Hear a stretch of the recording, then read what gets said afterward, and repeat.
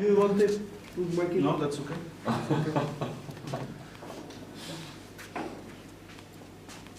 You know, we should do it, polish. A jak se tady ten session share? Ale ty jsi session chat, takže můžeš tady, když by někdo tam křičel, tak tady na něj vidíš, když na něj najdeš, tak ho můžeš jakoby mutnout. Aha. Ale je problém? To on, že má vyplay mikrofon, a ty ho můžeš požádat, aby si to na tenhle speaker má zaplay. A tady se teda mutuje. Ne. Když najdeš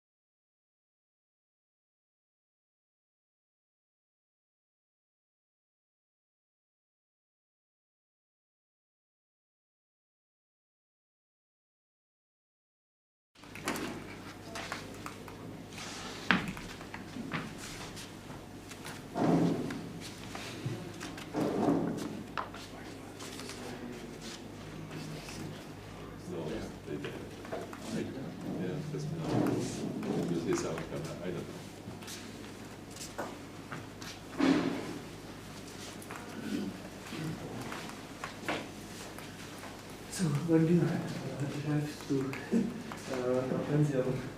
It was a bit late because I went off with Giuseppe to Walker when they said to bed. Okay. So we didn't take it off that. We went I thought that it would be. Yeah. But we didn't stop we just have a walk. Okay. Something.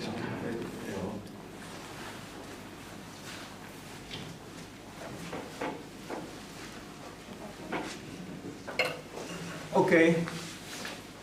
Let me start this morning session. So we will have an invited speaker, which is Casio Polpo de Campos. I don't think he needs to be introduced, but I will do it despite. Casio obtained his habilitation in artificial intelligence from University of Sao Paulo, Brazil in 2013. Later he obtained senior research qualification from Utrecht University in 2018.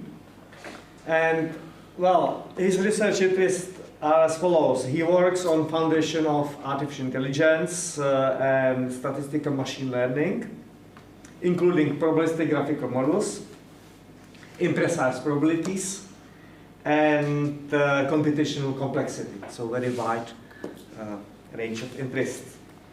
In 2011, he was elected a member of the executive board of SIPTA Society. At present, Casio is appointed at Eindhoven University of Technology, the Netherlands. And this year he served as a program chair of a prestigious UAI conference. Well, you will learn the title of his talk during the talk. So I give him the floor. Please,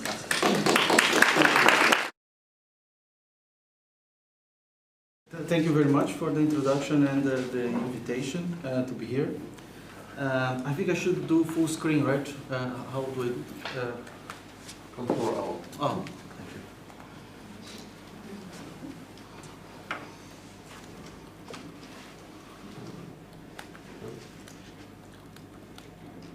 So you see, it's not true that No? it's because people are not paying attention. Full screen.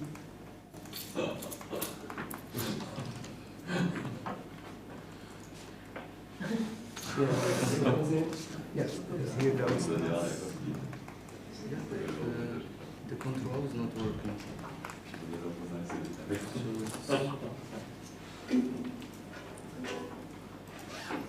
Vašku, můžeš pomoct?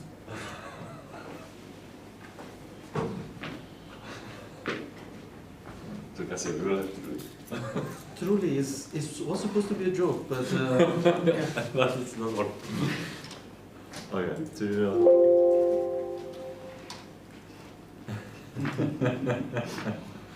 you see, it's not available. Yeah. So we thought it would be a show, but it's it's really not working.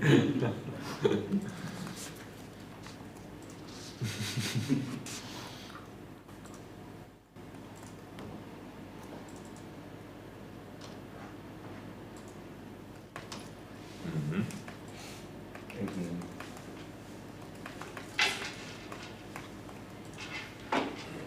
We can continue without the full screen too. Probably.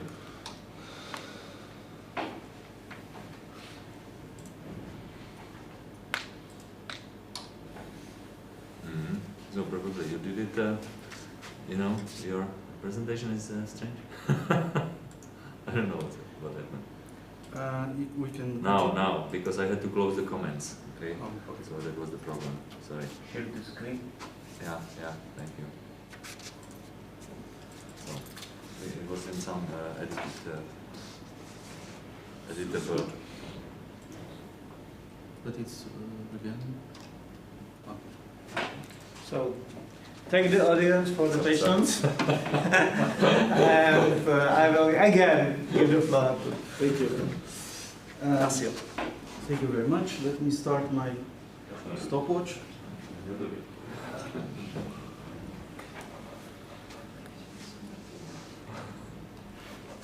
Okay.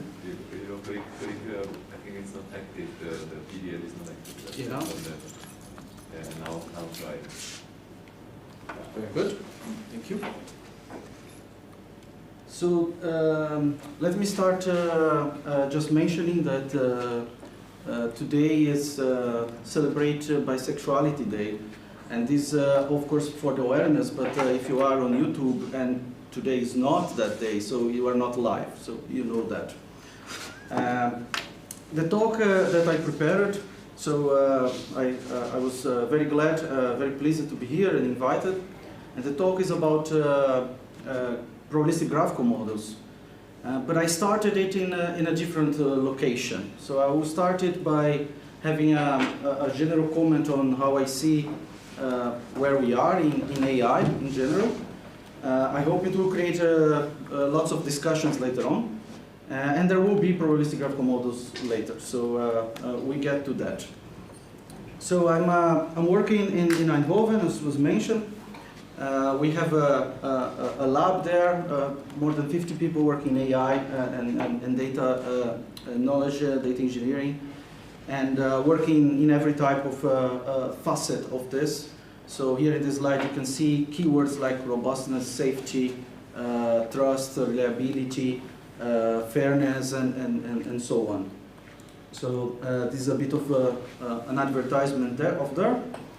And very important this slide to mention, because I have included a few of opinions here, and opinions are just opinions, so some of the things that are shown and said here are only approximately correct, and they were chosen to convey a point, and they include my biased view. So some of them are a bit intensified, or might be intensified, so it's also a disclaimer for everybody watching here or at home. So first very question, if I started saying let's see where we are in AI, the first thing I would say is okay, but what is AI? And surprisingly enough, after maybe 20 years on the field, I still don't have an answer to that. And many of the answers use their own name in the answering, which makes a recursion without never finishing. So if you search online, you're going to see such things like intelligence as demonstrated by machines, but nobody usually defines intelligence. The ACM special group has this sentence, study of intelligence and its relations, realization in computers. Again, but intelligence is really not touched, what that means. What we know is that it's not a pure thing. It's really kind of a big blend of different amounts of mathematics, statistics, computer science, and then you go beyond philosophy, engineering, biology, but you can go even beyond, and I'm not going to continue on that. So does that help us somehow? Well, if we work in this field and we are trying to discuss what it is and where we are going, then it's still not very helpful. So maybe it's more helpful to try to take a look on what it has been and what we have been doing and define it and understand it by what is going on. So a very incomplete account here. So we had before the 50s, this AI thing was mostly done in other fields, and then you can list many. In the 50s, it's supposed a boom there because of especially search algorithms, which it's hardly to say that this is AI, but search algorithms were very important. When applied to games, it gives this feeling that the computer now is doing something intelligent. But anyway, the computer always did something intelligent in that sense. And then you have Lisp, and you have neural nets, which it's involved for a good reason. Is because I'm going to go back to that topic. And then you have the 60s with robots, ELIZA, the chatbot, and decision trees and fuzzy logic. The numbers here might be a bit off, okay? So if you feel like the decade is a bit wrong, it might be, but approximately. And backpropagation, which is actually used a lot on neural nets, it's already something that was there in the 60s. And then I have in this slide also the 70s, like expert systems and Prolog. Transfer learning, which suddenly became a big thing, but it's like a big thing 40 years after people were already saying and doing transfer learning, which is very important now. Expectation maximization, and also many works in computational complexity, advanced and touched AI more, and I think that was also related to the winter. So if you started then talking about, but this is hard, this I can prove is hard, this is, you know, too hard to do, and then everybody kind of like got a big bucket of cold water and said, oh, okay, those great things of the 50s that we thought would be done at this point, we are not even close. But let me move forward, because this part is then more interesting for us here because it's closer to us. So 80s, I mentioned here Bayesian networks, biologically inspired algorithms, and backpropagation again, in some sense reinvented or became more important again. And convolution neural networks were already there, that's 80s. So let's remember 80s is already more than 40 years or 40 years ago. And personal computers to make a big difference. So on the picture there, which is very hard to read, you have simple examples of the source, typically on those cases written always down there. So that's a CNN there. Then you have the 90s with computers achieving top human level in games. And deep fakes, which is a big thing now, but people were doing deep fakes already way long ago.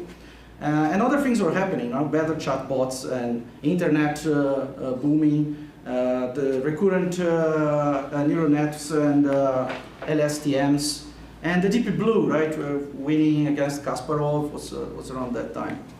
But mostly based on brute force, if what the accountant tell how it was done. In the algorithms there. And then we cross the century, and you're having interesting things, causalities, discussions by Pearl. They are not after we cross the century, but I think they intensify, that's why I marked there. And the deep neural nets start, and the GPUs. So there is a connection there that maybe we can learn about and take with us. And then closer to us, then you have things like Siri, Alexa, Cortana, Berto languages, and neural nets state of the art in many, many topics and problems, beating human in many games. So we are evolving quite fast, but did this help you to answer the question yet, what is AI?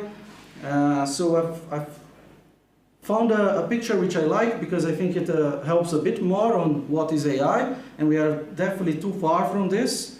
So the idea of the painting, and well, I blurred the face for privacy reasons for AI. But maybe this picture tells a bit more of what we think or imagination on what is AI.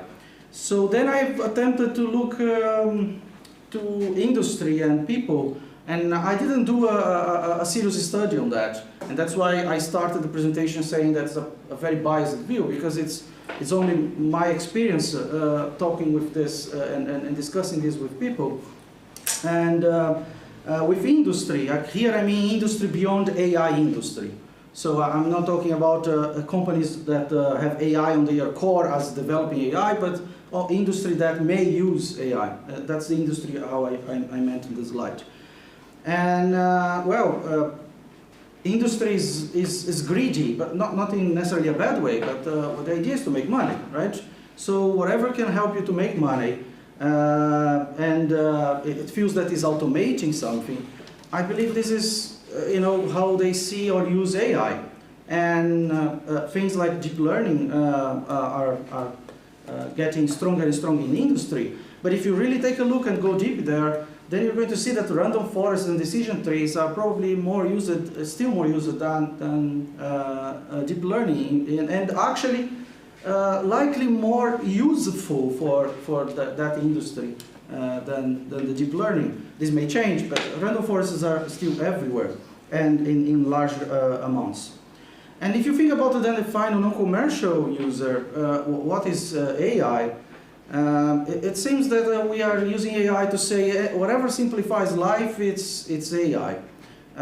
So in the movies and big techs had an influence on that, but the movies before were saying like AI is this you know, humanoid or something like that. But it has changed, right? So now whatever product that we buy, there is this label AI, and there are some threads on Twitter where the discussions already, we are using AI as almost a synonym of computing, because computing helps us and make things easier, and that's AI then. We are almost on that point. And I'm not taking credit for this comparison.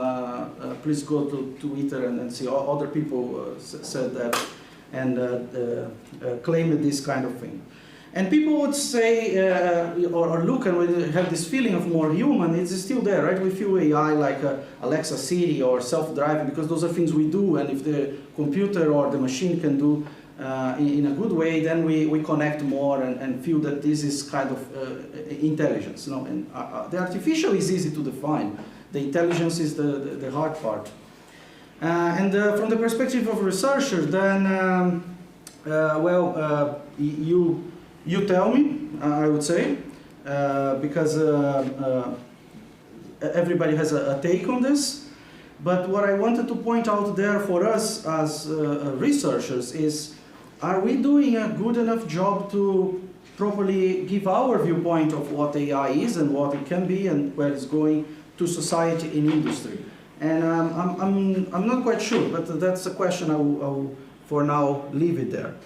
So I went to take a look then the directions we are going more closely or more recently, and then there is this very strong and active research and industry-related work related to deep learning right now, right? And deep neural nets. And this matches very much with the computing power that we have, because the models are as old as the name AI that we use, right? So something has happened that you can put together with how AI is moving, which is actually the quality of the computer that we are using and how fast it is. The graph here on the left has the growth of the top 500 computers in terms of computing power summed up in the last few decades.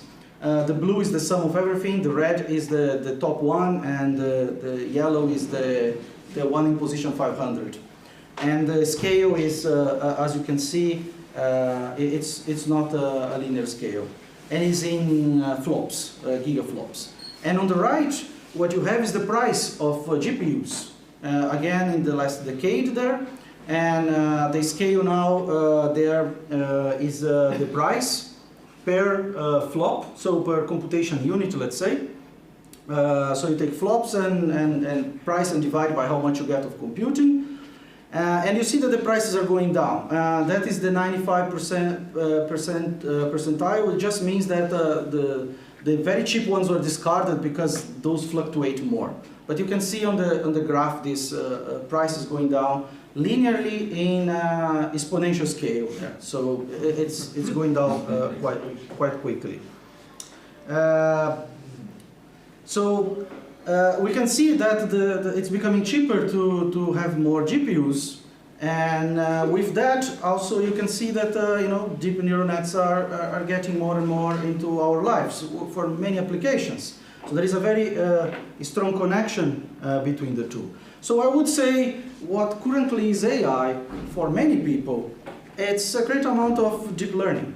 Or at least when I go to industry or I try to make connections, typically that's what they have in mind. Not necessarily is what they need, but it was what they have in mind. We want deep learning. This has changed a bit on how to work in the field. There are many positive things there. So deep neural networks are very modular and easy to adapt, like architectures that you can build to solve different problems. So this Lego characteristic is very useful because you can put expert knowledge on while you're building the model, right? And building the architecture is related to putting your knowledge about the problem you want to solve there. And this is great.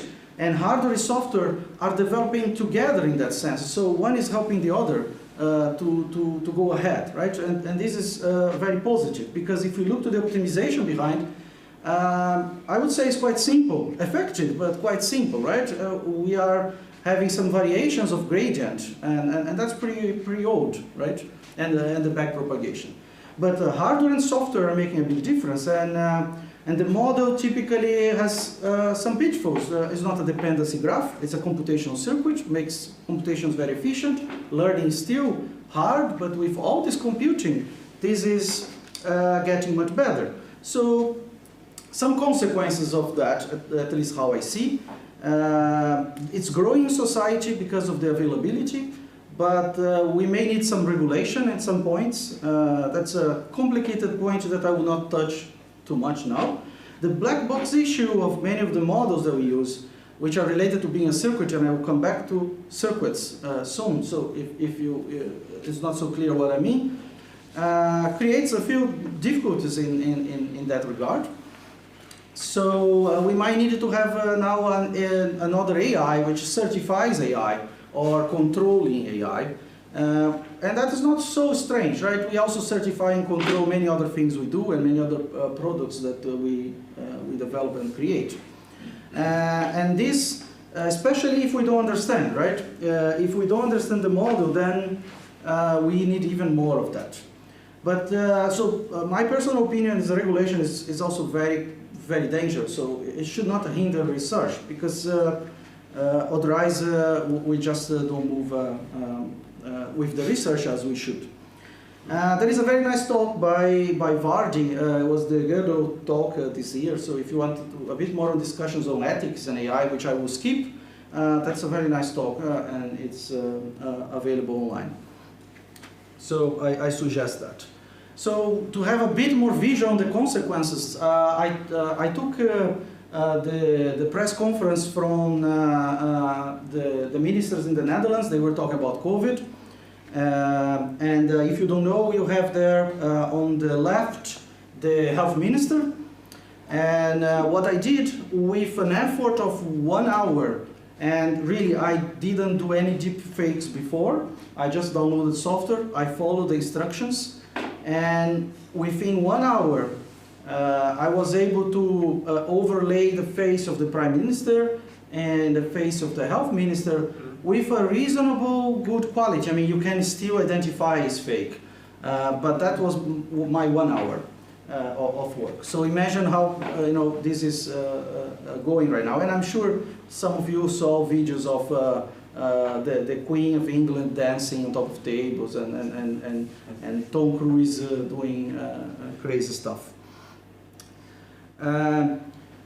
So what is our next step? Well, so what it could be. So there are a few things we need to take in consideration. So computers are getting better, but this also consumes more energy. And should we start thinking or talking about more again about how good you do, given how much you cost? Because there is a feeling that there are so many advances that are nice and we want the results, and then we start forgetting a bit how much they cost. So models like deep neural networks are really good to solve and to good fitters, solve good problems with quite high accuracy. They have underlying issues too. So people are looking to that. I'm not saying that people are ignoring, but there are a lot of work on that. On that point, I will raise in the next slide, but should we also be trying to fix some models that have underlying problems, or use a different model instead of trying to fix the model because it's trendy? And I'm not implying that is what is there right now, but it's a question that I keep asking myself very often. So if that model is not the best model, should I change it or keep trying to change the model, or just use a different thing, a completely different approach? And AI has become a concern, and many people are discussing this on the ethics side.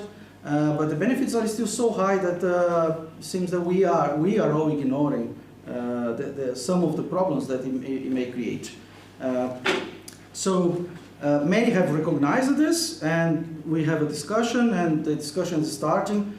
Though because we also cannot explain intelligence so well, it's also very hard to explain what explain means. So explainability is quite complicated. So you're explaining to whom? What do you mean by explain?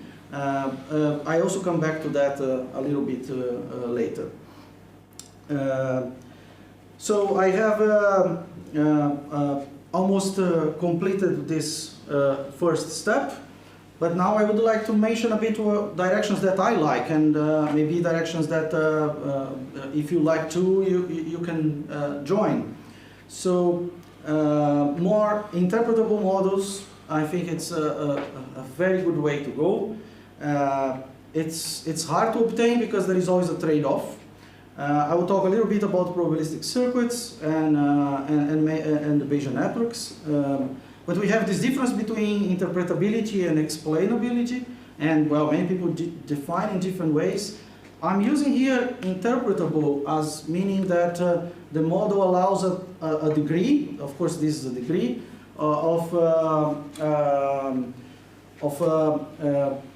allowing you to extract or to encode some high-level information on it, so and get it back from the model that goes beyond what the data was before alone. And many models can be interpretable or not, and with different degrees. But explainable, I would not dare to try to discuss what that means, because for me, to explain then it means to whom and how. So that goes a bit beyond what I can talk today. In my opinion, I think we have to go more in the direction of causality, but I also had this discussion with a few people. Causality doesn't mean that much if you are not in the proper level of abstraction. And what I mean by that is, let's for a moment imagine, and we don't know if it's true or not, that the world is deterministic. I mean, if you go really deep down there, everything that is going to happen later is predefined by all the atoms that are there. You know, maybe a crazy viewpoint, but in all this thinking is an illusion. But let's go in this crazy viewpoint for a moment.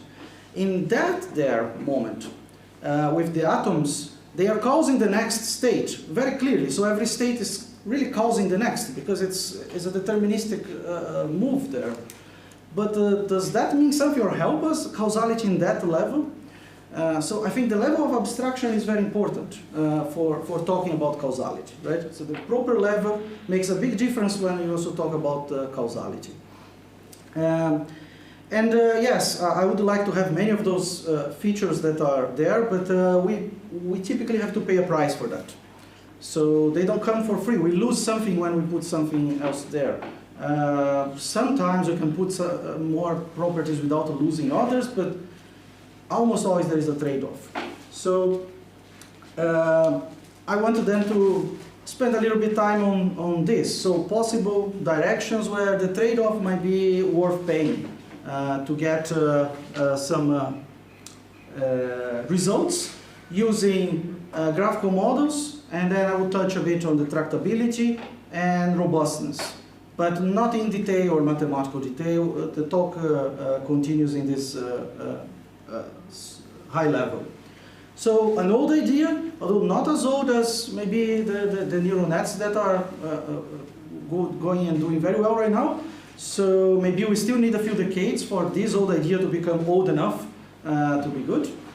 Maybe a couple of decades to match with what happened with the neural nets right now. But there are two particular models here. On the left you see a very small Bayesian network, and on the right you see a probabilistic circuit.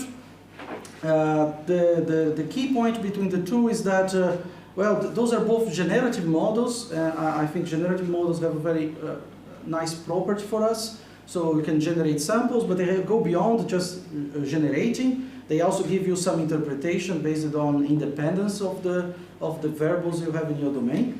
And I will talk a bit about both of them. I would like to point out, though, that that is a true case on the very left. So discrete graphical models are from the 90s. That's what I heard from a reviewer when we were submitting something about discrete Bayesian networks.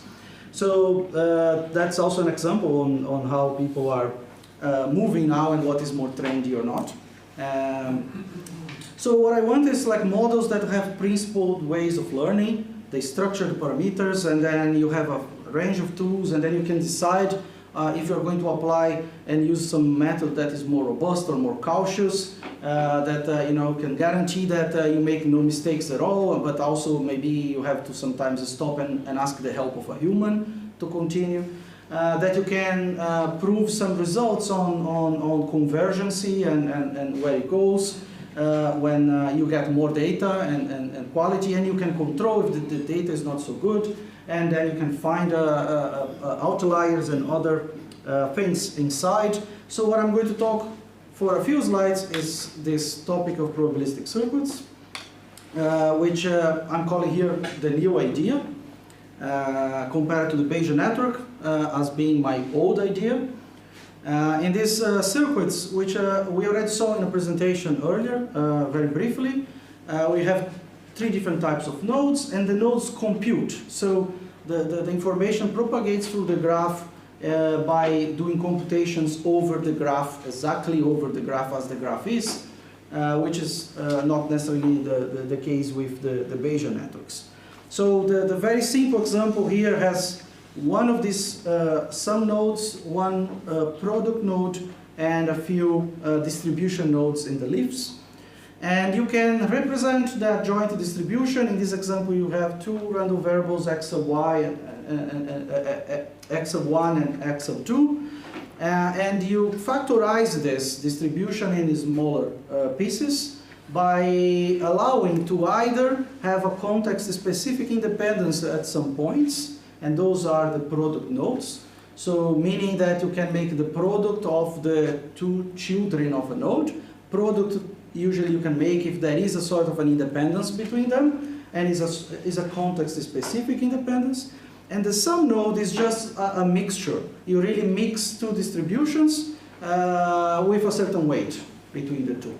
So if you take the graph here, what the model is representing is on the left bottom part of the graph, It's a mixture of two distributions for x1, and you mix them with certain weights, 0.8 and 0.2. And then the top node is actually a context-specific independence between x1 and x2, where you can multiply the distribution for x1 that is coming from one side with the distribution of x2 that is coming from the other side. In this example here, it's very simple, so there's not much of a context happening here, because you are just multiplying x1 with x2, so they are independent of the example. And then you can do computations on this by, and the leaf nodes, those are distributions over the variables that are there in the leaf node. So you can do computations by propagating. So you really want to compute the probability of x1 in a certain value and x2 in another value. You plug that in the leaf nodes, and then you propagate up by doing computations that are sums or products, weighted sums and products. And in the end, then you have this probability of this value that you asked for. Okay, if you use continuous variables, then you can propagate and work with densities with very mild assumptions. And you can actually even have both of them there. So you can have discrete and continuous variables together, and the propagation also works well there. And this is the example that is on the right there. So I'm not going to go through the example because it's very simple. You can do the calculations there. It's an example where you ask what is the probability of x1 equal 1 and x2 equal 2, and basically you plug the values, compute these densities or probabilities, and you propagate up doing the computations. So it's basically a sort of a big polynomial function there with certain properties. So this is what I'm calling here the new idea. So the idea is actually not that new. So if you look to neural nets, they are circuits like that with certain operations. It's just the type of operation changes compared to those, right? So in neural nets, typically you don't do products, but you do some other operations. The sums are there, the weighted sums, right? So why I'm mentioning this is because we created this very simple transformation from decision trees to these circuits, and then I've shown some properties on them. So Alessandro already discussed or mentioned with you about these generative decision trees. But what we did recently was, okay, these decision trees are basically probabilistic circuits. Let's convert. What is missing? The weights were missing on the edges. So we have included these weights in the edges based on the frequencies that you saw the data points. And suddenly, decision tree became a generative model without costing anything, and actually without giving you the very same answers that decision tree already did before. But now you can also do more with it. That was the simple idea. So you still have the same decision tree yielding the same result, but you can do a few things more. There are some details on the transformation here, which I left on this slide, so you can check later, but it's not worth we going through the details of the transformation at this moment. It's a pretty straightforward transformation between the two of them. So we do gain a few things. Well, we can do random forests, and we can mix with a weighted mix or by voting, as usually it was done. And what we gain is that we have a joint distribution of y, and y the class, let's say if you are doing a classification problem, and x, all your features. And not only a conditional, as typically would be given by random forest or decision tree. So it is basically some weights we have put there on the graph in a very smart way under this framework of probabilistic circuits, which guarantees the properties that we needed. And now you have a generative model. So what we do with that? A few things we have tried so far, but I think there are many others to try. So outlier detection. Outlier detection, there are a few different ways to try to do that with random forests, but we now have a way which is directly related to probability. You can compute the probability of the point that you saw and play with that. So what you have here is that you can compute the p of x to see how probable is the point you saw, and not just what is the most probable y for that x. And the example on the graph is this well-known wine data set from repositories. And the graph is showing that in the left side of the graph, or the left graphs, they have been created by a model which was trained only with white wine data. And then we try to check the probability of the X when you put the red wine too. And that's why there is the separation. The blue part on the graph, bluish part is the white wine, and the red is the, I would say that's orange-ish. And the separation is much better with this generative random forests, similar to the separation that some Gaussian kernel density estimation would achieve, and better than looking to the probabilities that you get for y given x, so the maximum probability of how extreme the probabilities are in random forests, which is a typical thing that is done. And then on the right side of the graph, you have the same but inverting. So you train it on red, and then you put the white there to see this signal and how strong it is. And you could use that to identify outliers. And you can do missing values with a generative model with properties that you can compute any marginal distribution efficiently. So if you only observe a few of your features, just plug in the model and it works, because it is a probabilistic circuit. And this is something that let's say the best way that we could do to treat missing value, by really computing the probability that you want, the P of y given x observed, without tricks on top. It is really the P of y given x observed, marginalizing what was not observed.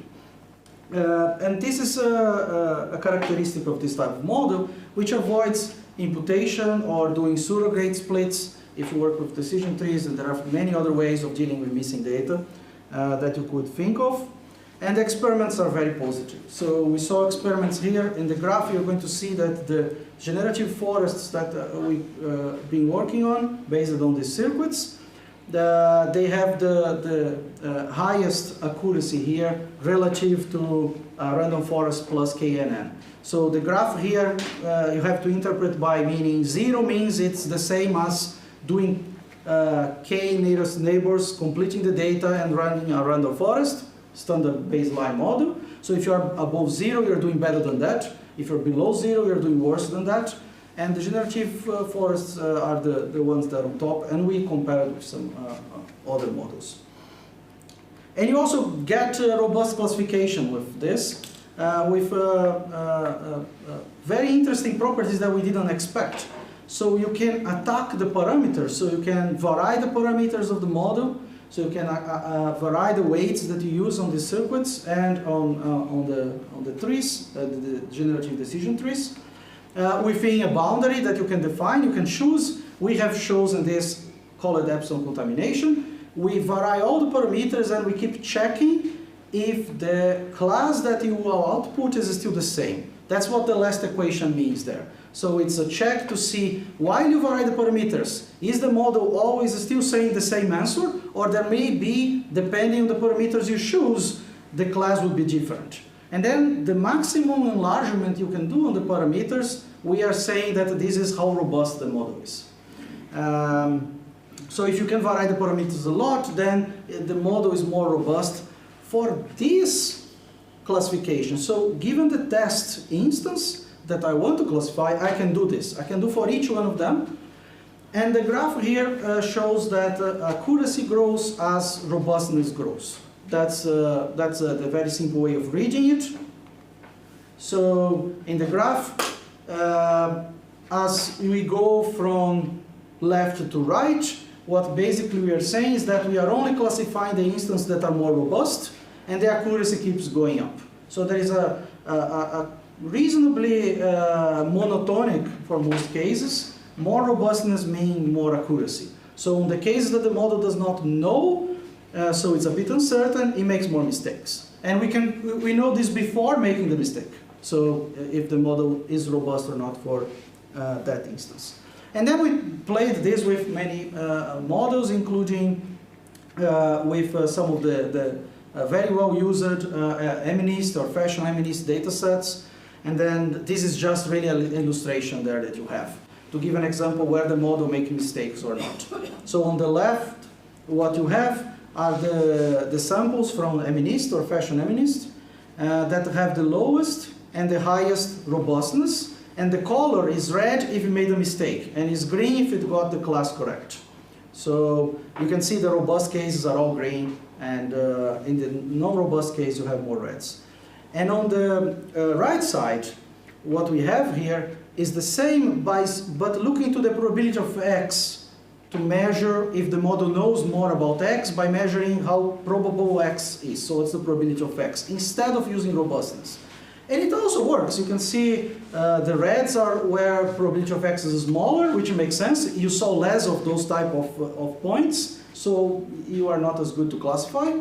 So there are more reds. But what is the interesting difference is that on the good ones, so P of X is high for kind of like similar items, while the robustness goes over all the possible classes. The P of X seems to be very strong for certain numbers, let's say number 1 there, or for certain types of shapes on the fashion eminist.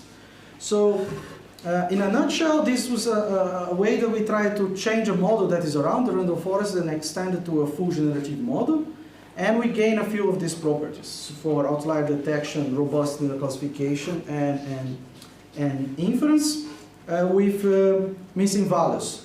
And you still get the same results as you get with the random forest, but with few extra properties. In this case, you really didn't lose anything. And this goes beyond. So you could do this, in the case of robustness, with circuits that are more complex than only decision trees in random forests.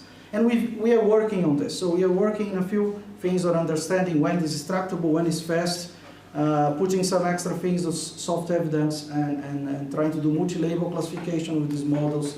So trying to push this to the best that we can to really exploit a model that is so well used in industry with some extra properties that we can get to the model for free. And we can even get to the point of exploiting this with GPUs at some point. So ISONets are an implementation of PCs where it was done in a very smart way to make use of GPUs with very interesting results. So we can also go in that direction eventually. So where are the Bayesian networks then? Because when you came here and then you said probabilistic graphical models, so many people related that to Markov networks, Bayesian networks, and there were no Bayesian networks yet. So what happened to the Bayesian networks? So the old model. What is the great thing on this Bayesian network? And I didn't talk about, and I also didn't give up on them, because they are really great. So look to the graph and take the graph on the left. You know Bayesian networks. Then you can read on this graph a lot of information very easily. So you can read things that by the graph itself, it's already telling you lots of the story of the thing between these letters that are there, right? So the independence of the Markov condition gives you a lot. If you look to the right graph, which is a probabilistic circuit, it still gives you something because it's a probabilistic circuit. But it's way hard to read, and this context, the specific independence that are there, are way hard to look to the graph now and tell something about the relation of x1 and x3 on this graph. I cannot tell easily, but I can tell the relation between A and E and what it needs to separate them or to make them independent. So I think that Bayesian networks are not done. We should really go back there, and we have to go back there in a very smart way. So maybe there is something still missing. And what the Bayesian networks have as a problem, well, there is all these different types of structures, and that the complexity of running inferences change if you have a tree, if you have a polytree graph. Polytree means it's still not with cycles if you drop the directions. Or the naive structure, very used in practice in applications, or a general case. And then the complexity changes a lot depending on the structure of the graph, and this is completely different from those circuits where the circuit is already the complexity, right? That is, everything is given to you that is explicit in terms of the complexity, but not in terms of interpreting it.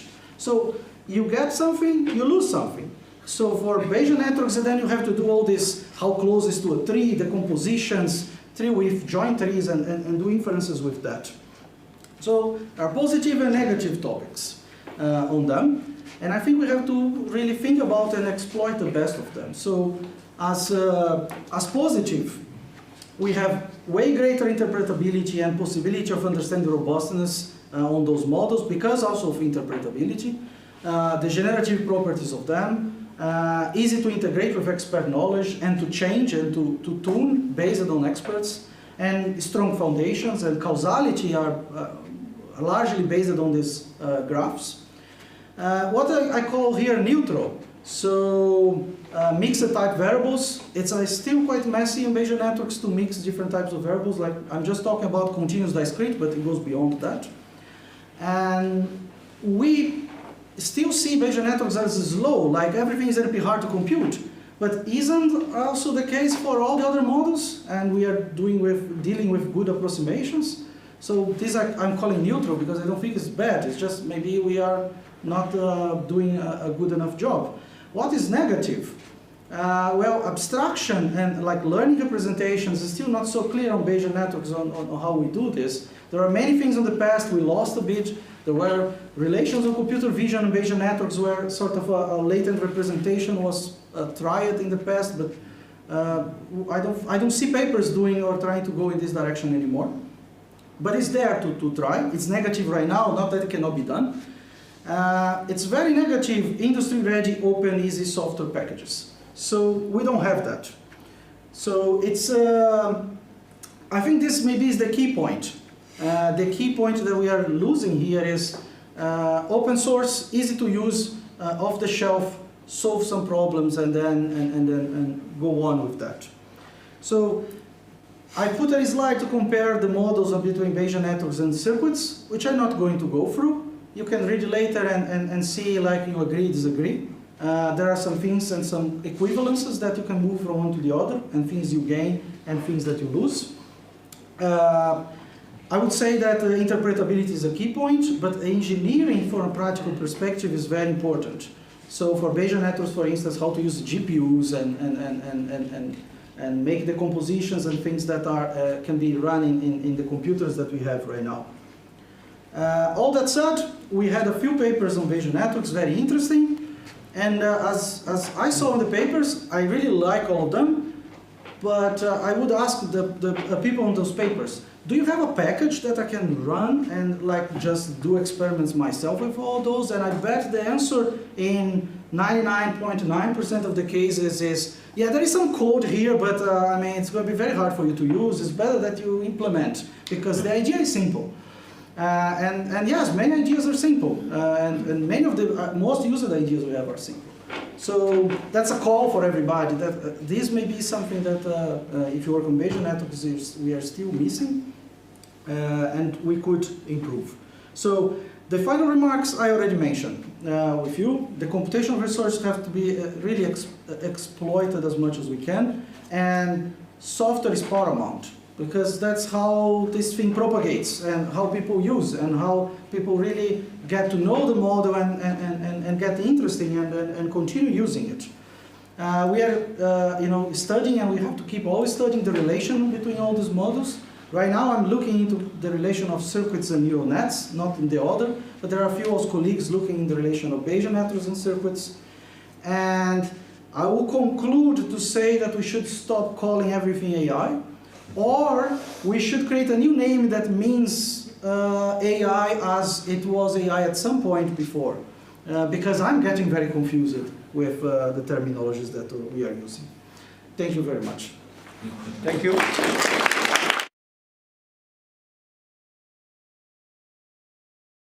So I see some of the hands in the, so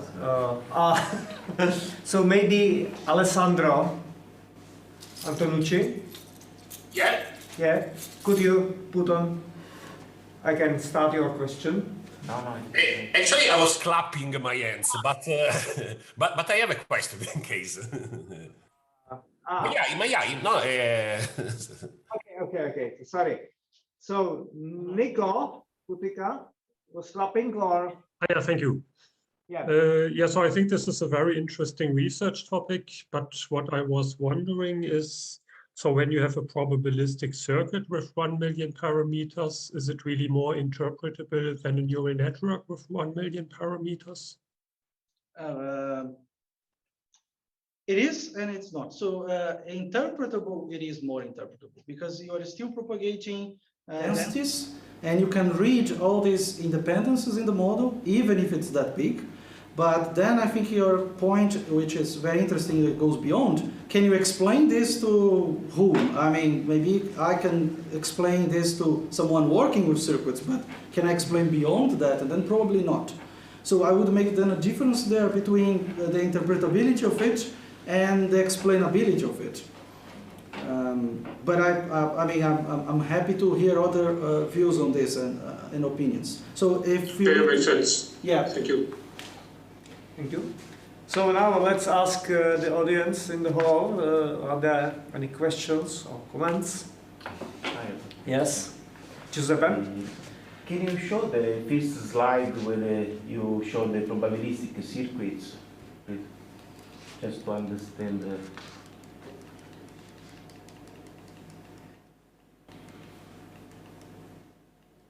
This one.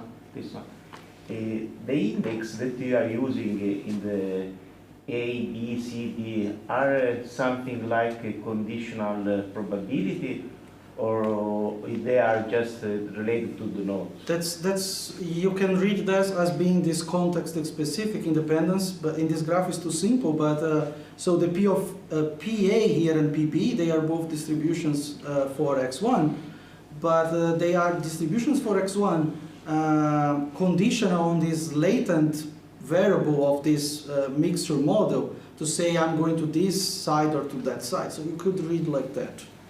Okay, and in case, for instance, you like to represent kinds of other properties like the exchangeability, or if you wanted to consider just the interval instead of just the product, just imprecise probability, can you do also? Of course, in some cases they generate to the interval 0, 1, the circuits, but if you consider just the smallest interval, you can also apply this, and then you can decide with some parameters, I mean, what is the best choose that you can do on each node. Or this is too strict, you should do in that way, stop. So we are working on the cases that we relax the precise numbers to sets, but we are still barely scratching the meaning of that in terms of independence concept, so what it means to do that. I think we are actually going quite fast, but so far we look at this as perturbation, so a sensitivity analysis we can do, like work with intervals and then do computations, quite efficient for some queries with intervals or sets instead of numbers. The exact meaning of that, and then if you want to talk about, for instance, exchangeability, we are still actually studying what that means. We probably with a paper soon related to that. So I don't have the results yet, so I'm not the one mostly working, but it's quite interesting because it seems there are relations to epistemic independence and how you perturb this, these numbers, and also how is your graph and the type of independence. Thank you. Any other? Sorry. So first in the audience, and then Johan, yes. So now... I have some question. In Bayesian networks, there are methods for structural learning and for learning the network from data. So for these probabilistic circuits, is this theory developed well? So do we have methods how to create this graph and fill? Thank you for the question. Well is quite subjective, so there are methods. I'm not happy yet with them, but there are already quite good methods. Many of them are, let's say, heuristics or ad hoc. They have interpretation. For instance, I can give you the most simple idea, which is still very used. So for every time that you are building it, we just recursively, either you find cuts on the data vertically or horizontally, meaning either independence or clustering. obviously depending on where you put your data, but you can recursively keep breaking it down, very similar to decision tree learning in that sense. But there are way more sophisticated ones. I don't think it's as consolidated as what you have on the theory and everything behind for Bayesian networks, but it's going there. So we have other questions. So now Johan, and after that Jasper, yes? So please, Johan, put... Yeah. Thanks, Casio. I liked your talk very much, particularly the fact that you stepped out for a moment and zoomed out towards the general developments in AI related to Bayesian networks for holistic circuits. I also like the idea that you mentioned energy as an important deciding factor in AI. And I wanted to mention that there are several developments from the computer engineering hardware front where the Van Neumann architectures are considered to be going to the end, in the sense that the Moore's law is sort of halting.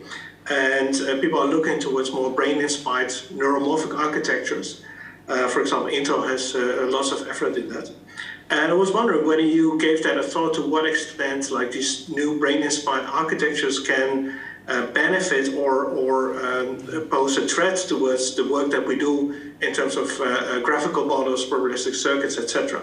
I know there is quite some work in trying to represent and do inference, sampling inference on and spiking neural networks that represent probability distributions, etc. Would that be a way to go? I would like to hear your thoughts on that. Thank you. Yeah, so I think your question is, the short answer is I hope that they work very well, and I will jump in and work with them on that.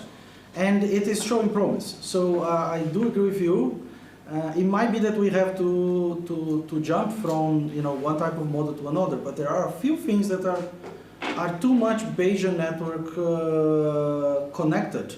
So if you really go to causality, or if you try to mix more logic with your model, I don't know how far you can go with those type of models, but it's open for us to see. So thanks for the comment. I think we should really join forces with some of those attempts. Some of them look very promising. Okay, and the last question from Jasper. Please go. Do you hear me? Hey, Casio. Hey. First off, thank you very much for live streaming my thoughts on the upper right there of your screen. It really helps to feel more connected to the talk and to the audience over there. Yeah, I do think the and then second question about this this robustness you were discussing. So what is very nice about that, I think, is that it's instance-based. For every instance, you can say how robust is it, and it gives you some kind of way of comparing between different instances and saying which ones is this algorithm good at and which one is it maybe doubting a bit. I was wondering, how do you compare these numbers once you look at two different models? Because to me it feels very natural if you can make a statement about how robust some model or method is, and then I have some other model, maybe of the same class, or maybe of a completely different type of class of architecture or whatever, and to know which one is more robust for a given instance would be very useful. And in my experience, the tricky part there is how to compare this epsilon of one model and of another, because, for example, if you have more layers, then the epsilon will increase because you put the epsilon on many places. So it's hard to kind of compare them between models. Any thoughts on that? Or you've been working on this quite a lot. I was wondering if you have kind of your insights on this have grown. Thanks. I would like to have a positive answer to this. I don't. Actually, I don't have, as you mentioned, not even a positive answer to compare epsilons of the same model if you just change the way you vary the parameters and even the structure and other things of the model. But so what I can say is that I think there is space for research on that. And it would be great if we had a measure that is more, that goes over models and not for a single one. I don't have it. And the only way that so far I know how to compare this is an empirical way. So you look to data and then you hope that you have enough good quality data where you can empirically compare this by telling how good they are in terms of some other, let's say, side measure, right? You are really not measuring exactly what you want, but by other measures you try to say, you know, this seems quite good, and at that field you can play with different models, because then both models have opportunity to see the same data and do the best they can to, for instance, stop classification if they are uncertain. But that's all so far. I think that we are still quite far, and if the moment we have that, I think we are going to have this robustness being way more usable. One of the reasons that maybe that is struggling is exactly your question. Okay, so there is certainly interesting discussion, and we can continue, but there is some food waiting for us, and my role of the chair is to discussion at certain point. So I would like to thank to the speaker again.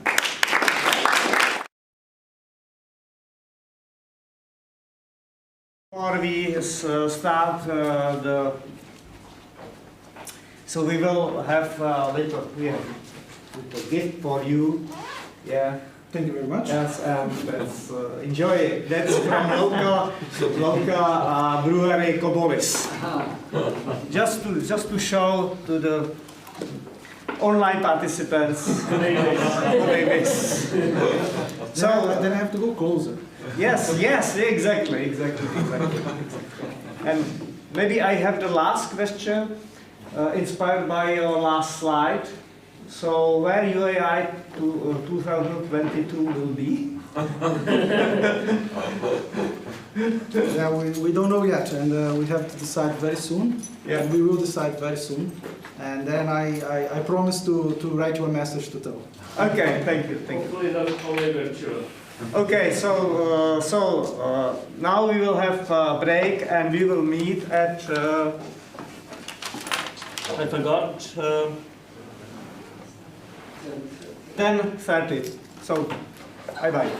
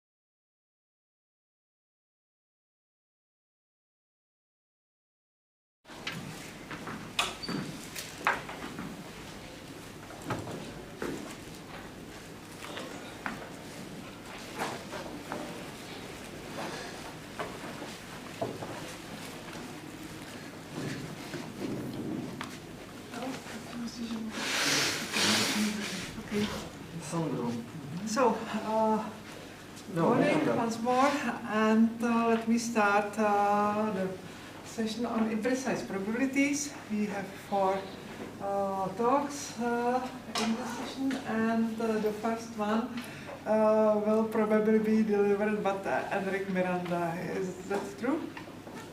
Yeah, it is true. So it's your turn. Okay, thank you.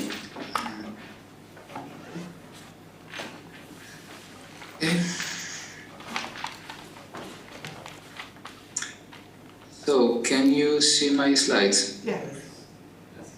Okay, thank you. Okay, so as Georgina said, my name is Enrique Miranda, and I'm presenting this work, which is joint work with Ignacio Montes. We both come from the University of Oviedo, which is in the north of Spain. And what we're doing here is to compare 4 different notions of what would be the idea of a centroid of a cradle set. So, well, the interpretation is going to be a geometric interpretation. So it's going to be the element that is deepest in the interior of the cradle set. But there will be links to other fields, other frameworks where we are making a selection of a probability from a set of probabilities. So this is something that appears, for instance, in the context of coalitional game theory or in transformations between uncertainty models. Now, just the setting we are considering, we work with a finite set. We consider a cradle set, which is going to be a closed and convex set of probability measures. And any cradle set can be summarized if we take lower envelopes by means of a lower probability. So the lower probability of an event A will be the minimum of the probabilities by the elements in the cradle set. Or if we consider a lower expectation operator, this would be a lower prevision. So we are using the same symbol here for a probability and its expectation. Then for any function defined on the possibility space would have the minimum of the expectation, and this would be a lower prevision. And they are coherent in the sense of Wally. As particular cases, we will have also 2 monotone models. For lower probabilities, this means that they satisfy this inequality. For lower previsions, we have a similar inequality considering maximum and minimum of functions instead of unions and intersections of events. And this is basically all we need for this talk. Okay, so there are 4 possibilities we are comparing here. The first of them, which is the most famous one, would be the Shapley value. This is something that appears in the context of coalitional game theory. So in that case, the possibility space represents a set of players, and then the events are coalitions between the players. And the lower probability, what is in this context a game, would be the portion of the wealth that can be guaranteed to the elements, to those players if they form a coalition. Okay, so with this interpretation, then there is the idea of how to distribute the total amount of wealth in a fair way, taking into account the contribution of each player to a coalition, and under some actions that I will discuss later, the best solution is the Shapley value, which is defined in this manner. But actually there are connections with the theory of imprecise probabilities because for instance, the Shapley value can be obtained as the pygnistic transformation of a belief function. This was showed by Philippe Smets. And also we can obtain the Shapley value if we have 2 monotonicity as the average of these probabilities here, the probabilities that are determined by the different permutations on the possibility space. And even if these properties, in general, they are established with 2 monotonicity, okay, it is very easy to see that they also hold if we consider a coherent lower probability. So 2 monotonicity is not necessary for these 2 expressions. Now, the second possibility we're going to consider is going to be the average of the extreme points, what we call the vertex centroid. So if we consider a polytope, a cradle set with a finite number of extreme points, it would be just this. This restriction that we must have a finite number of extreme points, okay, it means that it is not applicable to any cradle set because we have cradle sets with an infinite number of extreme points. But still, it is not so restrictive in the sense that if we have the property of 2 monotonicity, or if we consider the set of probabilities that dominate a coherent lower probability, there is a finite number of extreme points. So we could be using this idea. Okay, and something that it's probably known, but it's important to recall is that this vertex centroid is not the same as the center of gravity of the cridal set. The center of gravity would be what we would obtain if we place a uniform distribution on the cridal set and then we compute the expectation, okay? And it doesn't coincide with the average of the extreme points in general. The third possibility would be the idea of an in-center. The in-center would be the element or elements for which we can consider the largest possible ball inside the cridal set. To be able to consider this idea of a ball, we need a distance, and the distance we consider in the paper is the total variation distance that we are defining in this manner. Then we determine the supremum radius as the supremum value of alpha such that we can place some ball centered in an element of the cridal set inside the cridal set. And then, okay, for any P0 satisfying this property, we say that it is an in-center. Something important here is that we are requiring not only that the ball is included in the cridal set, but also that it is included in this set, which is the probabilities in the simplex that give positive probability to any singleton. And the reason why we have to do this is that if we only require that the ball is included in the cridal set without making this intersection, we may obtain that the in-center is in the border of the cridal set, that in our opinion doesn't really reflect on what the centroid of the cridal set should be. We think it should be inside the cridal set. Okay, so what we can show is that this supremum here is actually a maximum, so the in-center always exists, but there could be more than one in-center, so there could be several different probability measures satisfying this property for the maximum value of alpha. And the last alternative we consider would be what we call the contraction centroid. Here, we consider a cridal set that is determined by a finite number of restrictions. It could be restrictions of equality, so that the expectation of f has to be equal to some value, or restrictions of inequality, something like this. We may assume without loss of generality that this includes also restrictions on the events. Well, this doesn't change anything. And the idea here is to contract the cridal set as long as we can. So the idea is that for any value of alpha, we just consider the subset of M, which is the probability measures that still satisfy, of course, the restrictions with equality. But for the restrictions with inequality, we make them tighter in some amount alpha. So what happens is that there is going to be a maximum value of alpha such that this cridal set is non-empty. And once we get there, one of the restrictions of inequality will become a restriction of equality. Because we have a finite number of constraints, we can repeat this procedure a finite number of times. And in the end, we just end up with one element. And that element is what we call the contraction centroid. Okay, so this would be the four possibilities. The first thing we check, of course, is that they are indeed different. This we can show already in a space of cardinality 3. So we have the cridal set determined by these restrictions, which is what I'm representing here. And then we have that the four possibilities differ. We have in brown the Shapley value, in blue the average of the extreme points, in red the whole set of in-centers, and inside this line we have the contraction centroid. As for the connection between them, okay, we have first of all that the contraction centroid, which is the one that seems more complicated to compute, there is a formula that is simpler in the particular case where the cridal set is a probability interval, which means that it is determined only by restrictions on the singletons. Also, under some conditions, what we have is that the first step in the contraction process is just in the set of in-centers. So under those conditions, to obtain the contraction centroid, what we would be doing is to compute the set of in-centers for a finite number of different cridal sets. And also there is a connection between the Shapley value and the average of the extreme points. If we have to monotonicity, I was mentioning earlier this expression of the Shapley value, and it turns out that these probabilities here are the extreme points of the cridal set. So the difference is that different permutations may produce the same extreme point. And then for the Shapley value to coincide with the average of the extreme points, we need that all the permutations produce different extreme points. Okay.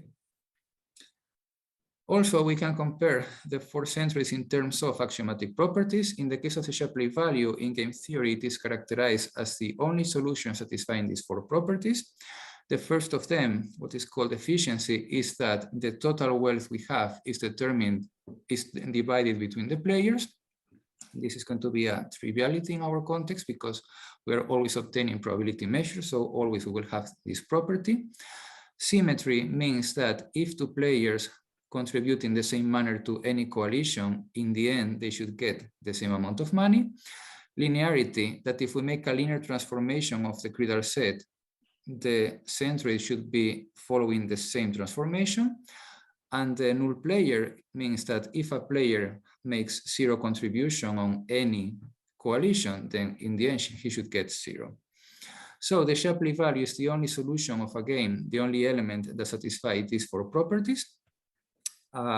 With respect to the other possibilities I was mentioning, they're going to satisfy symmetry and the null player, and the property they do not satisfy is going to be linearity.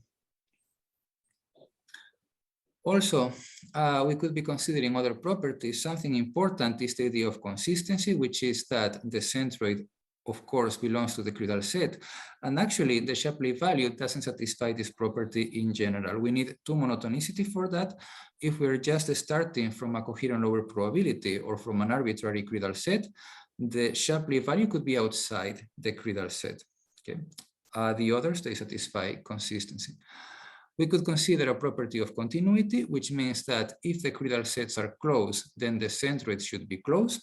To measure how close the credal sets are, we consider an extension of the total variation distance to the lower probabilities of the credal set. And finally, we have the idea of ignorance preservation, which is that if we start with a whole set of probability measures, then the centroid should be the uniform distribution. So it would be something like the principle of indifference. So what we can see is that the consistency property, as I was saying, is not satisfied by the Shapley value. It is satisfied by the others. The continuity property is not satisfied by the average of the extreme points, but it is by the others, and all of them satisfy ignorance preservation. And once we have the idea of a centroid, we could also consider the notion of a centrality measure. And this is going to be a function defined on the set of probability measures dependent on a fixed credal set. And in our definition, it satisfies these 4 properties. If we are outside the credal set, the centrality degree will be 0. The same happens if we consider one of the extreme points. Now, there will be a unique modal point for this measure. And if we get closer to this modal point, the centrality degree should increase. The way we express this is that if we consider the line going from an extreme point to the modal point, okay, as we advance through this line, the centrality degree increases. So just a couple of examples of this. One possibility would be to fix a centroid.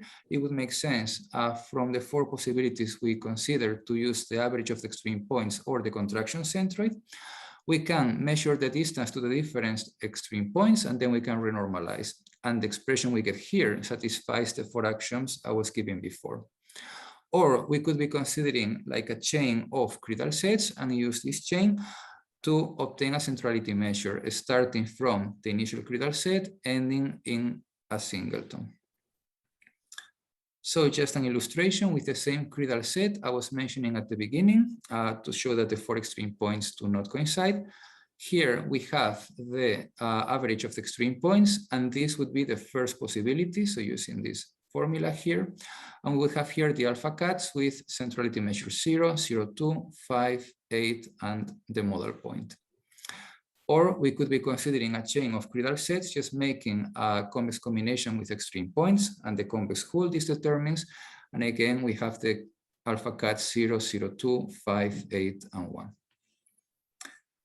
Okay, so the main points of the paper, first of all, well, to clarify or to stress again that the Shapley value doesn't satisfy consistency in general, so it could be outside the credal set.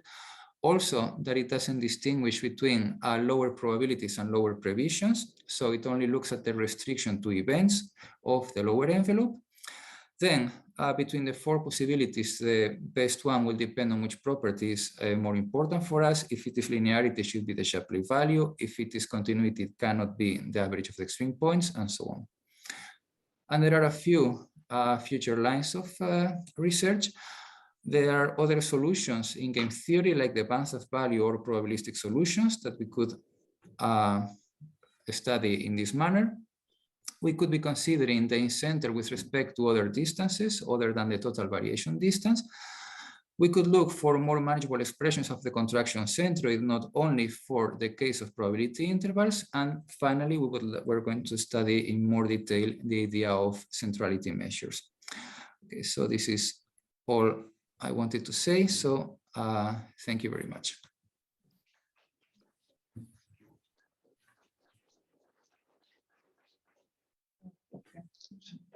Okay.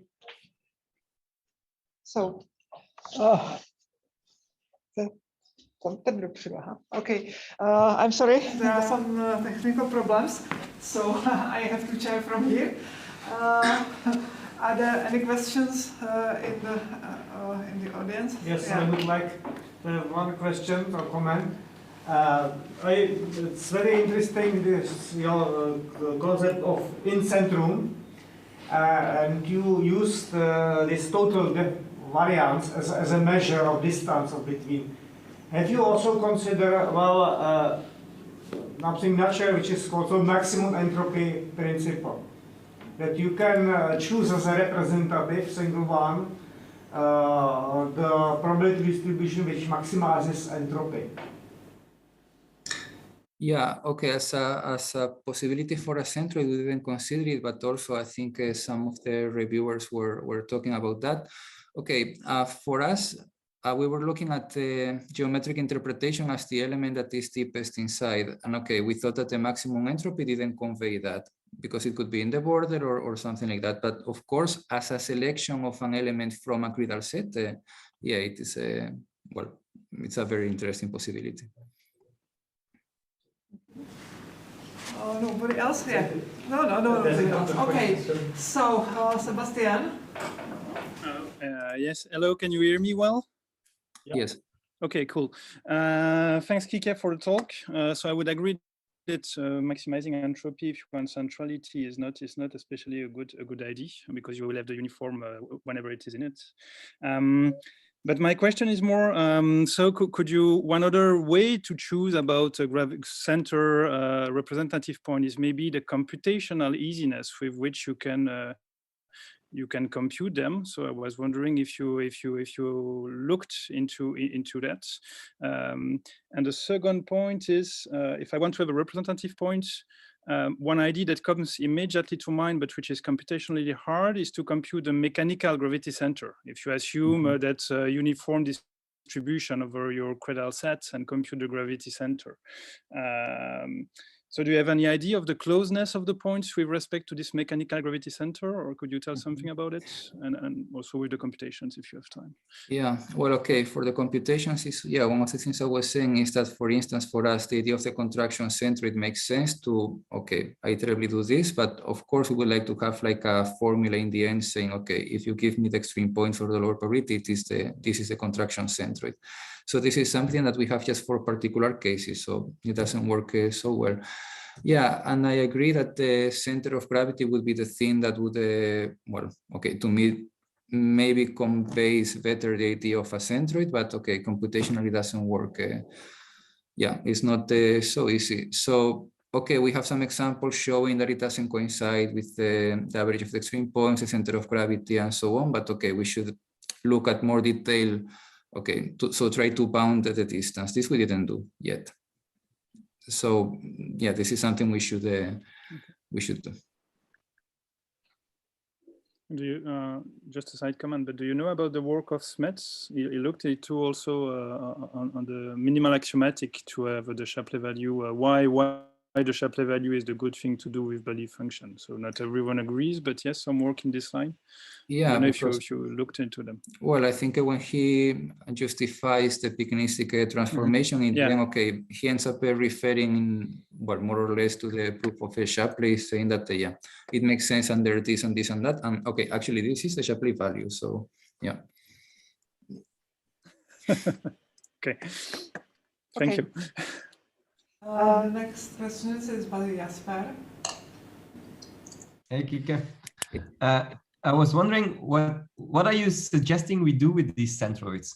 Are you suggesting we replace sets with single probabilities? Are there also other things you have in mind that we might be doing with this? And does that then relate to your findings?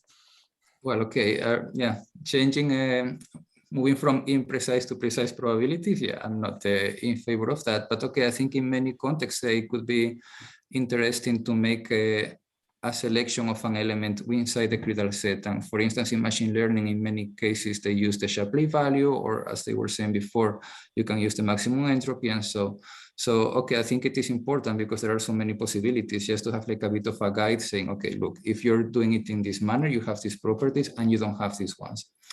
For my particular research, okay, maybe one of the things we would be doing in the future would be to work on inner approximations of critical sets, and okay, particular situations of that would be choosing a probability measure. Okay, thanks. In machine learning, what context are they doing this? Picking one from okay, set sometimes okay, I'm not expert, but sometimes they use the Shapley value for some problems. Well, I can send you some papers, but actually I think that the idea they use is that because okay, there is a justification in terms of the actions and everything, but in some cases they use it even if there is not too monotonicity, and then the Shapley value is not in the core, it's not in the critical set. So to me, this would be a situation where you shouldn't be using the Shapley value, for instance, if it's going to be outside your model. So okay, thank you. So thank you, Hendrik, for your nice talk, and to all for interesting discussion.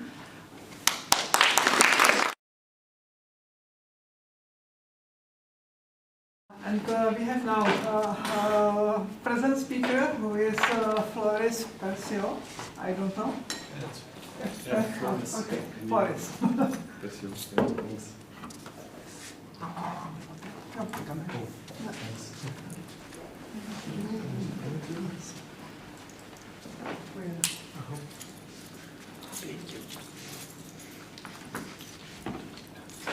I'll just give myself 15 minutes. Okay. Can I start? Do you have time to start? Okay. Yes. So, hi, my name is Floris. I'm a PhD student, which is the fact that you can drive from my baby face. That's a remark I got yesterday on conference dinner. My research lies within the intersection of two different fields, namely algorithmic randomness and imprecise probabilities. These are my 6 adorable colleagues from the Foundations Lab for Imprecise Probabilities, and are these 2 leftmost men, Gert de Koolman and Jasper de Bok, my 2 supervisors with whom I've written a paper entitled The Smallest Probability Interval, a sequence is random for a study for 6 types of randomness. So in order to explain some of the main ideas that are present in the paper, I will start by trying to give you a gentle introduction to the field of algorithmic randomness. To do so, we go back to the year 1919, a time in which von Mises lived. So let's consider a variable x that takes some uncertain outcome in a binary sample space 0, 1. And he notices that many researchers are using a precise probability to explain how to describe the uncertainty that is inherent to that variable. But he also notices that whilst many researchers are using this precise probability, they actually don't have an objective definition for this precise probability.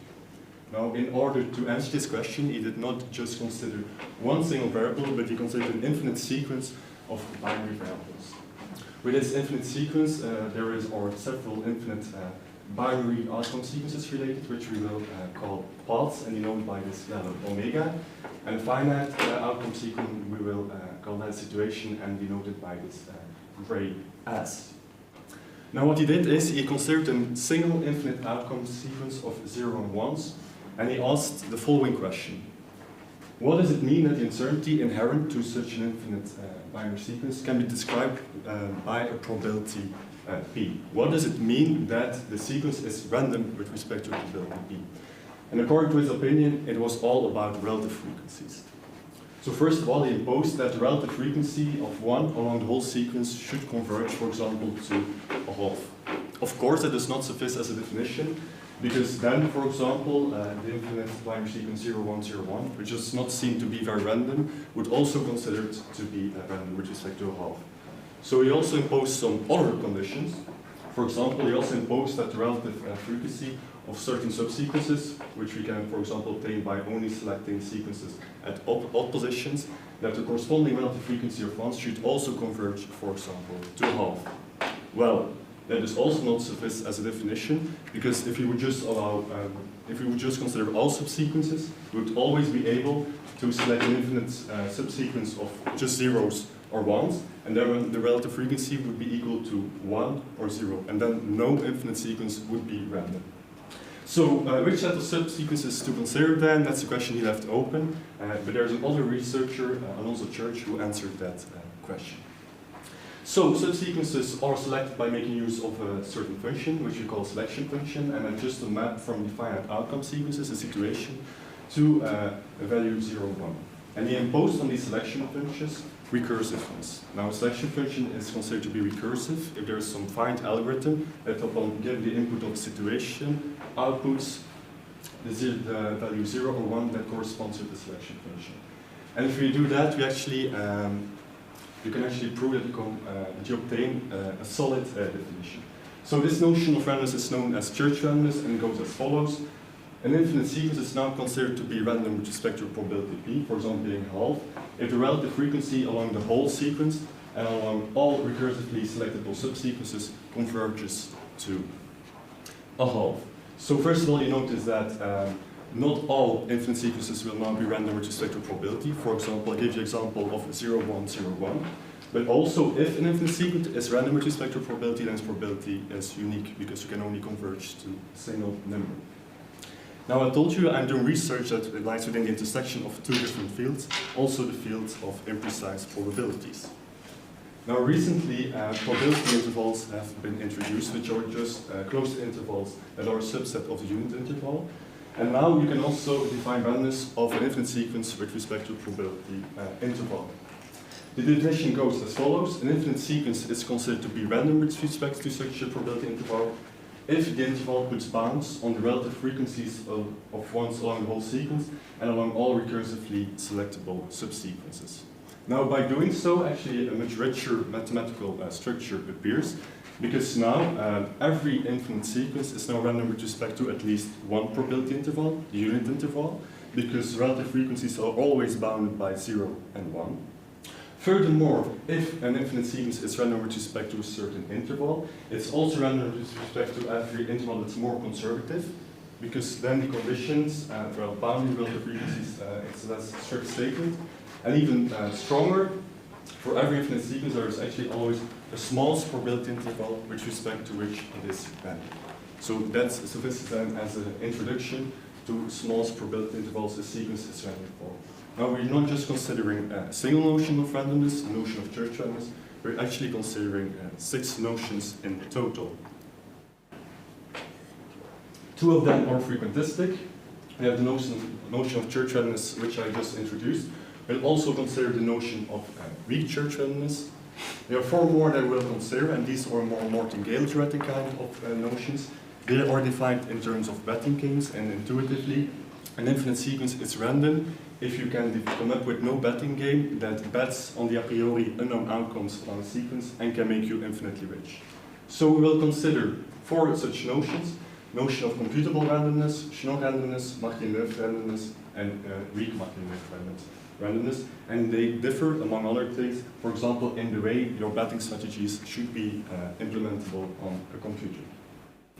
So now that we have this, I will just introduce 2 of the main questions that we asked ourselves in the paper. First of all, for these other notions of randomness, is there also exists the smallest probability and most informative probability interval? with respect to which you're random, as is the case for church randomness. And furthermore, if such small probability intervals exist that describe your randomness, how do they compare, how do they relate to each other? So, regarding the first question, first of all, we were able to prove that for the frequentistic notions of randomness, church and weak church randomness, there's always a small probability interval with respect to which you are random. Meaning that if you, for example, consider an infinite sequence, it's random with respect to the interval 1/4, 3/4, then it is always random with respect to any probability interval that contains this original interval, but with respect to no others. So are we also able to give a similar answer for the other notions? The answer is yes. We were able to prove that for every infinite sequence, there's always the smallest probability interval for which you are almost random. So the definition slightly changed. So what does it mean? If you now have an infinite sequence, a path which is for which the smallest probability interval is equal to 1/4, 3/4, it now means that that same sequence is also random for any probability interval that strictly contains this original interval, but for no others. And you're not sure whether it is random for the smallest probability interval itself. Okay, so we notice that for Martin-Neuf randomness, we actually don't have an answer yet, so that's still an open question whether a similar result holds for that notion of randomness. But actually we can give a partial answer, because I need to admit that the field of algorithmic randomness is actually more rich than the picture that I described before. Namely, instead of precise probabilities and probability intervals, we can also allow for other uncertainty models. For example, we can allow for uncertainty models that associate with each situation a precise probability. And even more general, we can also consider uncertainty models which associate with each situation a probability interval. And are the precise non-stationary uncertainty models that will play a very special role in what will follow. And furthermore, we'll also assume that these precise non-stationary uncertainty models are computable, meaning that there is some finite algorithm that, upon giving the input of a situation, can approximate the corresponding probability to arbitrary precision.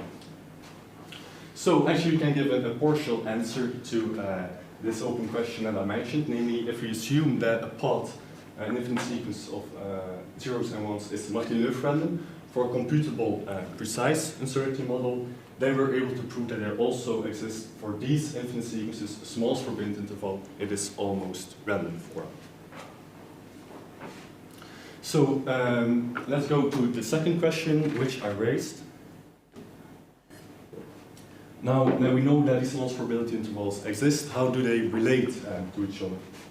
And in order to answer that question, I will first take a step back by looking at a precise case, because in a precise case, when only looking at randomness with respect to a precise probability, this question has been thoroughly studied. It is, for example, known that if we consider, for example, an infinite sequence which is random, Martin-Neuf random with respect to a half, and it's also weakly Martin-Neuf, computable Schnorr church, and weak church random with respect to a half. Similarly, if we consider a path that is church random for a half, it is also weak church random for a half. And then next, it is very natural to ask whether these relations are strict. For example, is there a path that is church random with respect to a half, but not completely random with respect to a half? In a precise case, it indeed has been proven that these relations are strict. Now, the picture completely changes when allowing for probability intervals, because now there's always a smallest probability interval with respect to which you are random, and also there is certain ordering or relation between them. For example, if the smallest probability interval for a path for which your weak Martin-Neuf random is equal to this one, then the smallest probability interval for which your computably random is smaller. Okay, and I think this is a point where things will become really interesting, so let's fasten our seatbelts. Let's put our imprecise pair of goggles on. If you now assume that, or consider only paths which are, for example, Martin-Neuf random with respect to a precise computable model, they were able to prove that the smallest probability intervals for which this Martin-Neuf random coincides with several weaker notions of randomness, so also for weak Martin-Neuf, computable, and church random. And so we're able to prove that in some cases these probability intervals actually coincide. And even stronger if we also assume that the uncertainty models, which are precise and computable, are temporal, meaning that they only depend on the length of the situations. Then we are also able to prove that the smallest probability intervals for which it is Schnock and Research randomness also coincide. Similarly, if you, for example, consider a path that is completely random for such a precise computable temporal uncertainty model, then the smallest probability interval for which the path is completely random coincides with the smallest probability intervals for all weaker notions of randomness. And I think this is a very interesting result from a statistical point of view, namely assume that randomness can be described by precise uncertainty models. And then we are given a certain finite amount of data and we want to learn this precise probability model for which it is random. Then this model can still be quite intricate, complex of course. So let's consider then the case where we will actually want to learn the smallest probability interval and most informative probability interval for which your original infinite sequence is random. Then our result actually tells you that it doesn't really matter what notion of randomness to consider, because the smallest probability interval for the strongest notion of randomness that you accept actually gives you the same probability interval with respect to all notions of randomness that are weaker. Okay, next just as for the happened in a precise case, it's a natural to wonder then, are there also situations where the smallest probability interval differ? Do they always coincide? So we had a look at that, and we were actually able to show that, for example, there are infinite sequences for which the smallest probability interval for which it is completely random, and Schnorr random does not coincide. And we obtained a similar result for the case of Martin-Löf randomness and computable randomness. So where do we go from here? We can, for example, just consider the two open questions that I mentioned. First of all, we still want to find out whether there's always a smallest probability interval for the case of Martin-Löf randomness. And also there are several relations left to check whether the relations are strict or not. So thank you for your attention.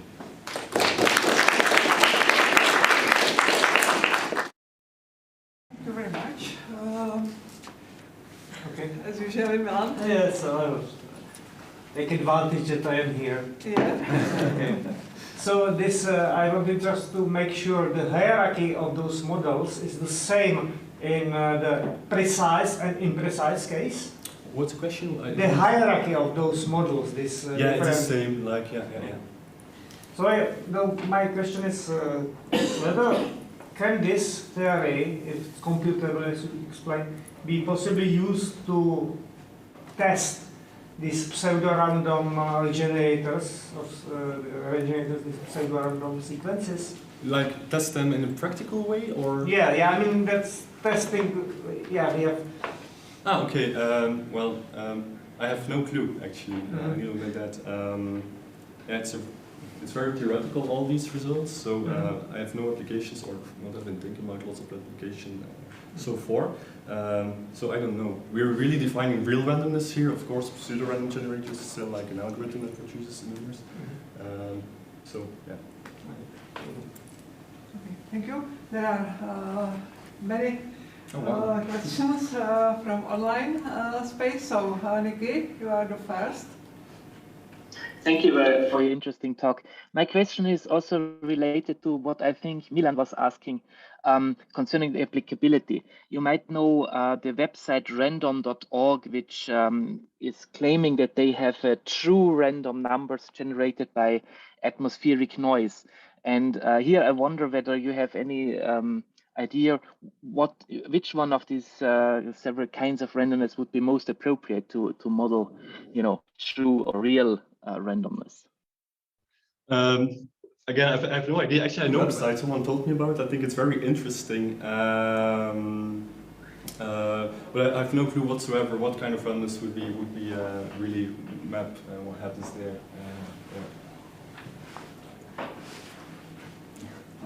Okay, thank you. The next discussant is Sebastian. Yeah, I think my question will go along the line of the previous line. So, sorry, Floris. No, well, I find this line of research really fascinating. And whenever I see a talk, I ask, usually Jasper, I think. Okay, so it's so you have results for infinite sequences. So now if I have a finite sequences, how do I test whether it's imprecise or not, or which kind of imprecision should I give to this sequences of numbers? Usually Jasper answer is that, okay, you have to make a subjective stance at some point. You have to choose your degree of cautiousness. I was wondering if your results, that I cannot say I understand, but that I find fascinating, tell us something about that, or if it's still a long way from that. I think it's still a long way from that. So it was only in 2017 that the idea of using probability interval was introduced to the field of algorithmic randomness. So really, well, we're still trying to really lay the fundamentals and try to ask ourselves some basic questions. For example, some questions that have been answered by now is, okay, if you allow for probability intervals, what is, for example, the difference with respect to just looking at precise probabilities? And for example, at the paper that we published like some months ago, we actually found an equivalence relationship between being random for a probability interval and a special precise uncertainty model. So yeah, we're still actually looking at how do things change by introducing these probability intervals. Yeah, we first still thinking about the fundamentals, but hopefully within several years, and fundamentals will be there then, and we'll be able to think about these other interesting questions. Okay, thank you. So next, Enrique Miranda. Hi. Thank you. Well, and congratulations for the paper. That well, I have to say the proofs are awful to read.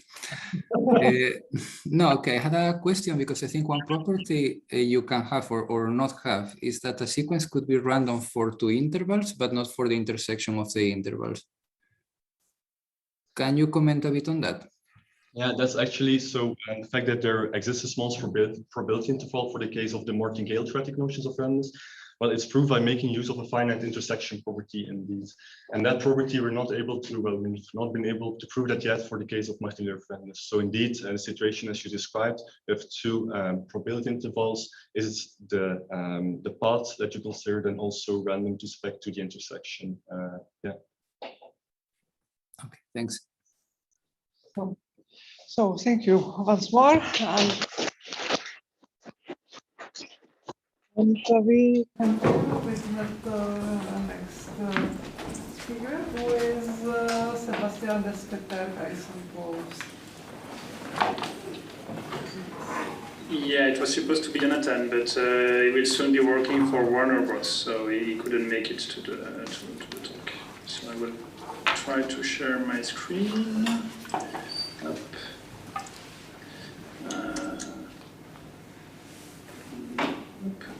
Can you see it?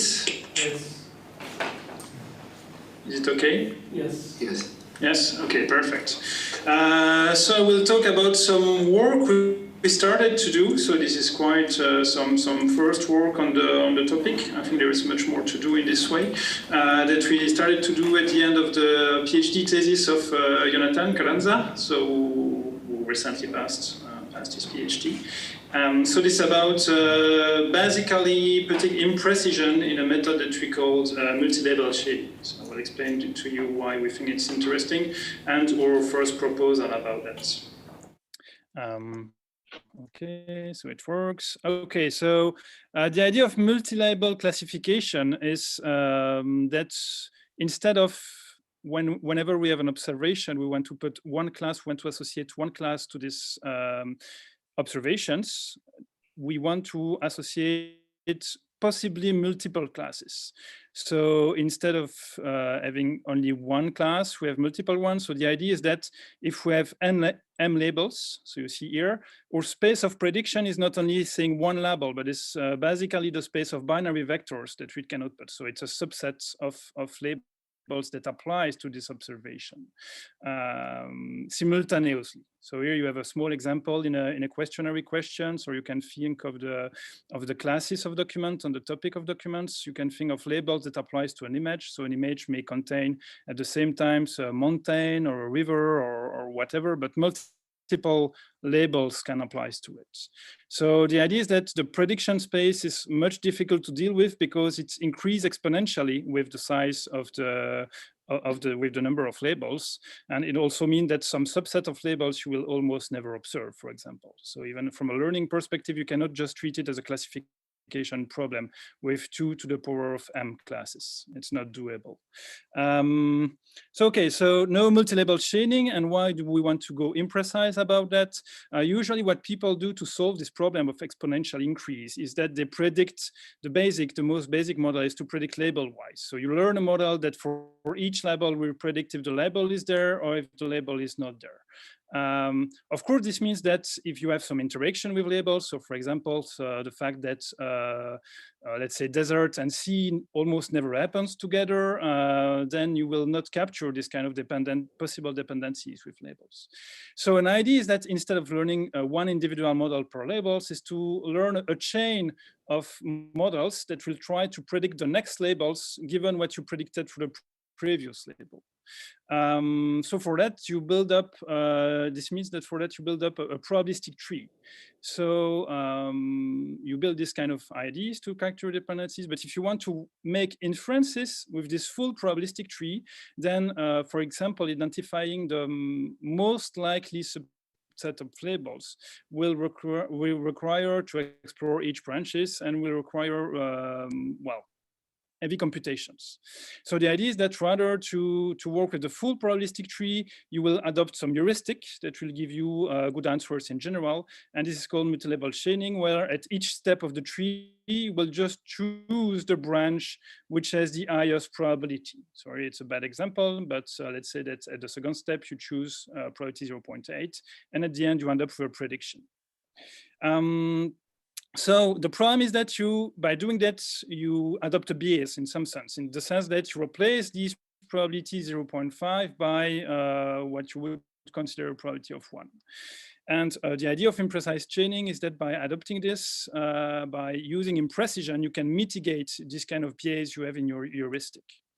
So what we want to do here is what becomes of this chaining strategy when we put imprecision into it, and we also start to explore how we can propose efficient algorithmic procedures for the naive Credal classifier model, not general models. Okay, so here I just remind you, so the idea of chaining is always goes, so when we want to predict a label, let's say the GS labels, so we order them, and we want to predict a label at one step. Then we just want to predict whether this label is relevant or not, whether it is present in our subset or not, given the previous prediction we've made with our models, and of course the features we have observed. So in our work, we have 3 kinds of things that can happen for these previous labels. So labels may be predicted as relevant when we have sufficient information, may be predicted as irrelevant when we have also sufficient information, or when we have a given amount of imprecision, and I will specify how this happens, we may abstain on the previous labels. So here below you have a very small example where, for example, we predict that we want to predict the 5th labels, and we predict that the second label will be relevant, the 1st and 4th label will be irrelevant, and the 3rd label is we abstain on it because we don't have enough information on it. So we want to work with this kind of probabilities. Okay, so in the precise case, what happens is that, of course, we have probabilities in each of the branch, and when we want to make the prediction step, we choose at each step the most probable branch. So at the end, you can see here that at the end you obtain 0, 1, and this choice is really easy to do. If you predict 1, if the probability is over 0.5, and 0 if it is below 0.5. What happens when we go imprecise? So in the imprecise case, instead of learning a precise probability classifiers at each step of the tree, we learn an imprecise probability classifier at each step of the tree, which means that we have an interval of probabilities.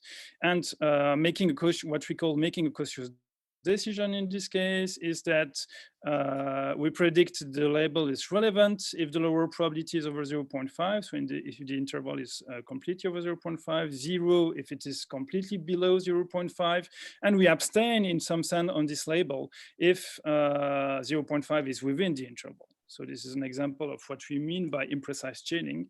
And the question is, when we do prediction on the further labels, so once we have abstained on some previous labels, how do we integrate it into our prediction scheme? So the first thing we propose two strategy actually in the paper. So the first one is just looking at, so if we have abstained over labels, it's just to say, okay, let's do the classical chaining, but let's look at the envelope, what would happen if we took every possible branches that we would have taken if we had a precise model. So in some sense, we are robustifying the precise branching in the sense that we are looking at all the branches we could have taken for the abstain labels. So you have a small pictures of what happens basically if we have abstained previously on two labels. So on the label 4 and the label 2, and you can see that here we take the two branches for label 2 since we are abstaining on this label. The second one we say is that, okay, but the problem of these previous things is that we are likely to get very imprecise, right? Especially if we abstain on the first labels, we are likely to explore many, many branches. The second thing we propose is that instead of robustifying this imprecise branching, if we abstain on a label and we want to predict on label J, then let us just forget those abstain label. And how do we propose to forget those labels on which we abstain? Is just to condition on our various probability trees. So all those labels for which we were unable to make a prediction, we just forget them by computing another conditional probability. Usually this is kind of a difficult computational problem, so we have to solve it. And we didn't come up so far with a general heuristic or algorithmic strategy that is good for doing that. Okay, so what we did is, okay, so these are our two generic proposals, and what we show in the paper is that if you consider the naive Credal classifier, all those things become quite easy, the exploration of the branches and the marginalization properties. And why is that? It's because as usual, we kind of use the factorization properties of the Credal class, of the naive assumption and the factorization properties at our advantage. So this is basically the idea that we explore in the paper. And we prove various things in the paper, like in a nutshell, if you want to explore all the possible branches, you can do that without an exponential explosion. Basically, you can become at worst quadratic in the number of labels. So this is good. And for the second strategy, where the idea is that if you have a naive Credal classifier at one point of your trees, then conditioning on these local models and forgetting some part of these conditional models become very easy. And this is basically the idea, and here it's very easy. So we did a couple of experiments using these IDs on various data sets that are usually classical multi-labels data sets. So some with a few labels, some with a few more labels. And on these tests, we use two metric evaluation, which is set accuracy, because we are looking for the most probable subset. And so set accuracy means is the most probable subset in the prediction we make, and is the observed subset of label in the prediction we make. This is an imprecise prediction, so we forget for some labels and do not forget for the labels. And the completeness, which means what is the number of labels for which we have made a prediction, so relevant or irrelevant, over the total number of labels.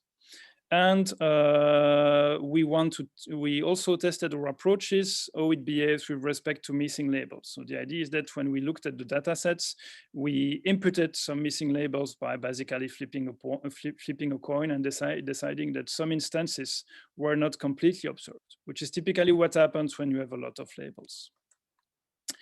These are the pictures of what happens. So not surprisingly, you can see that set accuracy increase when we increase in precision, and also we are more robust to missingness in the sense that missingness is integrated into our models. So we can see that here, all our models, so here you have from precise models to the most imprecise models. So of course, the more we forget, the more the information we provide is reliable, but the more it is partial. So you have a trade-off here.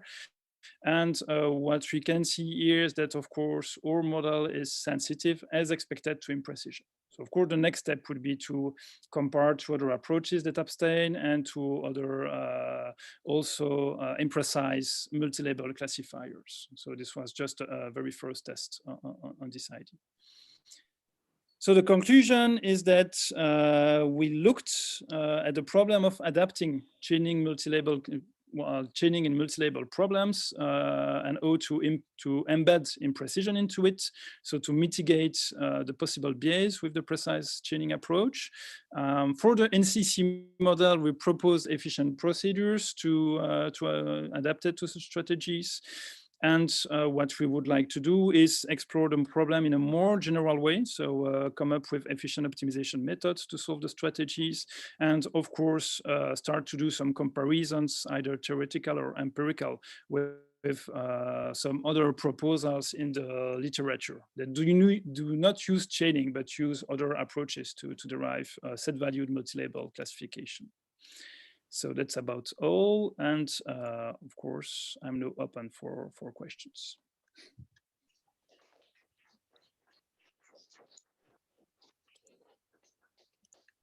Up. Questions from the audience? No? So questions from the space, Jasper.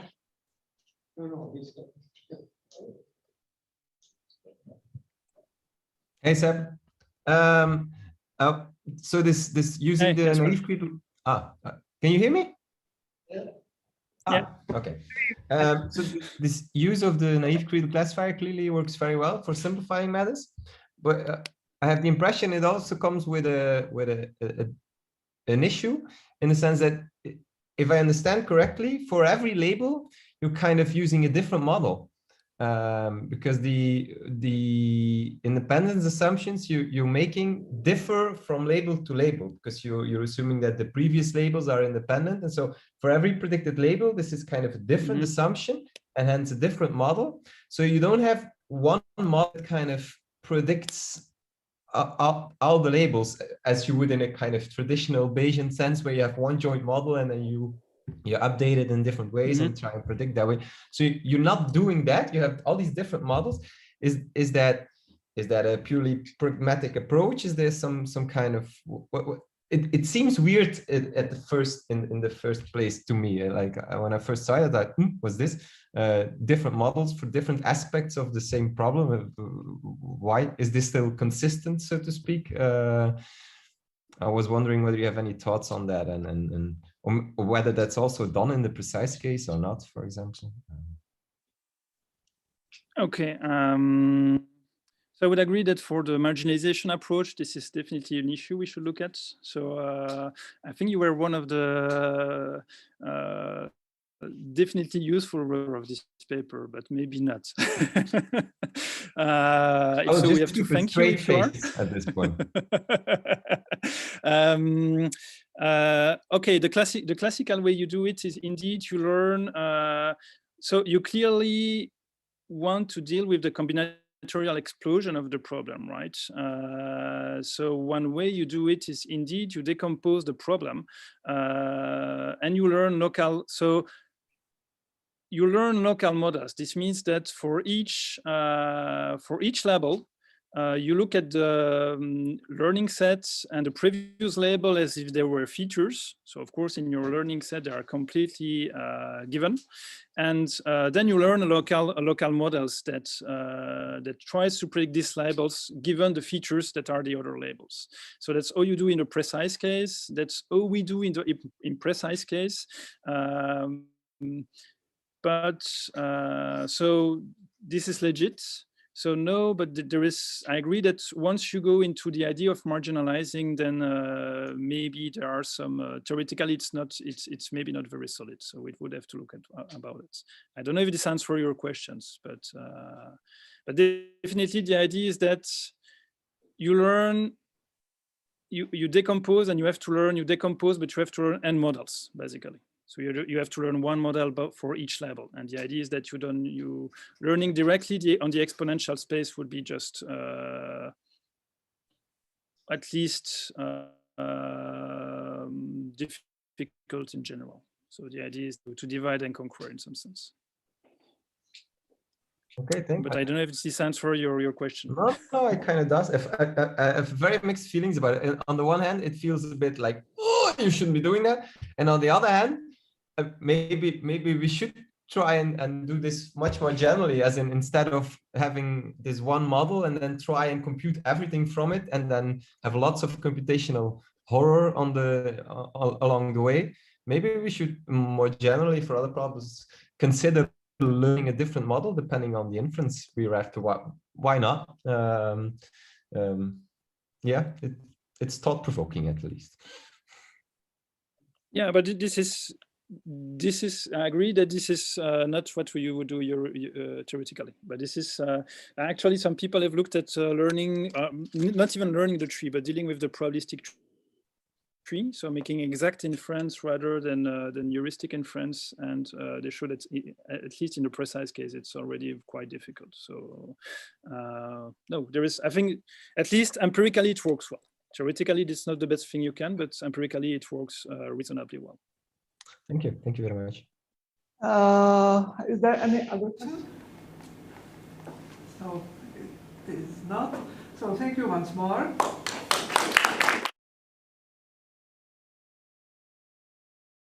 I can ask the last speaker, who is Sandra Antonucci. Yep.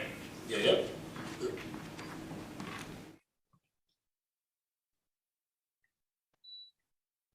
Guys, can you see my screen and hear me? Yes. Okay, thank you, Irina. May I start? Yes, you can. Okay. Hello, everybody. Here is Alessandro. Again, too bad I cannot be in Prague right now. There was some organizational stuff. What I'm presenting here is a paper. Okay, you can see my screen. Zoom is telling me. What I'm presenting here is basically about adaptive testing, and I refer to testing in an educational environment. So our test by students. The framework we use for that is the probabilistic graphical models framework, and to implement adaptiveness, people is generally using kind of a score to pick the different questions. We have a new proposal for a score to be used in this field, which is leading to a computational ease when the probabilistic graphical model you use is a CRIDAL network. So let me start from the general discussion, and let me just say that, okay, remote distance education, e-learning is kind of booming. Somehow it was already booming before the pandemics, and now is even more important, clearly. What was a bit funny for me was to find, I think it was in Coursera, there is a MOOC, so a massive online open course about how to make a MOOC. So just to say that people is very interested now on this stuff. Lots of university now they believe that they need to develop their own MOOCs because probably they feel also these other guys as competitors from them. So it's kind of an important application in education. And there is a lot of attention on the learning part, but I think also the testing part is something to care of. And of course, computer testing is definitely not a new topic for artificial intelligence. Was a kind of good old-fashioned application for artificial intelligence. And I can shape here a kind of very general setup for a testing algorithm. Just let me introduce my notation. Let's say we have a pool of questions, what people call an item pool. Let's say this boldface Q. The current question for me is a Q star, and I collect the answer like a kind of evidence. So for me is this vector bold-faced E. And testing, okay, is if you want, is a loop, is an iterative process. I pick a question for the pool, I ask my student this question, I collect the answer, and then I keep asking, unless some stopping rule is going to be satisfied. And eventually I give some evaluation, some grades somehow. Okay, some example of what a stopping rule can be in practice. I can decide to stop after 10 questions or whatever. What does it mean to pick a question? Or it can be just sequential. Let's say in some handwritten exam, there is this question, then there is this question, then there is this question, and so on. The answer is from the student. And okay, for the evaluation, I can use, I don't know, some weighted average of the result. And a point from my point of view is people, teachers are investing a lot of attention in the evaluation function, but probably not the same attention in the rule to pick a question and in the stopping rule. And we are interested in adaptive approaches. And adaptive simply means that the stopping rule might depend on the answer we collected so far from the student, from the test taker. And similarly, the pick function, the decision of the next question can be based on the previous answers of the student. Some trivial strategy, for instance, I can decide to stop after 10 right questions, or I can decide to pick a more difficult question if the answer was right, and a simpler one if the answer was wrong, or whatever. This is what, these are just trivial examples of adaptiveness. And I'm interested in adaptive testing. This can be done with some deterministic rule or whatever, very simple ones. And people, software for education and for testing are using also this strategy.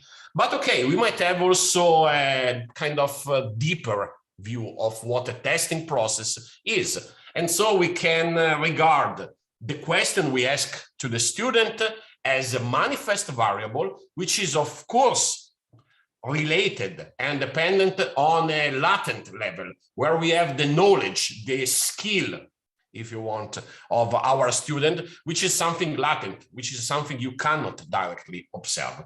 Of course, we can use probabilistic modeling for that and try to define ideally a generative probabilistic model involving this, the latent and the manifest variable, the skills of the student, whatever they are, and the answers to the questions. For instance, the most popular approach of this kind is item response theory. But I'm interested, but let me show how probabilistic modeling can be used to implement adaptiveness. You remember the condition of the while was the stopping rule. And if you have a probabilistic model, of course, your stopping rule should be based on the posterior knowledge about the skill level of the students after the questions collected so far. And so, for instance, we can use entropy and decide, because we look for an informative model, an informative posterior about the skill of the students, or the student after the answer. So we can use, for instance, entropy and the posterior entropy and stop when the posterior entropy goes up, down with respect to some given threshold. Regarding the evaluation of the student, we might have a deterministic function of the skill, but as we are uncertain, we can just we should take our expectation for this function based on our posterior knowledge about the skill given the answer I've collected so far. But the most interesting part from my point of view is the mechanism of picking the question, which can be based on a score function. And as a score, we can consider the potential informativeness of picking a particular question Q. I'm saying potential because we don't know the answer to the question. So we just compute, this is entropy, the difference of entropy. This is, if you want, an information gain, but it's only the expected. So we are considering all the possible answers. We have a generative model, and we compute the average of these entropy gaps with respect to the possible answer. So this is basically conditional entropy. And this is a standard setup for probabilistic adaptive testing. But we need a joint probabilistic model. And what people is generally doing is to use Bayesian networks. I think Irka Vomlel was one of the first people working seriously in this area. And I found a very nice application of Bayesian network, which is interesting also from the point of view of interpretability, because okay, the typical setup is putting the skills, these latent skills, as a root node for not necessarily a root, because we might have a relation, but let's say on the top layer, and on the bottom layer we have the answers, which are typically leaf nodes. So what we need to quantify in these models is mostly the condition, sorry, this is a typo, is the probability of the answer given the skill. So it's the other way around. If we have data, sorry, everything was swapped. So it's Q given that S is missing. But okay, if we have data, what we generally do for that to cope with missing data is to use some EM approach. And Martin Pleiner, together with Irka, did a lot of work in this direction. An alternative approach, an alternative direction to be considered, especially when you have some form of expert knowledge. So you might ask an expert to quantify the probability for a particular answer, given that the skill is there or not there or something like that, is to cope with generalized probabilistic approaches. So for instance, with interval of probabilities, and this makes your Bayesian network a Cradle network.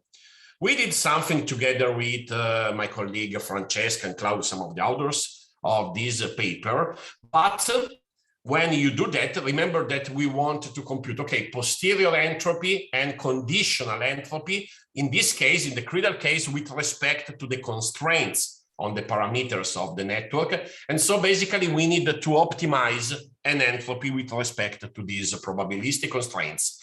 Okay, the max entropy is a convex optimization. The mean entropy is a hard task. We need to compute the conditional entropy to optimize the conditional entropy. So it's a weighted average, and the weights are imprecise. And this is computationally complicated. So we ask ourselves about using different measures, somehow more tractable from a computational point of view, to drive the adaptive process. And our proposal with this paper, he used the deviation from the model. So you can see this plot is a binary variable, the blue is the entropy, and this is the deviation of the model. Okay, this is the general formula from Wilcox, but actually is just considering the model, the mode of the probability like a descriptor of the level of informativeness. The higher is the highest probability, the most important, the most informative somehow is going to be my distribution. And this is simpler to be computed when coping with Cradle set by linear programming, maxi-max, so super simple, or in this case, maxi-min. But remember that we have to compute a conditional entropy. So it's a weighted average of entropies, and in this case, a weighted average of modal deviation from the mode. So we have in the paper a technical result. By the way, I have to thank one of the anonymous reviewers who helped us a lot in improving the statement. Eventually, the proof was okay, but the statement was very hard to parse. I think now is much more clear. Thank you, reviewer. And we managed to derive this result. And actually, to compute this score, we need a number of linear programming tasks to solve. And this number is, this one actually, is m to the power of n, where m is the number of states for the skill variable, and n is the number of states of Q. So this looks exponential, but with respect to n. But let's say, okay, if we have Boolean questions, is quadratic. And let me also make clear that this n is not necessarily the number of distinct answers for to the question, but is the number of answers that are distinct from the probabilistic elicitation point of view. So for instance, if I have 20 possible answers, but at the moment of eliciting the probability, I only distinguish between wrong and right answers, my n is just 2. And so the complexity of my algorithm is going to be quadratic. Okay. We implemented this and we ran some experiment on artificial data. This was for a single skill, and on real data, this is for when coping with multiple skills. What was important and was good news for us is basically that the red, the entropy, and the mode, the blue, are almost the same. And this is this basically for us means that the deviation from the mode, the new score we propose, is a sensible alternative to the entropy, which has very good properties from a computational point of view. And in fact, because of that, we can do CRIDAL computation as well without need of any heuristic to solve in an approximate way our optimization task. You can see in these plots, we put also the black. The black is picking the questions at random. And if we use our score, we do better in terms of accuracy than the random choice. So the smart choice of the sequence of the question make your prediction about the skill level of the student more accurate with the same amount of questions. And so basically, if you wanted to achieve the same level of accuracy, you save the question. Your test can be shorter. That's basically it. Okay, let me say that, okay, I did emphasize the point that we believe that this approach is also somehow more explainable. If the student asks you why did you pick this particular question, not this one, the modal probability and the modal state can be a better answer somehow if compared to the entropy, which is rather more complicated to parse. We emphasize, and it's important for us, the computational is related to that. Of course, we wanted to find better elicitation strategies to implement these kind of approaches. If you don't have data, you need some additional effort from the expert, from the test designer. You need the design of the test, of the item pools, whatever, but also the probabilistic elicitation. And we definitely, if we want to make this practical, to make this to be used by people, we need some more natural and more easy way to quantify. Of course, we asked real experts about this probability by giving them the freedom to provide us intervals, but we can use some other parameters and reduce the elicitation to the quantification of parameters like the hardness of the question and the discriminative power of the question. And of course, let me also say that you can apply this to educational tests or surveys or whatever, but for instance, recommender systems are just the same. The latent variable is to find the best item for the customer of the recommender system or whatever. And let me also say that we have a software for that, which is this AdaptQuest, which, okay, now is only supporting the Bayesian version of the test, but we plan very quickly to move also to support this CRIDAL version of the test. And this is based on a library we developed for both Bayesian and CRIDAL networks, which is called the CRIMA. They are both free software available to the community. That's it. Thank you very much. And I'm happy to answer questions in case. Okay, thank you, Alessandro. Other questions? Yes, Irka Lobel. Please. Hi, Irka. Very nice talk and very interesting results. I'm happy that your approximation is working so well. When you showed us the last graph, we saw that the behavior of the Cradle entropy and cradle mode was very similar. So Mhm. you use entropy to compute it. Can you tell us how big was the difference in computation time for the entropy and for mode? Wait, in the let me say that in the cradle case, okay, no, I think is very similar, but for the cradle case, okay, of course the cradle is slower than the Bayesian because okay, we are using cradle networks algorithm to solve this task, because let's say the parameters of the linear programs are cradle inferences. So the cradle model, no matter whether entropy or mode, is slower than the Bayesian model.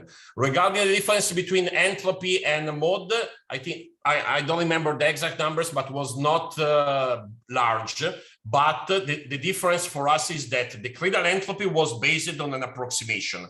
So basically, we were taking the upper entropies, and this was our ECSQARU actually 2017 papers, and so we were not satisfied by this approximation, and we decided to move to the cradle mode. Computing the alternative would be to compute the exact cradle inference for the entropy. No, sorry. This is something because we can compute exact updating, but the exact cradle inference with entropy is something we cannot compute with our libraries, even by investing more time. So this is another approximation. Yeah, exactly. Thank you. You're welcome. Please, no. Any other question here? There's questions. No. Yeah, I know. So, Sebastian. Okay, thank you, Alessandro, for this nice talk. It reminds me of some work we do in preference elicitation. So I would be actually very interested in having the benchmark you are using for this kind of task. So that's a request. The question I had, I'm curious about two things. The first is you're using a greedy approach to choose the next optimal question in some sense. So do you think if there is a large number of questions involved, do you think that this is worth it to look at having a global optimal policy, or do you think the greedy approach is enough? And how hard would be this sequential optimization you would have to? And my second question is, do you know if people have looked, so usually when you do this kind of incremental elicitation, another popular technique is looking for robust minimax regret elicitation rather than probabilistic models. Is it something people have looked in this kind of adaptive question answering or not? So let me start from the last one. As I know, no, people is not using regret, but this would be reasonable, would be very reasonable. So I'm not aware, but it can be done. I'm also concerned about the computational ease, but maybe it can be done. So I honestly I didn't try, but it can be an option. About let's say not being greedy, again is more complicated. Okay, what we plan to do and what can be probably done very easily is do some pruning techniques. So we are considered score, but sometimes because of the CPT, we can certainly say that this is not going to be an optimal question. Looking in the future, let's say like a tree search approach is not something we can do, but it could be considered. Of course, it is more complicated, but it could be done. Definitely, it would be reasonable as well. If I can add a comment to this, because in the probabilistic case, when we use Bayesian networks for model, actually the greedy was perfectly okay. We were usually not very far from optimal strategy. So for practical reasons, very often it's sufficient. Okay, good to know. Good to know. Okay. Thank you. By Jasper de Bok. Yeah, if there's time, because I've already asked many questions, I don't want to keep you guys. Do we have time for one more? Well, the time is in fact over, but you can discuss because there is a short break. At first. Okay, so people can choose whether they go to the break or listen to the question. Okay, great. Alessandro, I was intrigued by your experiments. So you're in your graph, the cradle approach is beating the Bayesian one, if I saw that correctly there. Yeah. Is that true? Yeah. And so this intrigued me because if I look at your experiments, you basically be perturbing the Bayesian network, and then you're doing the cradle computations. And then it says here that at the end, for the models, decisions are based on the midpoint between the lower and the upper probability. So you're basically, which, okay, the intriguing part is you start from something precise, you make it imprecise, then you do all the computations imprecise. At the end, you again say, not going to be imprecise, I'm going to take the middle point. And then this ends up working better. And it's especially the last part that confused me because I would not expect this. It seems like you kind of, do you have some insights as to where you got the gain of the cradle thing? You know, for me, okay, here the goal actually was to make a quick comparison because the best way would be to consider like a cradle output and then to use some metric to compare a precise output against a cradle output. Here the goal was to have a single descriptor. My intuition is that, of course, the cradle in the way we are implementing in these experiments is a perturbation, but we do the prior perturbation is like to perturb the prior of the posterior. My feeling, my explanation is that perturbing the prior is better, is giving to more accurate result than perturbing the posterior. Of course, I can just use my interval, my posterior interval, do some contamination and check the result according to some decision rule. This is my interpretation. Okay, you know, of course, you see the difference is not so huge. This was just to say that for us. Our point is that the cradle modeling is important because for this problem you ask an expert and it makes sense to give this freedom to the expert. So my quick answer is that we are like perturbing the prior, computing the posterior, and then if you want taking the centroid a la Enrique of the posterior, which is not in this case probably not the best. You see, this is my quick answer. Okay, thank you very much. It's exactly what we also saw with doing max entropy in the end. So you start with a cradle and then you do this point choice only in the end, and you can get better results than just using the precise. It's not surprising, I think, because the perturbations are in different moments, right? So I totally agree with Alessandro. This is actually an interesting point to explore more. It reminds me of fuzzy methods which used fuzzy methods, and then they had a defuzzification step. Yeah. And I always was confused by that. And they told me that it made sense to work. So, yeah, the very good example. Yeah, also fuzzy.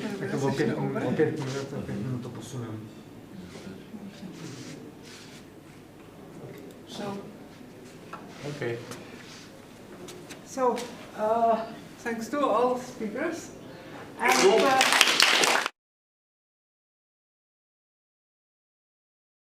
have now the break, and we will start 5 minutes after noon. Funguje standardně.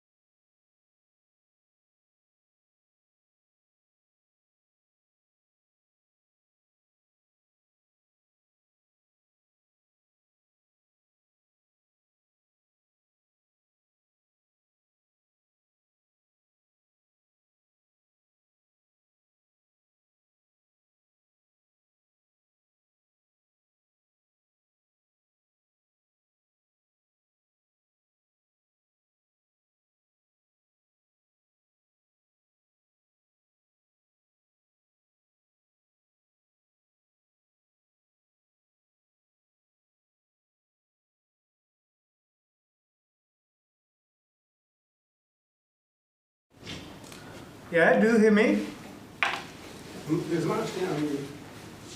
Já musím zmáčknout. And now do you hear me better? Yeah, now we hear you. Yes, great. Okay, awesome. Yeah. Okay, so you will have 15 minutes and I will show you those. So please start if you can. Okay. With your presentation. So I'm gonna start right now. So hello everybody. Thank you for attending my presentation. I'm very happy to be presenting our work here today in front of you. So I'm going to talk about our research work, which is multitask transfer learning for Bayesian network structures. So I'm going to begin with some preliminaries, which are the context and the motivations, and then I'll go straight to the contribution followed by the experiments. And I will go to the conclusion and finish with the perspectives. So first of all, the context and motivation of this research work is actually a smartphone application to prevent suicide relapse that is called Medical Companion. And it is based on a principle called EMA plus EMI. EMA, which is collecting data from the patient, so asking questions about his situation and collecting the responses. And EMI is using this collected data to give him advices and recommendations based on World Health Organization. And the other idea is to use AI to enhance the relevance of the recommendations. By this, we mean building a model that is capable of identifying the user's profile and taking it into account to adapt the recommendations. And also, which was very important to us, is having a model that is easy to interpret by experts, by healthcare experts, and also that can be constructed from data, obviously, and by including expertise. So there was a first preclinical trial using Bayesian networks that has been successfully done by a team with collaboration with psychiatrists. And now this is how we come to this work, is that we wanted to capitalize on the setting of using an application, a smartphone application, which is an application that will be used on multiple devices. So we will have multiple data, multitasks, and use this different data to enrich the information of different users and build a more robust and generic model.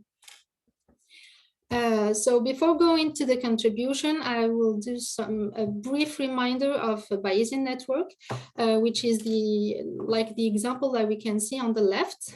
So the Bayesian network is a probabilistic graphical model that is characterized by a graph or structure, which is a directed acyclic graph, as we can see here, composed by nodes. Each node represents a random variable, and it is composed by the edges or the arcs which relates the variable, which presents the direct dependencies between variables. And Bayesian network is also characterized by its parameters, which are the conditional probability tables that we see here, that describes the conditional probability between the variables that are directly connected. So here in our work, we will only focus on learning the structure of a Bayesian network. So to learn a Bayesian network, we need to learn the structure and the parameters. Here we will only focus on learning the structure. And to learn the structure of a Bayesian network, there is three main methods in the in literature. The first one is search and score based methods, which consist on searching in the space of all candidate structures, a structure that can fit the best data. The second one is a constraint-based methods, which consist on doing independence tests between variables and decide if an arc should exist or not. And the final one is hybrid methods, which is a combination of the two previous ones. So here we can go to to the contribution that we call MT-MEMATCH-C for multitask max-min hill climbing. The schema on the left is a general process of the approach, but we're gonna see it in details in the next slides. MT-MEMATCH-C is a multitask hybrid approach for learning Bayesian network structures. And the goal is to learn K Bayesian network structures simultaneously from K datasets by transferring information and leveraging information between similar tasks. So actually this approach is inspired from 3 state-of-the-art approaches. The first one is MEMATCH-C, max-min hill climbing, which is the single task version of this approach that we are proposing. The second one is the work done by Luis and al, which is an inductive transfer learning approach for learning Bayesian networks. And the last one is another multitask method for learning Bayesian network structure, but it is a search and score based method, which is called MT-greedy search. So now we will see in details what are the steps of the approach. So we have in input the K different data sets, and we want the K different graphs. So the first step is to compute K-parallel MMPC algorithms, which is an algorithm, constraint-based algorithm that identifies the CPC sets. A CPC set is the candidate parent children for a variable. So given a variable X, a node X, the parent and children in the graph of this node X are all the variables that are directly connected to this variable X without regarding the orientation of the edge. So this first step computes independence tests to identify the skeleton.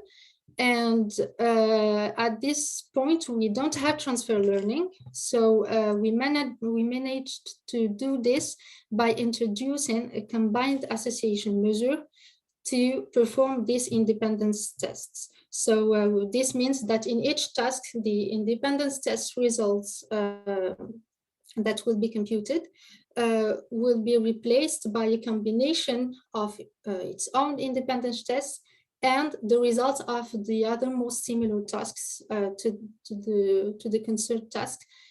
So it will be a combination, between those results. So this helps to enrich the results of the independence tests in each task. So after this step, we have the skeletons of the Bayesian networks, and we will use an MT-greedy search to orientate the edges of the skeleton. So the main difference between the usual MT-greedy search is that we constrain the search in the space of tags by we constrain it by the skeleton that has been identified in the previous step. This means that that an arc can be added to the skeleton only if it already exists in the skeleton. An arc can be added to the graph, to the final graph, only if it exists and exists in the skeleton that has been identified. So after the last step, this step, we managed to identify the final graphs, the final learned graphs. So to test this approach, we need data, obviously, but as I said, this is a preclinical test, so we don't have real data from now. So the idea was to generate this data. So actually, the context needs K different data sets. So to do so, we go from an original Bayesian network that we can find in literature. There are a lot of reference models. And from this original Bayesian network, we generate another Bayesian network by that we managed to make it similar to the previous one by doing random operations that are adding, removing, or reversing edges, and we recompute randomly the parameters. So in this way, we have a first Bayesian network generated from which we can generate a first data set. And we continue doing this operation until we have the number of tasks that we want, the number of learning data sets that are generated from a number of reference Bayesian networks. So now that we have data, the general experimental protocol that we adopted was going from one original Bayesian network from reference models. We do the MT benchmark generation that we just saw to generate K similar Bayesian networks, from which we generate K different data sets, which will be the learning data sets. And then we learn the K respective graphs by using the approach that we proposed, MT-MMRC, that we compare to the single tasks approach, MMRC and grid search, which means doing just K parallel single task approach. And we compare it also to the other multitask approach that we know, which is MT grid search. So the results that we the experiments that we performed, we used the reference models ASIA and ALARM, and we performed the structural Hamming distance between the learned graph and the reference graph, and we varied the size of the learning data to see how it performs. You can see the screen and you can hear me? Yes, we can hear you. Okay. So here we have the structural Hamming distance between the learned graphs and the reference one. And in the bottom, we have the execution time to learn all the graphs that we want to learn. So first, with the general as expected, the general result is that the learned networks are more accurate with the larger data sets, as we can see for both ASIA and ALARM. I forgot to say that the structural Hamming distance, the lower is the better.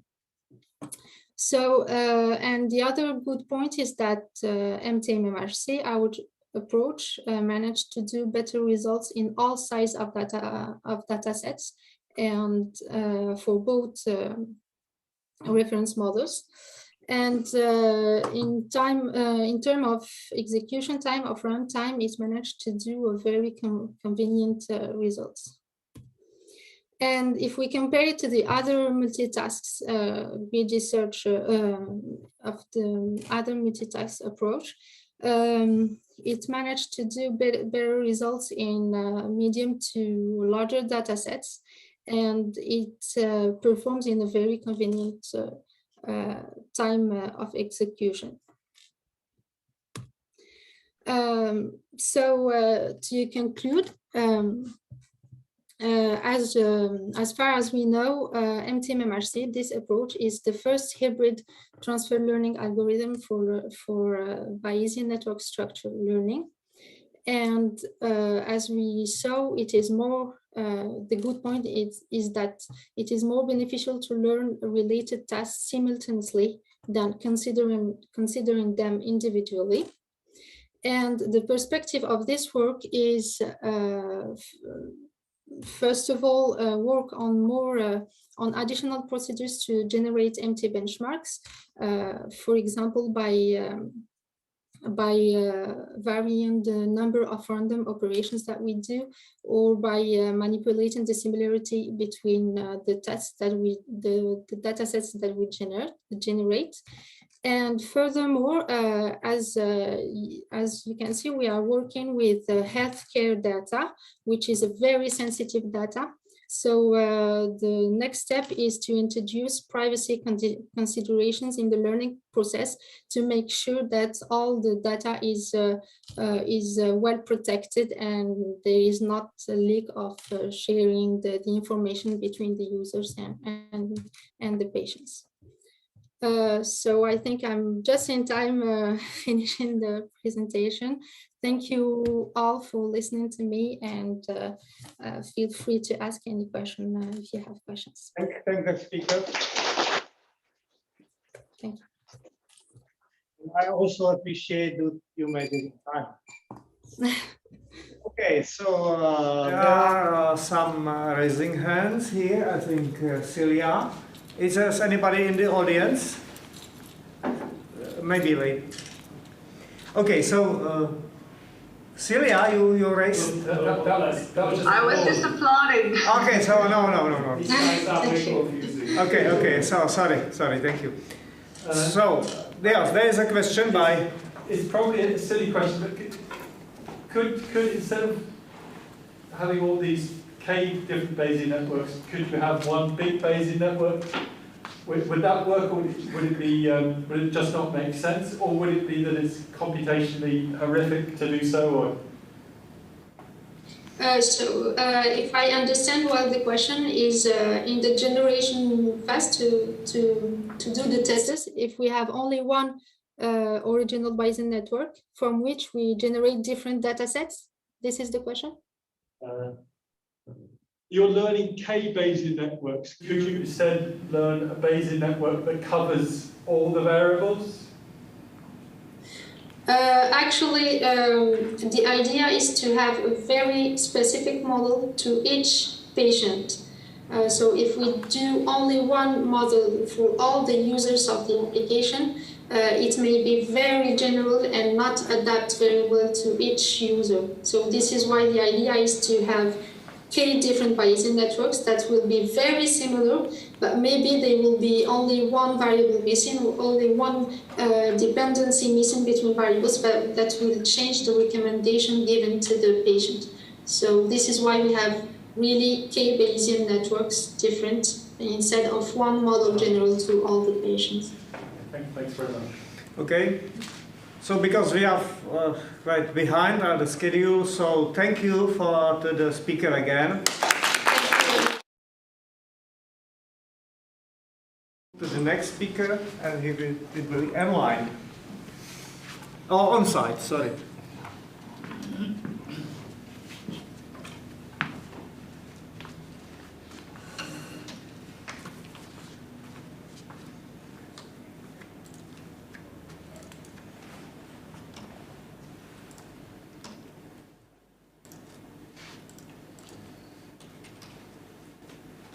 Okay. So next speaker is Bahare Salmaniyat. Please go ahead. Hello everybody, I'm Bahar, a PhD student from RWTH Aachen, and I'm going to present our work fine-tuning the ICE and Bayesian networks, which is a joint work with Professor Yuskutay Khatami. I start my presentation with an overview on probabilistic model checking. In a nutshell, the aim of a probabilistic model checker is to verify a model against some properties, and the result, one pivotal result, is to compute the reachability probabilities that are the probability to reach some states of interest on our model. So I talked about probabilistic models here. What are these models in our setting? There are a variety of different models, but mainly Markov models, and the one relevant to our work are Markov chains. A Markov chain, a set of states and the transitions between these states, and for every state we have a probability distribution over the successors. Here we have an example, the Knus and Yao example, that models a six-sided die using a fair coin. So based on the result of coin flipping, whether you get heads or tail, you move to right or left, and you end up with one of these six states that are the outcomes of the die. So here, as everything is kind of symmetric, it might be obvious that the probabilities to reach this state is 1/6, but it's not always the case. So if our coin is not fair, then we need some computations, and we have those loops there, so it might not be very easy. So here the probabilistic model checker comes to the play to compute these probabilities. And so this is a typical reachability probability here, for instance, probability eventually reaching the outcome 2. Or another type of property is whether these kind of reachability probabilities are below or above some certain threshold. But these probabilities are not always known, so we may have some uncertainty. So we come to parametric Markov chains that are Markov chains in which some or all of the transitions are labeled with some parametric function rather than those fixed constant probabilities. Here we have P and Q as our parameters, and these functions are simply P and 1 minus P and Q and 1 minus Q. So what are the kind of problems that we can raise on a parametric Markov chain in our parameter synthesis techniques for Markov chains? The first is to compute these reachability probabilities, but the result will no longer, as you might guess, these constant probabilities, but rather some rational functions in terms of our parameters. And this is what's called a solution function in our terminology. But we may want to have maybe more interesting problems also that are to synthesize or find some instantiations for these parameters such that our constraint of interest, namely PCTL formulas in our setting, are satisfied. So a kind of problem is, the first kind of problem is feasibility checking that deals with this kind of, is there some instantiation values, some satisfying instantiation points for P and Q such that our constraint holds. So we have some interval. We consider a close vicinity of our original values in the network here, and we ask for single satisfying instantiation point. But there might be more also that might be more interesting. What are all instantiation in the whole parameter space such that the constraint holds? That is what is called parameter synthesis in our work. But when we want to approach it in an exact manner, we might not be able to handle the scalability is limited to 1 or 2 parameters in exact methods. So we approach this problem with approximate methods. So here's a schema of our parameter synthesis tools for Markov chains. We have parametric Markov chains properties, and the result will be those solution functions satisfied by instantiation point, and maybe more interestingly, the partition parameter space. That is about splitting the whole parameter space into some good and bad areas, some green and reds that satisfy or don't satisfy our constraint. And with some approximation factors, some unknown areas. You see the red areas here, red regions here. The white ones that are our unknown regions. So what was the motivation in our work? It was about can we exploit those off-the-shelf techniques and algorithms for parametric Markov chains to parametric Bayesian networks. So it was about whether we can somehow benefit from those techniques or can apply them here and offer something. So the schema is more completed here. The parametric Bayesian networks come into the play, and also the BN sensitivity analysis query. And we get the kind of the corresponding outputs that we had before. So I start with an overview on parametric Bayesian networks. We have a Bayesian networks here that is taken from the textbook, Modeling and Reasoning with Bayesian Networks from Adnan Darwish. The example might originate even further, but I'm not sure of that. So yeah, it's about the pregnancy of animals in a farm. The animals can be pregnant with some probabilities, and the farmer uses some tests, namely urine test and blood test, to detect the pregnancy. And the tests, of course, have some false negative and false positive probabilities. So I want to mention here that our terminology is different with the one in Bayesian network community. Then all of these entries are called parameters, but for us it's about locating some parameters in the network, and then we ask we can analyze this model. So the farmer might want her model, her test to have certain qualities, and she wants to impose something. For instance, the probability of pregnancy of the cows given, the animals given that both the tests are negative, being below some threshold. So if you compute this this query on the original network that we had, the non-parametric version, the result was 0.42. That might be too large. So she wants more precision. And these are the kind of problems that the first is sensitivity analysis, that is about what is the sensitivity of the BN queries to the BN parameters. One problem is to compute sensitivity functions, those parametric functions, and also the derivative of them.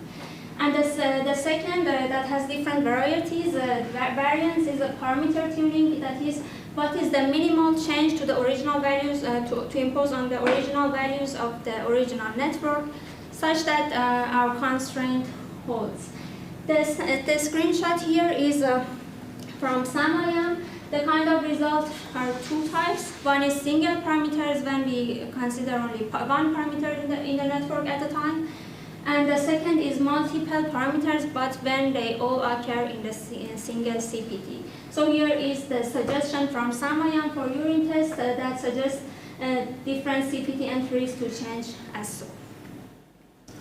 But the things that we had in our mind was about what if we allow parameters in multiple CPTs? Can we get closer to the BN original values and at the same time satisfy the constraint? And what if we allow arbitrary parameter dependencies in the network? So in BN setting, it's like the parameter in a CPT row, and the other entries are determined based on that. What can we have, like, what happens if we put the parameters in different places in the network, maybe different CPTs and so on. And something else is about remember the farmer that we had, if she cannot find the suggestions of the certain quality for the test, are alternatives fine too? So can we provide more information for her to decide? And that's where we come to, can approximate PMC methods come handy for parameter tuning on BNs? Here we have again our result, and this is the kind of outcomes that we can produce, this green and red area. So whatever setting that she takes from the green area is fine. So it's maybe better. And yeah. So what we did was proposing a transformation from parametric Bayesian networks to parametric Markov chain. Here we have the parametric BN in above and the corresponding parametric Markov chain in below. The transitions, the probability of the transitions are determined based on the CPT entries, and here the evidence agnostic translation. And we have also evidence tailored transformation that takes the evidence into account when translating the network. That's more about having some backward edges to the initial state when the evidence is not going to be satisfied with those specific evaluations of the variables. It's also about translating a BN sensitivity analysis query to our formulas, the PCTL formulas. So this joint probability of pregnancy, yes, urine test negative and blood test negative, is translated to 1 minus probability of eventually pregnancy no, or urine test positive or blood test positive. And for the evidence tailored, the conditional probability is reduced to a non-conditional probability. So here is the conditional probability for the evidence diagnostic, and that is translated to a non-conditional. And we also looked into PBN subclasses that were in the literature. The first was P1C1R1, that is considered in one-way sensitivity analysis. The second is about two-way sensitivity analysis, and the third is about single CPT when the parameters occur in the single CPT. But in our experiment, we tried to be more liberal and allow parameters arbitrary in different CPTs and make them we considered more parameters than one or two. And and we did some experiments also to check the scalability of our tools for this purpose. What is the scalability of for computing sensitivity functions for BNs, and also for feasibility checking, and to what extent is PLA applicable for parameter tuning on BNs. Here is the tool chain of our tool chain. The red part is what was already there on the tool storm and prophecy, and the rest is what we implemented there. And we compared or evaluated our results to the extent that was possible, because like when we have many parameters that was not covered in the tools, with SAM-IAM and base server as baseline tools. We see that the subclasses that these tools support, and the more general subclasses that we try to be for. And here are the results for computing solution function. We were able to handle up to 380 parameters for Hailfinger, and we did the experiments once using by simulation and once without it. By simulation is a minimization technique for computing reachability probabilities on Markov chains. Also here are the results for feasibility checking that are finding the satisfying instantiation points, single ones, and we were able to handle for up to around 800 parameters. I don't remember the exact number. And and this is the kind of results that we get from approximate methods, the ones that are more interesting for us. As you see here, the results are not kind of rectangular, so that's what is interesting for us, and justifies that maybe the single satisfying instantiation points are not always enough. And this is the result for 99% parameter space coverage for alarm network and so such query. And I'm not sure how much time I have. 1 minute. Okay. This is an overview on PLA algorithm. That is the approximate parameter synthesis. It's more about some over approximation. We have the original PMC, and we do some relaxation to remove the dependencies, and then replace those parameters with the extremal values in the interval that we had, and I had mentioned before. And then with doing model checking on this produced MDP, we realized that regions are good or bad, region candidates. And here I come to the conclusion. We treated the theoretical foundation of exploiting PMC techniques for various synthesis questions on PBNs, and we presented a prototypical tool for doing SOT, and on top of prophecy and storm. And we believe that approximate parameter synthesis partitioning is effective for parameter tuning problems on PBNs. Thank you. Thank you.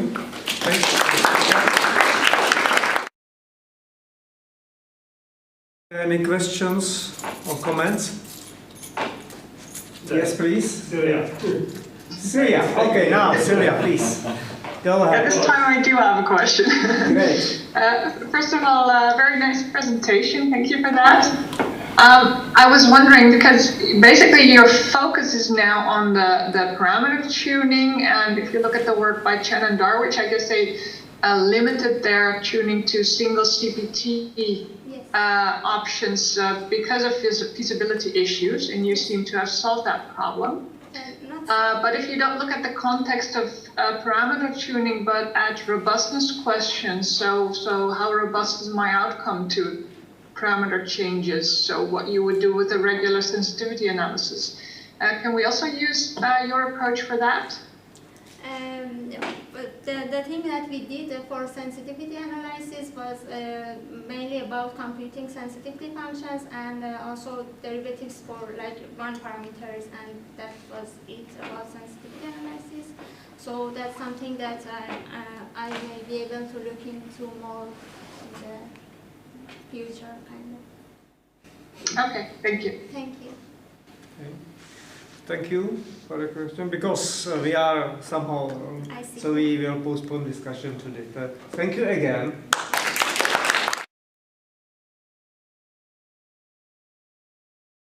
It's Martin Pleiner.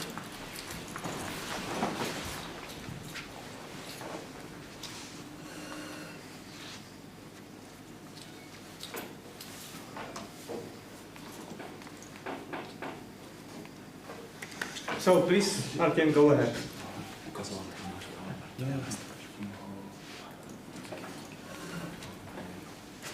Okay, thank you. Thank you all for staying with us in our morning session, even though it's already afternoon. I hope you're looking forward to having lunch, but please try to focus a little bit longer.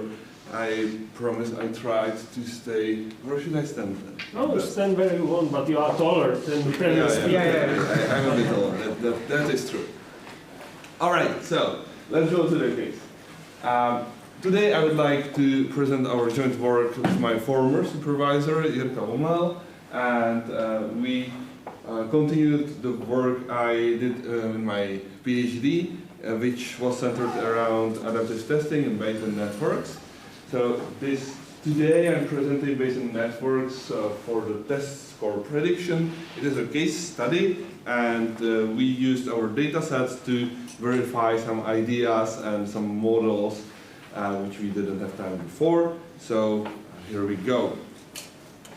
Just to give you the background, we are working with data from graduation in mathematics. It's a test, Czech national test, given at the end of high school, and the goal of the test obviously is to evaluate students' level of knowledge. We want to know how good they are prepared, what did they do the last 4 years when they were at high schools, or in some cases 8 years, doesn't really matter that much. And possibly make an ordering of students. That is used when certain universities use results for as an acceptance criteria. How to do that? We have a paper test, unified paper test, containing 26 questions, 50 points. You can get 50 points in the test, and the passing criteria is 1/3, 33% points you have to get in order to pass.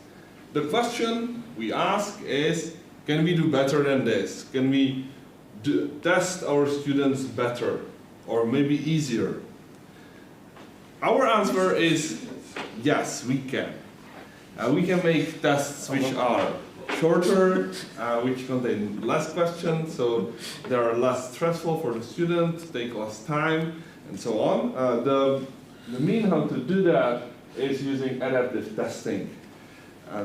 Adaptive testing picks the next question for each individual student separately based on his previous answers. So this way we can ask the right question to the right student and subsequently make the test shorter and actually much more precise. So this is the background of what we work with. We use specific model structure. We have two structures here. This is the first one, where we have skill nodes, which are blue in the upper part, Then we have question nodes. I will explain in a second why they are here twice. So these are individual questions in tests, and then we have a overall total score obtained from the test. These questions are always split in two parts, and one is sort of question node representing actually a family of questions. This is this x1, and the x1 with x1 prime is the evidence of correct incorrect answer.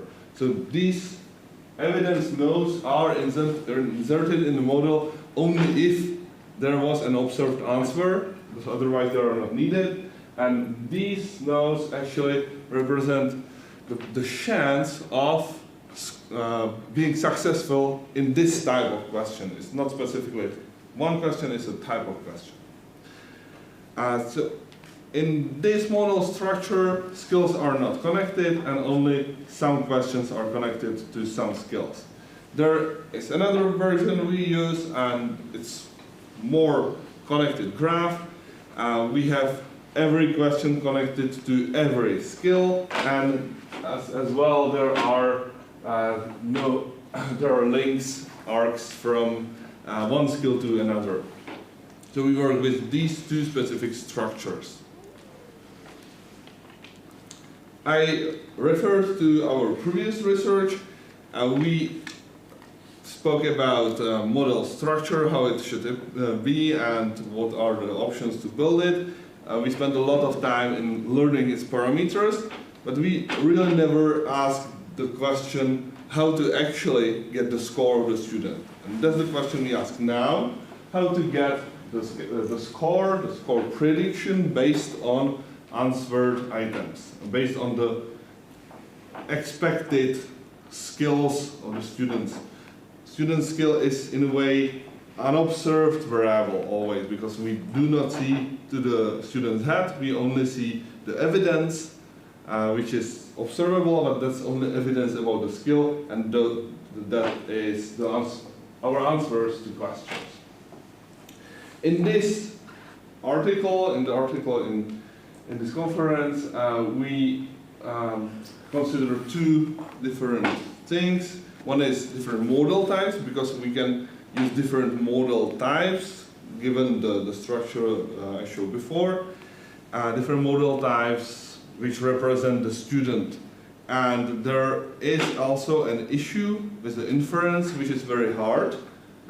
I will explain that in the next slide. And so those are the two main topics you can find in the article and in this talk. Score prediction basically is answering to this conditional probability, given evidence, observed questions, what is the probability and the distribution of probability of the score, the variable on at the bottom of the model structure we saw in the previous slide. The thing is that the conditional probability formula at the top, we can transform it to a little bit simpler case. See this one, where the part with R, it's quite long to write it, so I didn't. It depends only on evidence questions and skills, so it is not really important here in this case. And what we want to actually get is this one, probability of the score given a certain skill setting. You can see that then to get the whole, the complete probability distribution, we need to sum over all skill settings. And that's a problem. The problem is that the structure we have is connected in the way that we cannot separate it to smaller problems, not naturally. And hence we have to really sum through all the skill settings. And the conditional probability table gets really, really large, so we need to reduce this problem. There is state-of-the-art approach, which is quite old, or Yeah, quite tall. It's almost as tall as I am, just 1 year younger. The state of the art is 1 year younger. And so it's called parent divorcing. I guess everyone is familiar with the concept. Adding additional nodes to divorce the parents and to reduce the size of the problem in steps. That works, but we wanted to do better. And the alternative approach Jurka proposed is to use tensor decomposition, and that's described in the article from 2007. And in this case study, we tried to use this approach to do the inference, to do it efficiently in a reasonable time.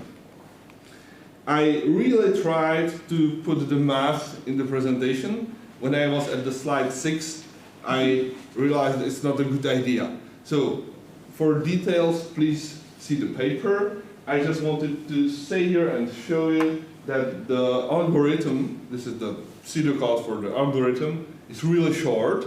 So the approach is nice because it's very straightforward, very simple, and very, very fast. How fast? We can see here. This is the plot comparing computational time for parent divorcing and the proposed tensor decomposition algorithm. At the vertical axis, we have time, this way, and at the horizontal axis, there is the number of parents, the number of questions in our case, the number of questions we have in the model, because all the questions give the total score, and as we add the more and more questions, the complexity of the model grows. Actually, interesting point to note is that if we try to compute it the normal way without parent divorcing, just the standard inference, we actually have to stop at I think it was 18 questions because we ran out of memory. And any memory we were able to get, it was like 100 gigabytes, and it just didn't fit. The conditional probability table gets very, very large, as I already said. So we can see that the computational time is an order of magnitude better for the tensor decomposition method, which is very nice, and the time grows linearly with new nodes. That's very good behavior of the method.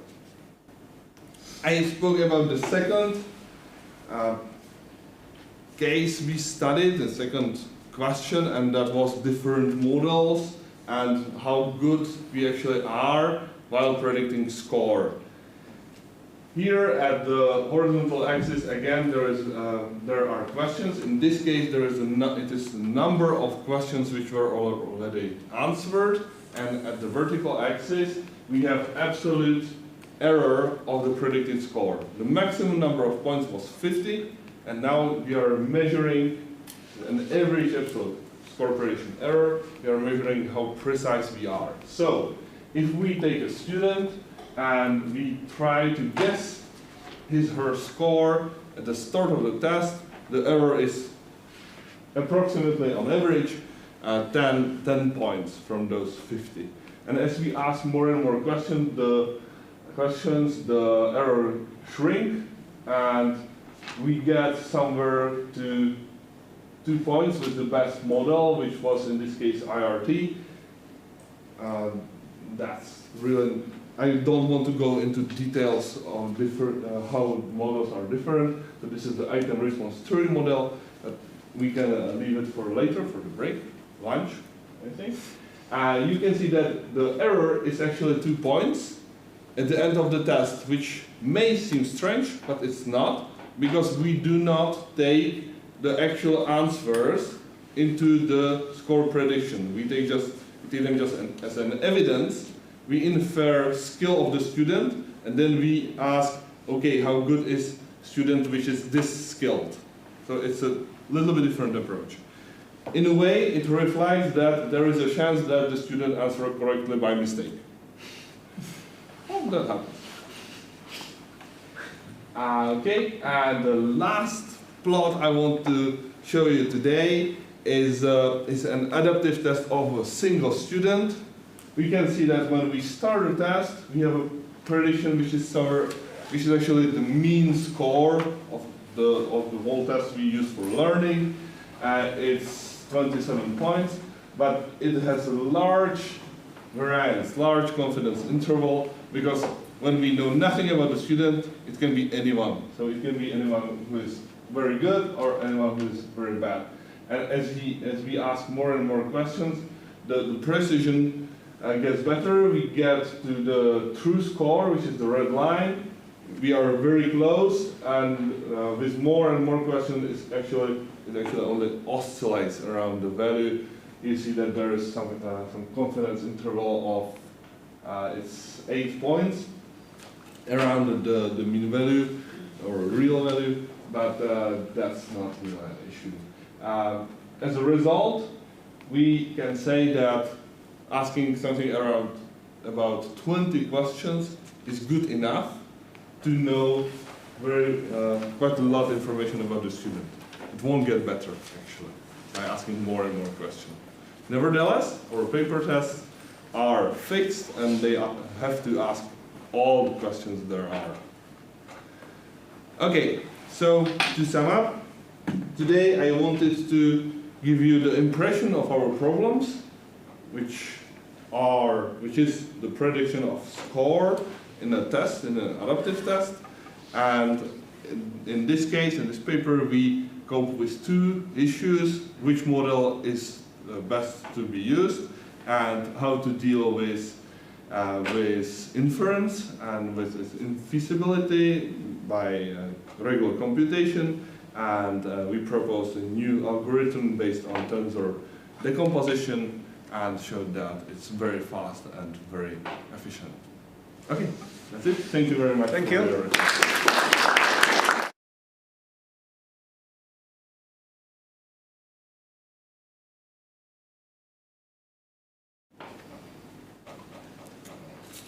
attention. I was Cassio. going to. Cassio, please. Just a clarification, Yes. more on the engineering side. So, which software or package you use to do the experiments with both of the approaches you compared, the composition and the divorcing? Okay. Thank you for this question. We use R.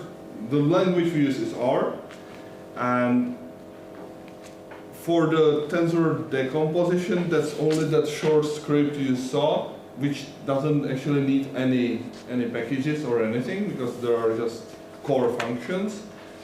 For the inference, when we do it regularly or normal cases, we actually have our own implementation of the inference algorithm, or in some cases we use grain, that package for graphs, or BNLearn sometimes. Did I answer your question? Okay. Any other question? No? Okay. So then, because lunch is approaching, sure. I can ask you on the way to the lunch. Sure, we can discuss so it. Thank you very much for your presence all the morning. So Jirka wants to say something. Okay.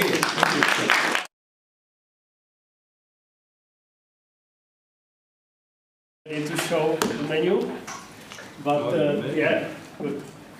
So it was yesterday. Today we have Thursday. So I think we have pretty standard items on the menu today. So I think I don't need to explain much. Today we have, for example, you can order burger. So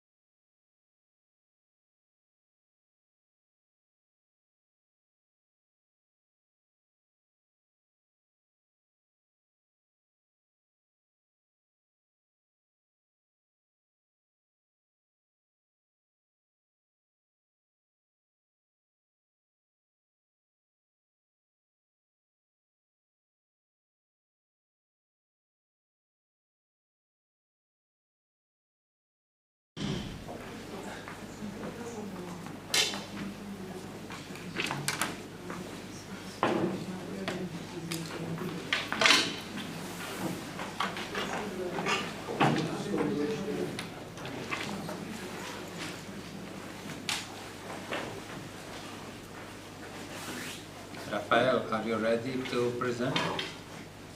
Yes, yes. Okay, we are gonna start maybe in 1 minute. Okay, just being sure that you're there. Just wait for some other people to enter.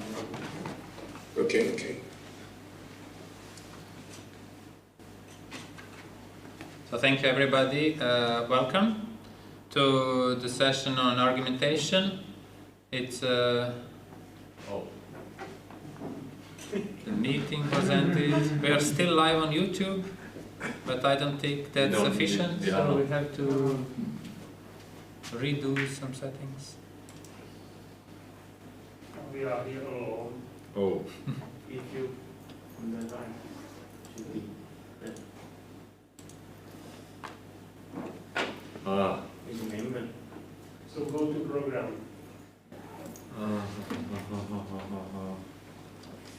Yes.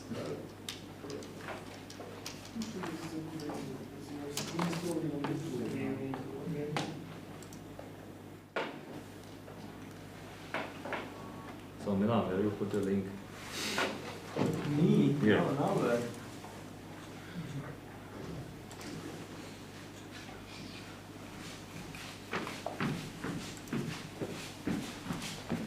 Můžeme si to spravit. Doufám, že host ukončil session. To asi vy. Should we start it here? Yeah. Okay. Kdo to skončil? To nějak spolu. Then you Okay. So just I can turn on the camera. So you can speak. You can speak. Yes. So we had some technical issues. I hope everybody is connected now. You can see and hear us. So we are going to have 3 talks, and the first one is going to be presented by Rafael Silva. So the floor is yours. Is he there? Yeah, he goes there. Hi. Yes. I'll share my screen. Can you see my screen? Can you hear it? Yes. Yes. Yeah. Perfect. Okay. You can just go full screen if you wish. Yes.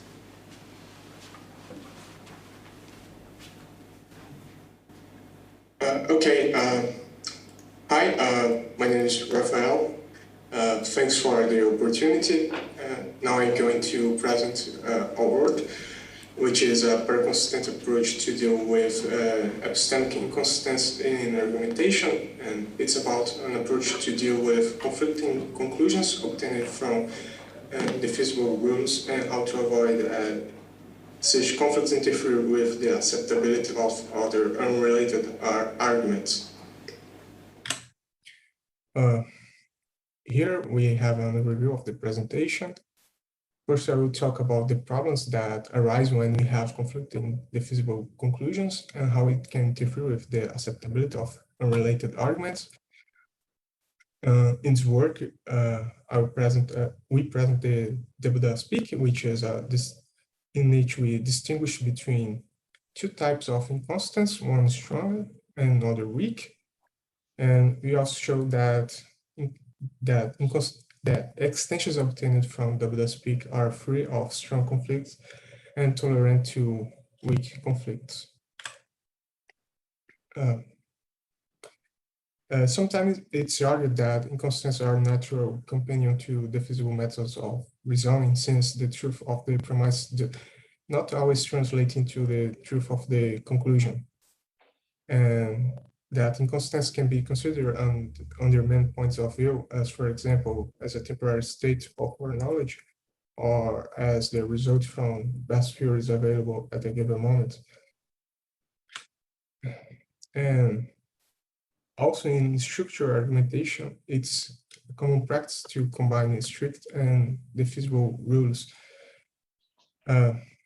However, if the strict inference rules include the exhaust principle, unexpected results can emerge when 2 arguments based on defeasible rules have contradictory conclusions. And here we have 2 arguments, A and B, contradict each other. Assuming the XOS principles is a viable strict inference rule, from A and B, it's possible to obtain a new argument contradicting the argument C, which that principle has nothing to do with A or B. And over the years, some efforts to deal with these problems were pressed, and one of the proposed approach to avoid this problem requires that for each argument, the set of conclusions of all its subarguments are classically constant. However, it works only for a restricted version of a SPIC with no preferences. And another approach consists in replacing classical logic as the source for strict inference rules by a weaker per constant logic to invalidate the XOS principle.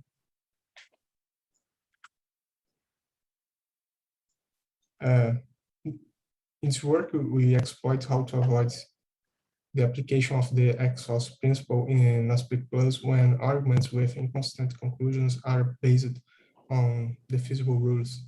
And to do so, we introduce interrogation mark as a plausibility operator to enhance that the feasible conclusions does not have the same status as a strict one.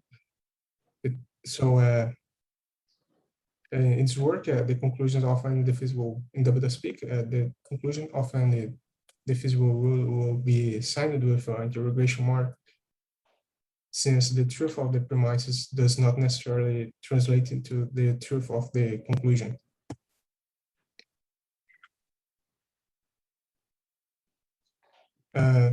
Now we distinguish between two types of conflicts, one strong and another weak. In a strong inconsistency, at least one of the conflicting formulas must be signed with interrogation mark.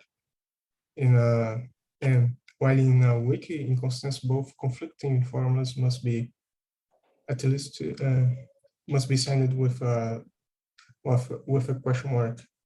And in WSPIC, we avoid stronger conflicts and tolerate weak ones. It means that semantical extensions will be strong conflict-free, but not weak conflict-free. In structure argumentation, undercut, rebut, and undermine are well-known attack relations.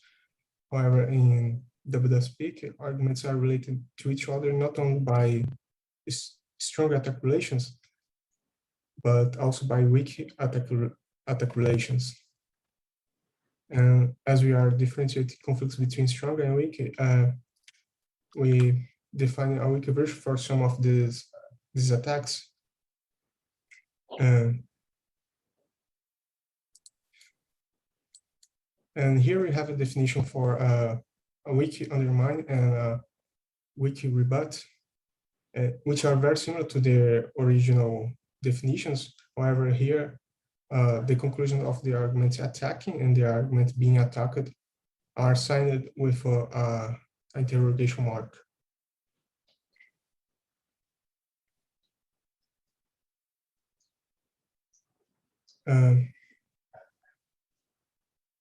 As we are working with two types of attack, one weak and another strong, we must cope with different types of defeat relations. Each one corresponds to a different type of attack. And independently of the type of attack, we say that an argument X attacking defeats an argument Y, a strong defeat or weak defeat, if X weak or strong attacks Y and Y is not preferred over X.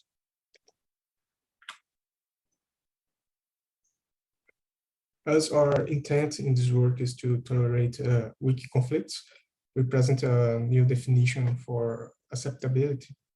But first we introduce the definition of a compatible set, which is in this work we use in place of the definition of conflict-free. And a set of arguments is said to be compatible if there is no pair of arguments in which one strongly defeats the other.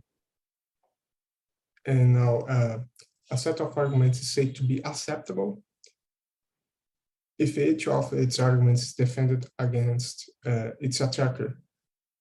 However, an argument that is strongly defeated must be defended by an argument strongly defeating the attacker. And an argument that is weakly defeated can be defended by an argument that weakly or strongly defeats the attacker.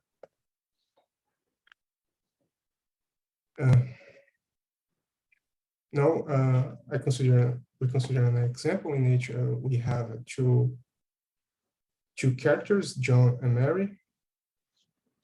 And we use this example to illustrate how such type of conflicts are handled in Speak Plus and in WSpeak. And here, John says a cup of coffee probably contains sugar, and Mary says the cup of coffee probably does not contain sugar. And we also have that the weather forecast says it's likely to rain tomorrow. And in this example, it's clear that there is a conflict between the statement of John and Mary. And in Speak Plus, the conclusion of A4 and A5 are contradictory. And assuming the set of strict rules consists of all propositionally classically valid inferences, we will obtain it's possible to obtain a new argument A7 from A4 and A5, concluding not or. And as A7 attacks A6, and there is no argument to defend A6 between arguments A1, 2, and 3. None of them defends A6 against A7. As a result, A6 cannot be part of, in this case, the grounded extension. However, in WSpeak, the conflict between A4 and A5 is considered to be a weak one. And it means that if the base logic is not explosive for weak conflicts, the argument A7 is not obtainable as it is in Speak Plus. In this case, the argument A6 is not attacked. And so it's part of the grounded extension. And in this case, the weather forecast is believed the conflict between John and Mary about a cup of coffee does not interfere with the argument A6, which has nothing to do with A4 or A5.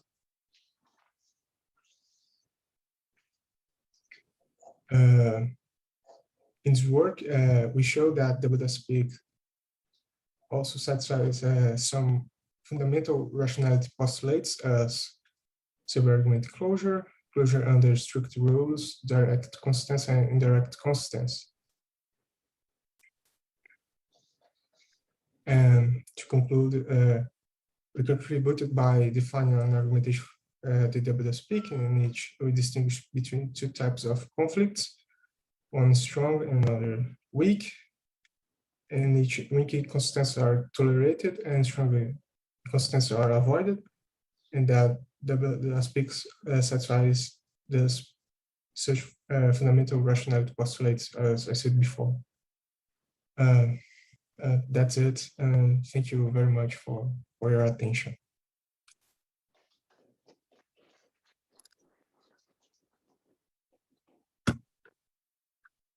You can type your comments, questions, or you can just talk or raise it. So there is a raised hand. No. Here, yes, please. So can you hear me? Yes. So if I understand your proposal correctly, then it's an alternative to a proposal of my student Diana Gropers to the same problem. So what are the advantages of your approach over Diana's approach? Fine. One of the differences is that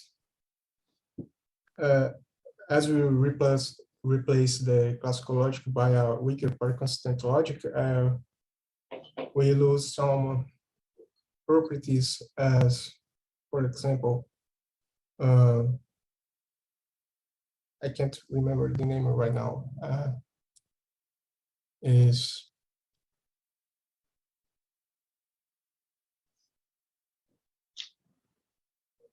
I'm sorry, I can't remember. I'm kind of nervous. I can't remember right now. I try, but I can't. But I may continue. So you are from Brazil, and Brazil has a strong tradition in para-consistent logic, and that is what Diana was using. So para-consistent logic. So maybe I would expect you would be happy about that solution, but now, okay, it's just a comment.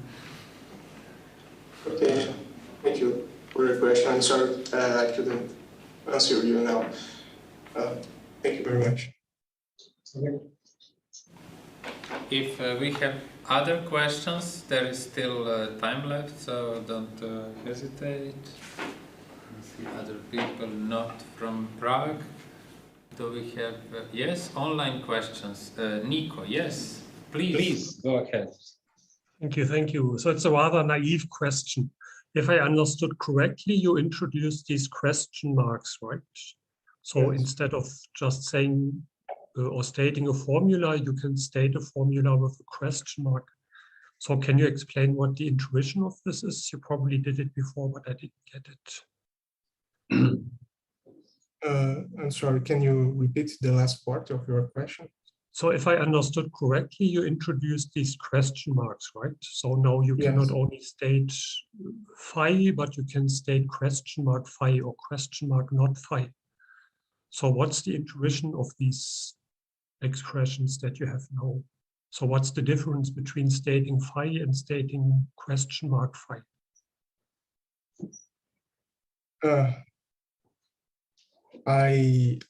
If I understand correctly,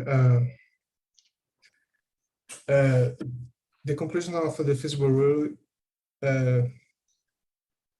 is not always true if the premises are true, but it's just there is a possibility that it's true. So it's possible to have a formula as a conclusion of the feasible rule and its negation, and if both of them are just possibly true. Are the question marks only for the feasible rules, or? Yeah, no, because we can introduce uncertainty if we use the feasible argument, an argument with the feasible rule to construct another argument, concluding something with a strict rule. So we can introduce some uncertainty. Okay, thank you. Okay. Let us thank the speaker again. And I already see that Victor is ready, so we are going to start the second talk immediately. The second talk of the session is joint work with Leila Amgood, presented by Victor David. Please go ahead. We can see already, so just unmute and go. Don't forget to unmute.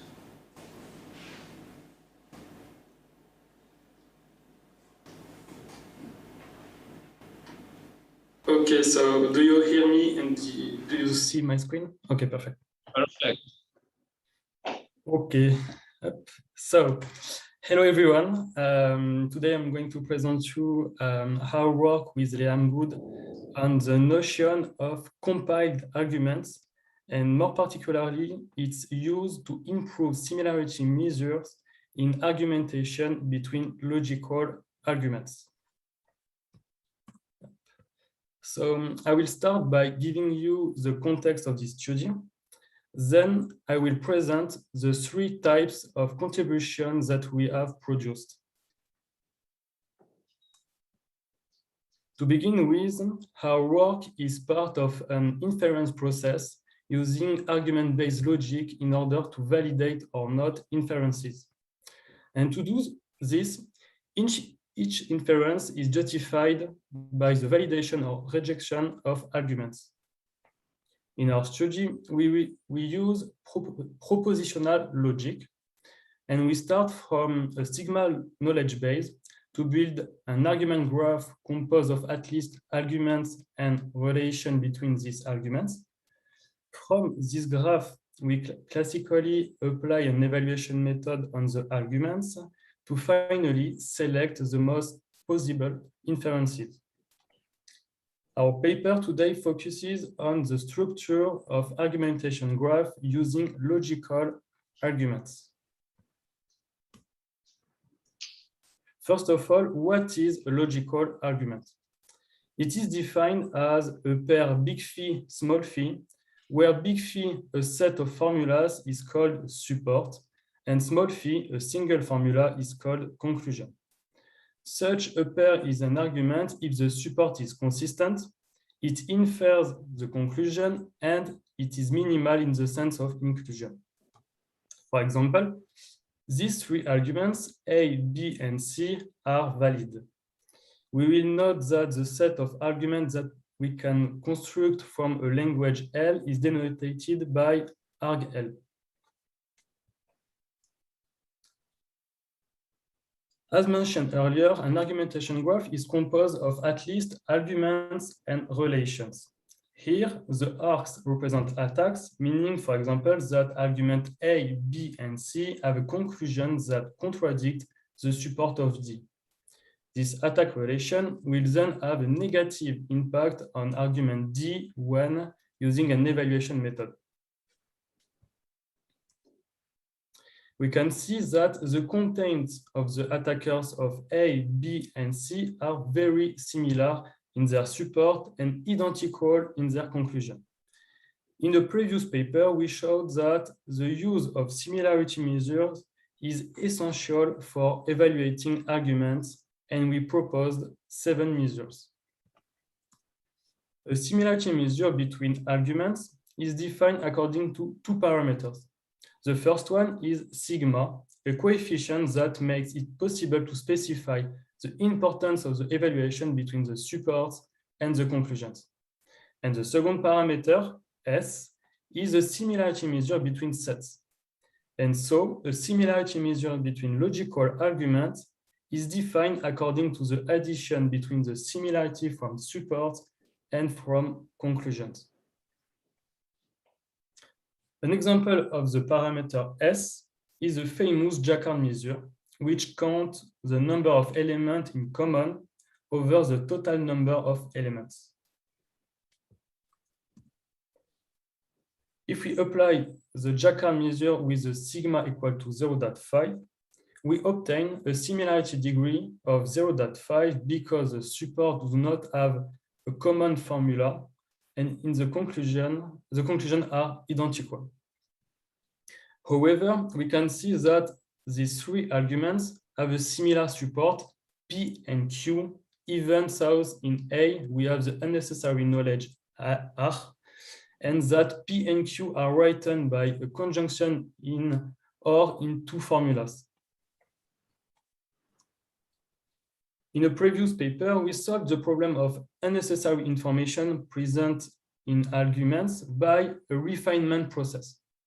Here, we can see, for example, that A prime is a refined version of A, where we have removed the literal R as it is not needed to infer the conclusion. And 2 families extending the previous similarity measures have been proposed.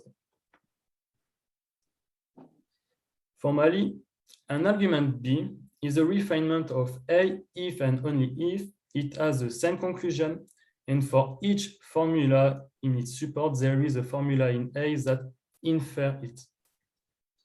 The set of refinement of an argument is denoted by ref. For instance, A prime is the refinement of A, and A is also a refinement of itself. And by selecting the minimal refinements, a more precise similarity can be obtained, as can be seen with A prime and B, which are totally similar to 1 now. This leaves us with a problem of different syntaxes, such as between the formulas P, Q, and the formula P and Q. To address this problem, we propose to compile the arguments, then to extend the similarity measures and the principles that guide them. First, let's see what the compilation of arguments is. The idea is to rewrite the arguments in a homogeneized form and in the simplest possible way. To do this, we will use formulas which are in conjunctive normal form. That is to say, a conjunction of clauses where a clause is a disjunction of literals. For example, P and Q or R is in CNF, whereas in the second case, it is not, because we do not have a conjunction of clauses.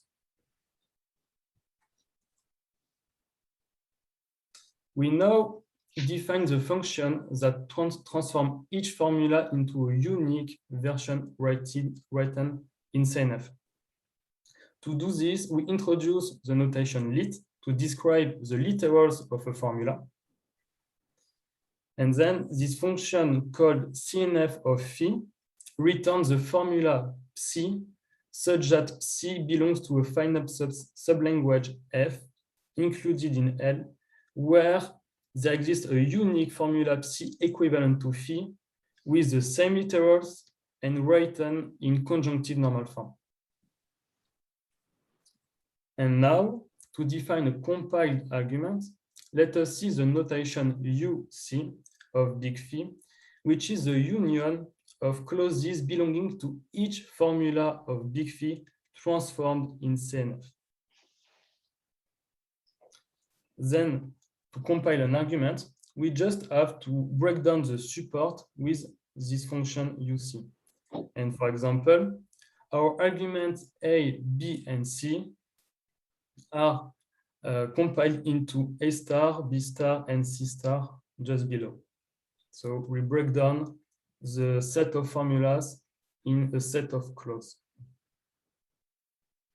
Note that A star does not satisfy the definition of an argument because there is a subset without R that infers the conclusions. So we can detect the irrelevant information R. Thanks to this function UC, which breaks down set of formulas into a set of clauses, we propose then to define a new way of interpreting two equivalent arguments. We propose to check the equality between the support and the conclusions using the function UC. Therefore, in our example, B and C are equivalent, but not with A having the irrelevant information R. In order to solve this problem, we propose to extract from the refinement of an argument those which have a compiled version satisfying the definition of an argument and which only use clauses present initially. Yes, because by using the refinement process, we can deduce new clauses from the conjunction of clauses. For instance, if we have P and P implies Q, we can deduce the new clause Q. Therefore, in order to respect the original content of the argument, we have forbidden these cases. We denote the set of concise refinement by CR. Moreover, as you can see, this set CR is infinite due to the inference did during the refinement. An important result is that we show the characterization between concise argument and compiled argument belonging to the universe of arguments.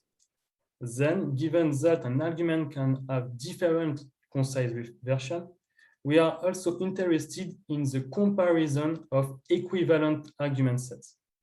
We have shown that when two arguments are equivalent, their concise sets are also equivalent.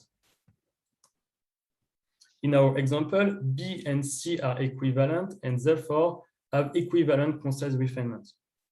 However, other equivalent arguments such as A and B can have equivalent concise refinement by removing irrelevant information such as R in A. Once the notion of argument has been compiled, we have proposed 3 similarity measures. The first extends Jacquard measure to be syntax independent. The next 2, UCR and ACR, deal with the problem of irrelevant information in addition to the syntax problem. Due to lack of time, I will present only UCR. In order to use the concise refinements on the argument in our measure, we need to make them finite. To do this, we keep only the arguments using formulas from the sublanguage F seen before. Now let us denote by US the function which extracts the union of all compiled supports of the different concise arguments in CR bar. Then the UCR Jacquard measure computes the similarity degree between the set of compiled support and between the compiled conclusions. And now we can see that in our running example, all 3 arguments are evaluated as totally similar to 1. We further show that the ACR and UCR measure give a similarity score of 1 if and only if the arguments have the same set of concise arguments. And so we can deduce that if 2 arguments are equivalent, then they are totally similar. Finally, our last contribution is to have proposed a new principle and an update of 3 existing ones to take into account this syntax problem. Let's look at the new principle non-zero. The purpose of this principle is to indicate the presence of redundant information between 2 arguments A and B. In order to be safe with the irrelevant information, the principle assumes that their compiled version respects the condition of an argument. Non-zero ensures a similarity greater than 0 when the compiled support and the compiled conclusion have an element in common. For example, for instance, in this example, a similarity measure SIM satisfying non-zero should return SIM of AB strictly greater than 0 because they share the knowledge P. In this table, we summarize the satisfaction of this principle according to the different measures. We note that this set of principles does not allow us to distinguish between the different extended measures, as all principles are satisfied. To sum up, due to the syntax dependence of the current similarity measure, we propose firstly to compile the arguments, secondly to extend these measures, and thirdly to extend the principles that guide these measures. In terms of future works, we are thinking of adding principles to better understand and distinguish this measure. It will be interesting to use this measure to refine argumentation systems that deal with inconsistent information. Then we think that the use of concise argument will also allow to produce simple and more precise justification than with complex arguments. And finally, this notion has been applied in this paper to the improvement of similarity measures, but depending on the definition of attacks or support between logical arguments, this notion of compiled arguments can also improve the application. Thank you for your attention, and I'm listening to your question.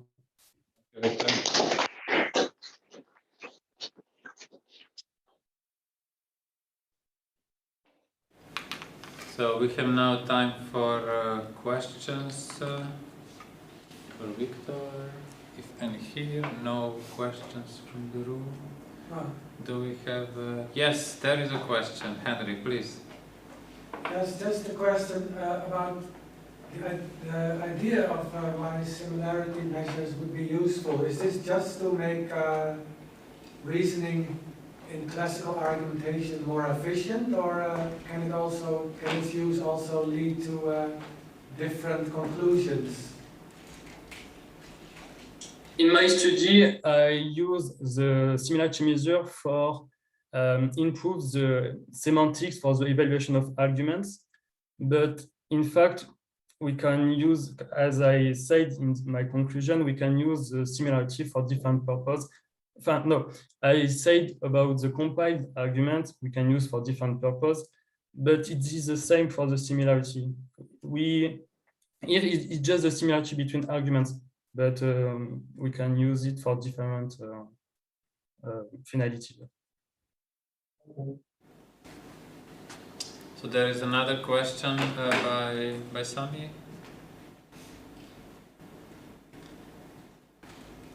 Hi, thank you for your presentation. David, I have a question about two definitions you presented in the beginning. When you spoke of logical argument, you said that the support was supposed to be minimal. And then when you talk about compiled arguments, you split conjunctions, and it seems to me that maybe you could simplify some things if you just consider those arguments, those compiled arguments with minimal support, because that's this is there from the beginning, right? And maybe, I don't know if the consequence is that you won't need the concept of refinement. I don't really know the consequences to what you're doing, but it seems to me things could get simpler with this assumption, because when you compile the arguments, you're pretty much normalizing the way they're written. And if you want to work with arguments on minimal supports, then maybe this should come after the compilation of the arguments. What you think about it? So yeah,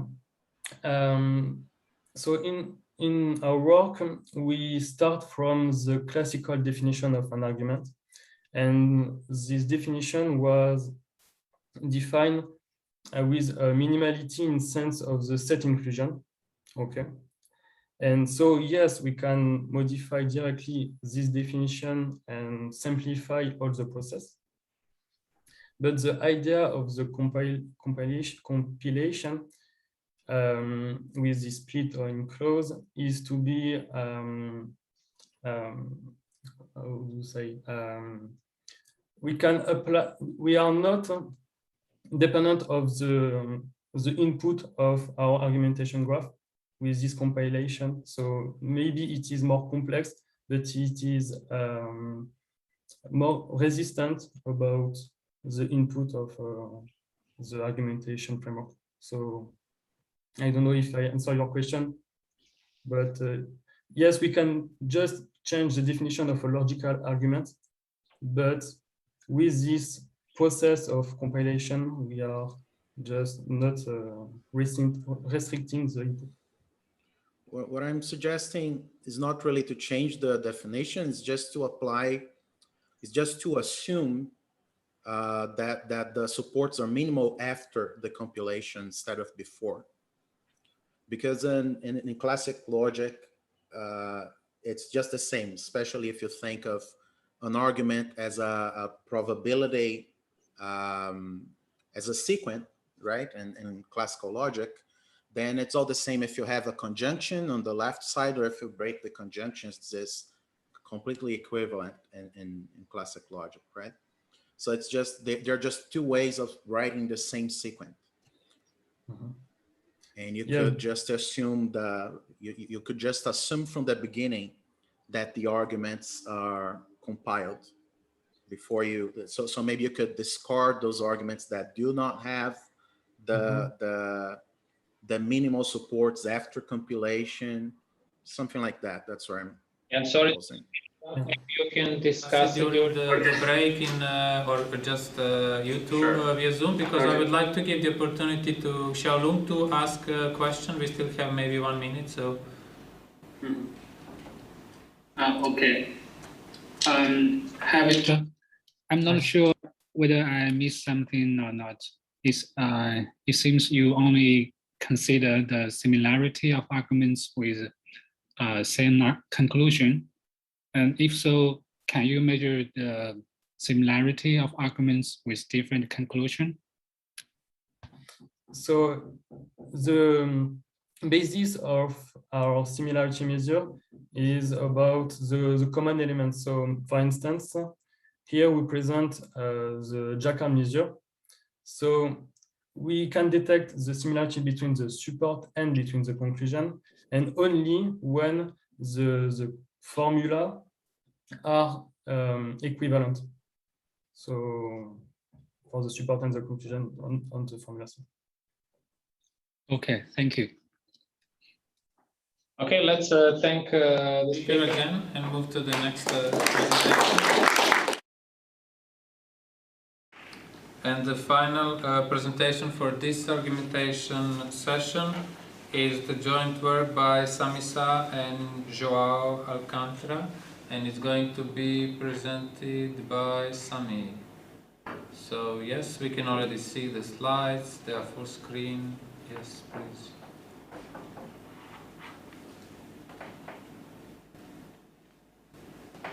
Here, okay.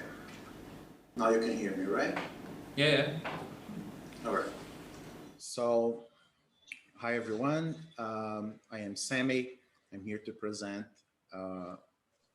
this paper about this is on the connection of ABA, assumption-based augmentation, frameworks, and logic programming. We've done we made some advancements on understanding the relation between the two formalisms. And it started with, we have several papers by now, starting with some work by Martin Caminada with Feening Wu, and some of those papers we participated in. Some of them approach ABA, some of them approach logic programming and abstract augmentation and so on. And in 2017, Martin wrote a paper with Claudia Schulz on ABA and logic programming. They proposed some translations, and the overall results they found is that ABA would be a bit more expressive than logic programming, because when translating from logic programs to ABA frameworks, we could capture all the semantics, but when doing the other way around, we could not. Basically, we can summarize all the results in this table, and those being the semantics that were compared, right? There are slight differences in syntax and the way we mention the true values, because in ABA, the original semantics are on extensions, but then Claudia proposed assumption labelings, which go the same way as argument labelings from abstract augmentation, with values in, out, and on deck. And in logic programming, usually talk about true, false, and undecided. It's pretty much the same. It's just the way we call things. So the names change, but pretty much everything stays the same. And especially when we show that the complete semantics for ABA is fully equivalent to the three-value stable semantics of logic programming, then the other semantics can be pretty much obtained with operations that will compare the accepted arguments, the rejected arguments in terms of minimality and maximality of set inclusion. But as usual with these works, we find some obstacle when we try to minimize undecidedness. And quite commonly, this is a matter of translation. In this case, we had all the results would hold when we tried to translate logic programs to ABA frameworks, but not the other way around. And we studied this in depth, and we came to several conclusions about this, right, which are summarized in the paper. But overall, we have this intuition that given a logic theory in pretty much any system, if we were to translate them into logic programs and ABA frameworks and apply the respective semantics, in the logic programming, we'd be evaluating, we're trying to extract models to tell which sentences from the underlying logic are true And in the ABA framework, in the ABA semantics, we try to find out which sentences are false. And we'd expect this to be symmetric somehow, but maybe because the nature of those systems involve the feasible negation, the symmetry doesn't hold entirely. And this is reflected pretty much on when we come to undecided sentences, to the ones that are left undecided. So this is the general intuition that we get. But on that matter, we have a lot more context to share, right? And concerning the translations, one thing that we think influenced a lot the results they had in 2017 is because in logic programming, the sentences that would be positive or negative, if we were to talk about it, the ones that we really want to tell that are true and would have respective sentences to be false, they are one-to-one related by a negation operator, which is negation as failure. While in ABA, when we look at the language, we just have a set of sentences and a subset of them, a non-empty subset of the sentences, are called assumptions. Intuitively, the assumptions would be the negative literals in the theory, and the other ones, the non-assumptions, would be inherently the positive literals. If we were in most translations, that's what you find. So there's no need for them to be one-to-one related. You can usually you have more positive literals than negative literals, but it could just be the other way around. Any combination of numbers could happen here, as far as the set of assumptions is not empty.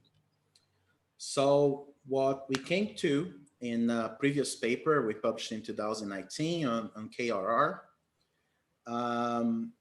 was that the sentences in ABA, they can't really be mapped into positive and negative literals on a logic program because they are not in the same amounts. They not always appear in the same amounts. Instead, all the sentences in ABA, even though the assumptions try to capture some kind of the feasible negation, they all behave like positive literals when it comes to a logical system such as logic programming.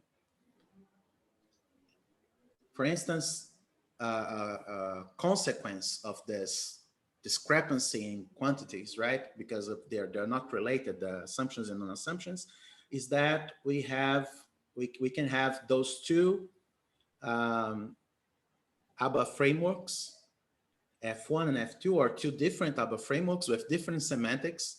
There's only a slight difference, right? Because we don't have delta as delta is not an assumption in the second framework. That's the only difference, right? Some of the specification is not here, but I think you can get from context. This is just the one bit that changes, and fundamentally this means that delta is not an assumption in the second framework. And this is enough to change the semantics, the assumption semantics, simply because we changed the set of assumptions. But both of them would be translated to the same program in Martin and Claudia's work. If we were to translate the program into another framework, we'd find the first framework, but both frameworks translate to the same program, so the translation is not injective, which means the other translation is not surjective.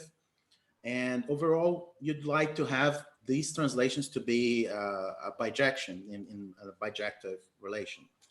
So also in this 2019 work, we proposed, the goal of this work was to propose different semantics on ABA and to check what happens when, instead of evaluating just the assumptions, we were to evaluate all of the sentences together in the semantics. So we call these interpretations and models for ABA frameworks. And when we compare just the ABA semantics, right? In this case, for this table, we have no translations between the theories because it's all ABA frameworks. We are just comparing two different kinds of semantics and how you compute them. The assumption labelings and the model semantics, when we compare, we also change the values just for contrast to help with reading everything and comparing the semantics. But we use the same names that are commonly used in augmentation. And what we find is that the exact same correspondences that were previously found in Martin and Claudia's work, right? In the first comparison they did on ABBA and logic programming. Those are the exact same results, okay? So in the paper, we only speak really about complete semantics, but the other results, most of them follow as corollaries. And the semi-stable result is based on a counterexample. I have everything on my thesis, okay? They're not published, but we have them. So on this work, we considered that we went to look, since they are the same relations, we are comparing pretty much ABBA under model semantics with logic programming. And now what we find, of course, we had to propose slightly different translations, which are, we think are a lot better. They are more straightforward, as I'll show in a minute. And when we compare ABBA under model semantics, which again, the only difference is that we are evaluating all of the sentences instead of just assumptions, to logic programming, also under model semantics, we have the same results. These are not just equivalence. You see that before I was using arrows, now I'm using equality. They are the same models in both approaches. And what this tells us is that ABBA frameworks are really pretty much the same as logic programs, with just slightly different ways of writing them. And that the differences we had before would only appear because we would restrict the evaluation to assumptions instead of looking for the evaluation of all the sentences. This is the strongest result we have in all of those papers so far, because they are not, there's no need to map the models from one side to the other. They are the same models, the same semantics. For instance, if we get the first framework from before, in our translation, the program obtained would be this program P1, and you can see that they are pretty much the same. The set of rules from the first framework, that they're just copied. They are the same. We do not change the way they're written. And the contrariness relation is implemented by negation as failure with very simple rules. For each assumption, we'd have one contrary. This can be assumed on other frameworks. And for each one, we'd get one rule. For each assumption, we get one rule listing its contraries. That's pretty much what happens here. And now, with the translations that we proposed, we get, these translations are bijective. They are reversible, they are bijective. And in the way that if we translate the first framework, we get P1. I missed the subscript 1 here. And if we translate from the program, we get the same framework. And it happens also, well, they're fully reversible, right? And this happens too with the second framework that we had before. We get a different program. And just like in the frameworks, the difference was only one clause here concerning the contrary of delta. Here, we do not have the rule that states delta will be true when D is not. This is very much entirely mirrored. So the only thing that I need to talk further is the projection part of the title, which I'll be very, and the general idea here.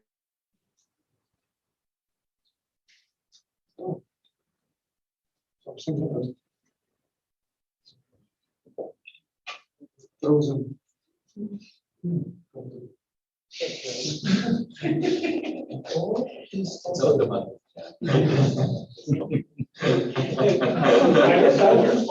15 minutes, it's over. Huh?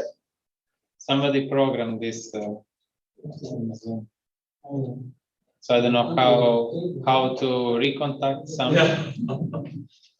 Is it just Sammy that's frozen? Or I can see the others. I can see Nico moving. I can see you. That's just Sammy. Here. Something happened. Okay. Yeah. Please continue. Please wrap up and Okay. the last slide. We are looking forward. Yeah, that's where I was at. Yes. So, yeah, so the projection is just a language restriction. And this example here is used to show that. These would be the models for the first framework I showed. And if you compare it to the complete assumption labelings, all that we have to do is to discard the non-assumptions because we're projecting the set of assumptions over the models. That's how you get back to the assumption labelings. And this is the operation that's used to do that. To go back from the labelings to the models, it's trickier, but it can be done. We show how to do that in the 2019 paper. But from here and the previous results that we have the ABA with model semantics is the same as logic programming with some restricted language to what we call ABA programs. Then ABA with labelings would be ABA with models plus projections. So therefore, it is logic programming with this projection operator. And the difference between them would be precisely just the projection operation, which is used to focus the semantics only on the assumption instead of the entire language. That's it. Thank you very much.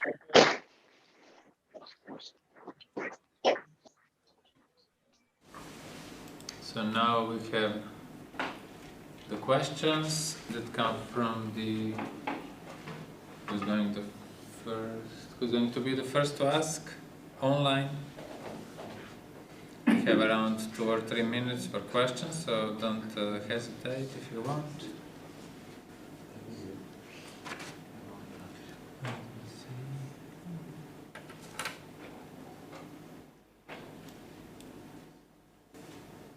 Okay, I see no questions online, no questions here.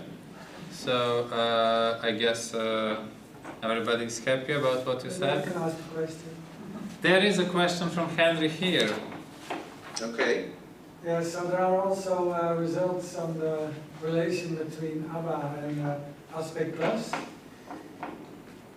So could you perhaps extend this work in future work to include Yes. Aspect Plus? Yes, I believe this is very straightforward, and I've actually put a lot of thought about how in the first version of Aspect Plus you had assumptions, and then when it was revised, I think in 2013, you don't have the assumptions anymore.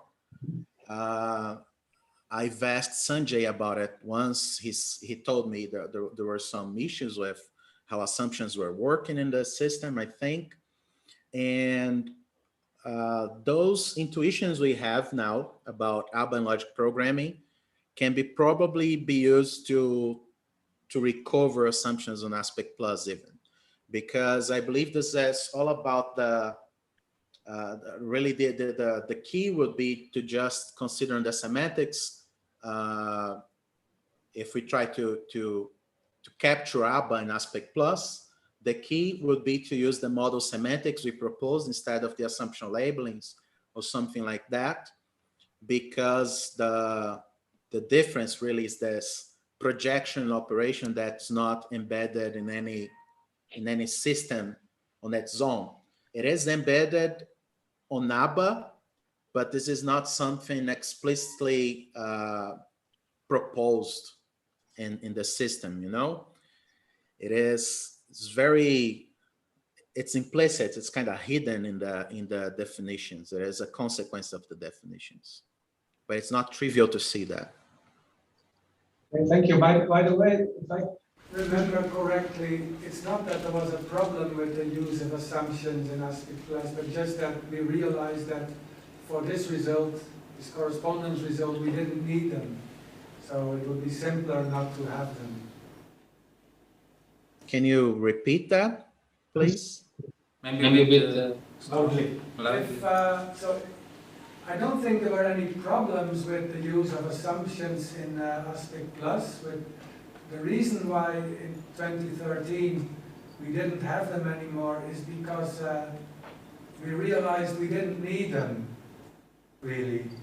So it would be simpler to do without them. Okay. Yes, I can remember this exchange I had with Sanjay was very brief on emails, but I can relate to this perception on assumptions in Aspect Plus. Okay, thank you for this question. We have another one from Laura Giordano. I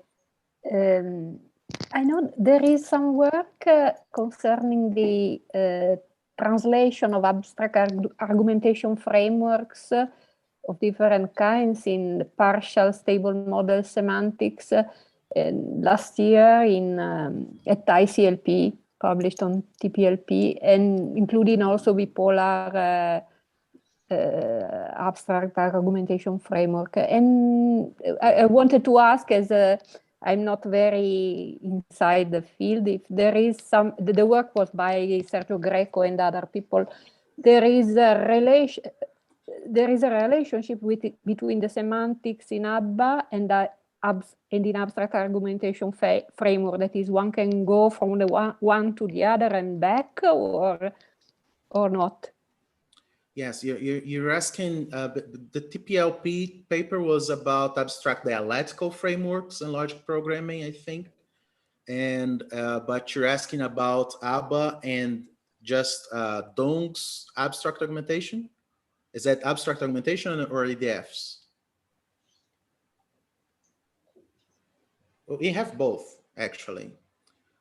Abstract augmentation in ABBA was done by Martin and ourselves, I think in 2013. Maybe the publication came 2015. It was actually published in ECSQARU in this conference originally. And I've done some more work after that that is unpublished, that's on my thesis. And for abstract dialectical frameworks, we did for TPLP in 2019.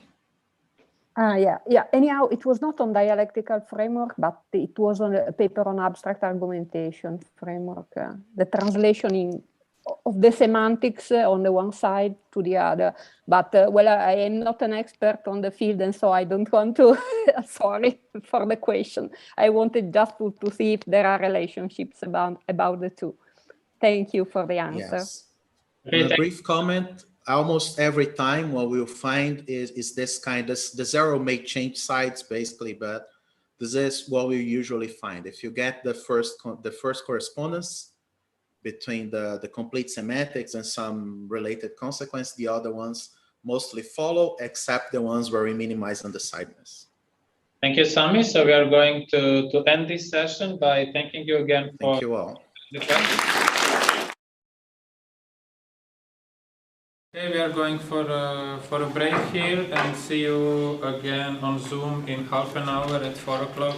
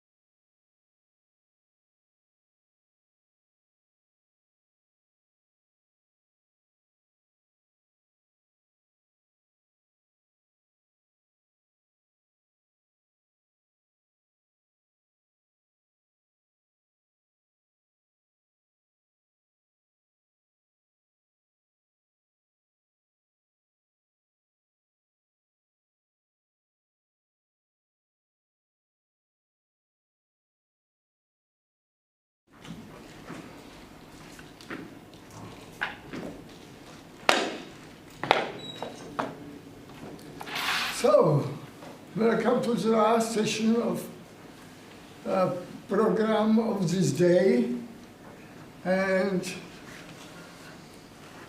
I would like to invite the first speaker. The authors there are three authors of this, and it is Esther Anacorsi, Tomaskov, Paminio, and Heike Hosny.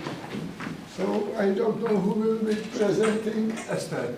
I will present. Yeah, fine. So it's yours. You can start. Thank you. Thanks.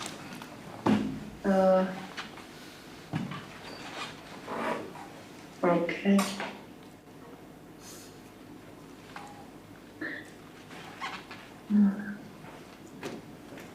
Okay. So, can you see the slide? Yes. Yes.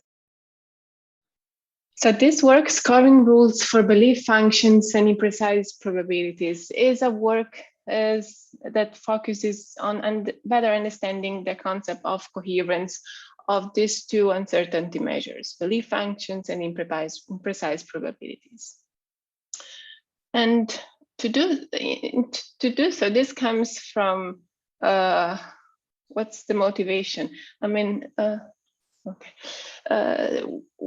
if we just look at the axioms or the definitions of probability function, belief functions, and lower probabilities, we have that everything is very clear, which means that, every probability function is a belief function, but the converse does not hold.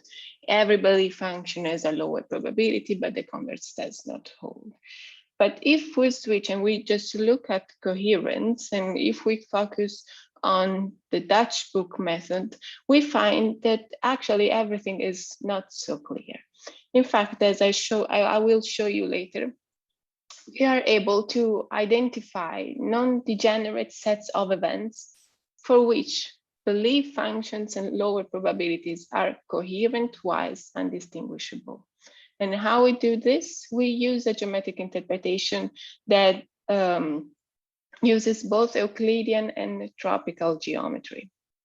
So in this talk, we will see how we can look at this special sets of events that do not distinguish coherent-wise belief functions and lower probabilities, but switching perspective and looking at these special sets using Breyer scoring rules. In order to do this, we will also introduce Breyer scoring rules for belief functions and lower probabilities, and we will investigate if this asymmetry between the axiomatic, between the definition, between the the axioms and what we have found using the Dutch book method is still there or not. But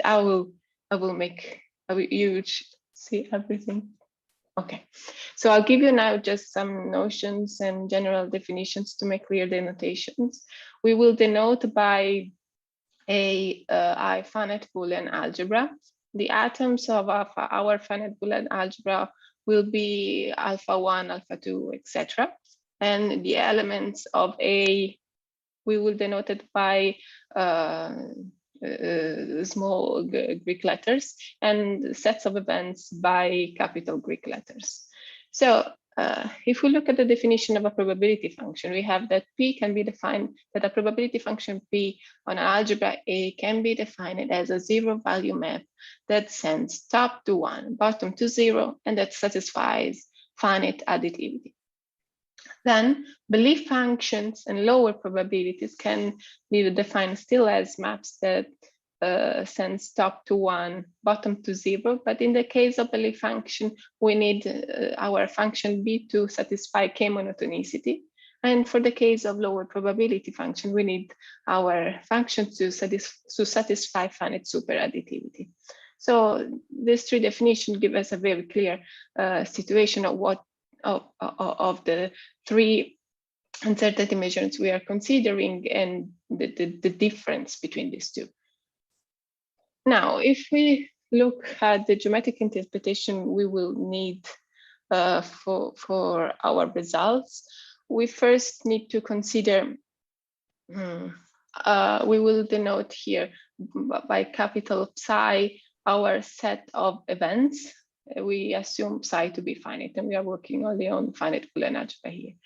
And we will denote by V the finite set of possible homomorphism of our bullet from of A to the chain 0, 1, and EJ will be this vector here. EJ will be constructed as Vj applied to psi 1, Vj applied to psi n for all j. So basically, for every homomorphism, we apply the homomorphism to all the our events we are considering, and this EJ identifies the possible truth values our events can have.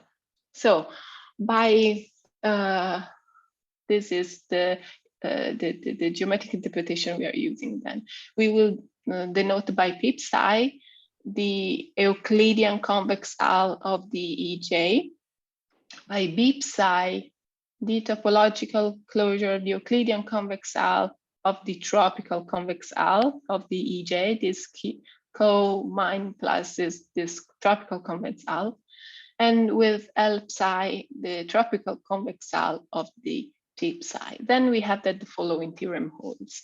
Given psi a finite set of events, and given beta an assignment on these events into 0, 1, we have that beta extends to a probability measure if and only if beta psi 1, beta psi n belongs to this set p psi, and then beta extends to a belief function and a lower probability if and only if beta psi 1, beta psi n respectively belongs to B psi for the case of belief functions, or to L psi for the case of lower probabilities.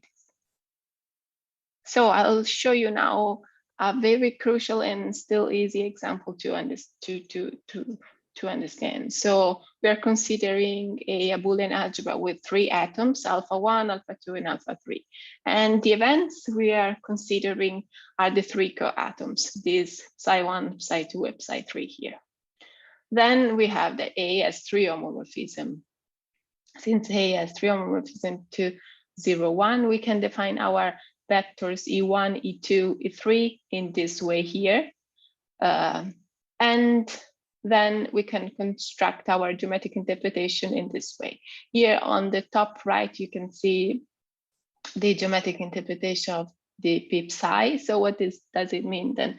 If you take an assignment that belongs to this triangle here, it means that it can be extended to a probability function. So it is coherent, okay? And for the case of belief functions and lower probabilities, in this special case, the two geometric construction are the same, but in general, this is not the case. But so what does it mean then? Whenever you take an assignment that falls into this gray area here, it means that it can be extended so to a belief function, and in this case also to a lower probability function. So when belief functions and lower probabilities are distinguishable, now we are ready to introduce this special set of events that we will call them adequate, that make the two uncertainty measure collapse if we just look at coherence.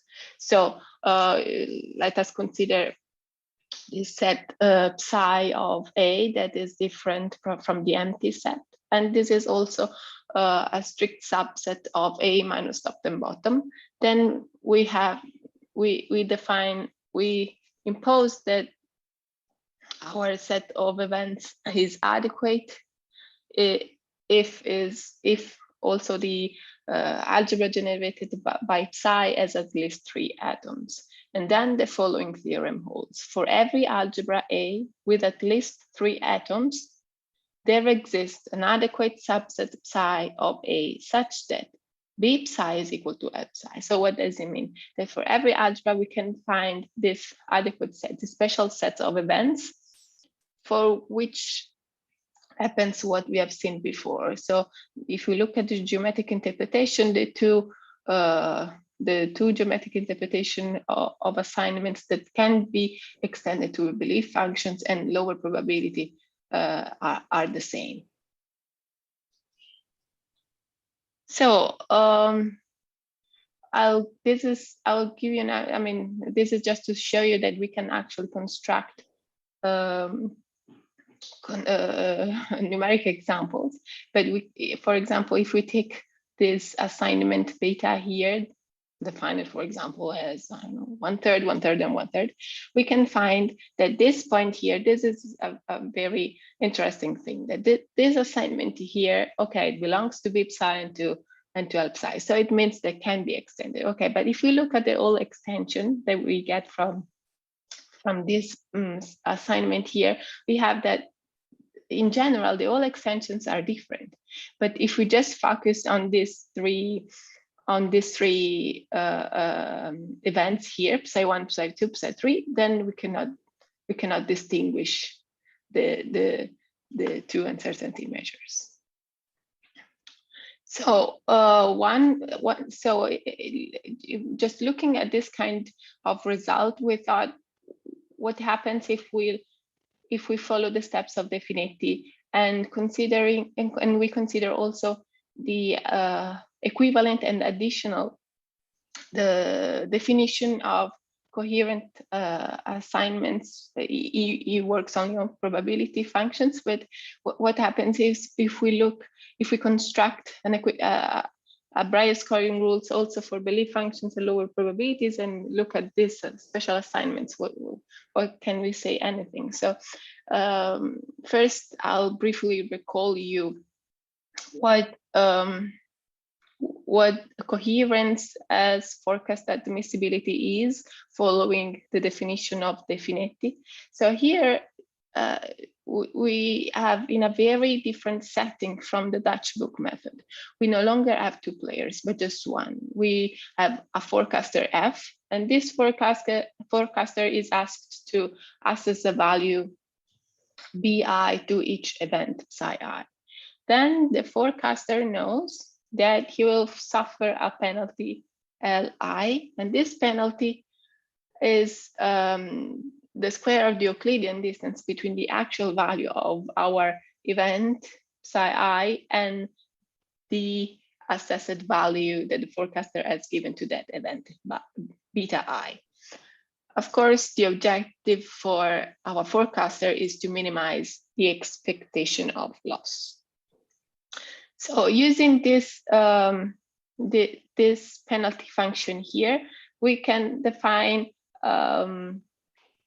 this definition here of admissibility. And so a forecast beta is admissible if there is no distinct forecast beta prime whose Brier scoring uniformly dominates beta, which means that there is no beta prime such that the L computed on beta prime is strictly less than the L computed on beta for every homomorphism B. If we go back to of this picture here, this is, you see, we're just considering two events, alpha and not alpha, and we consider this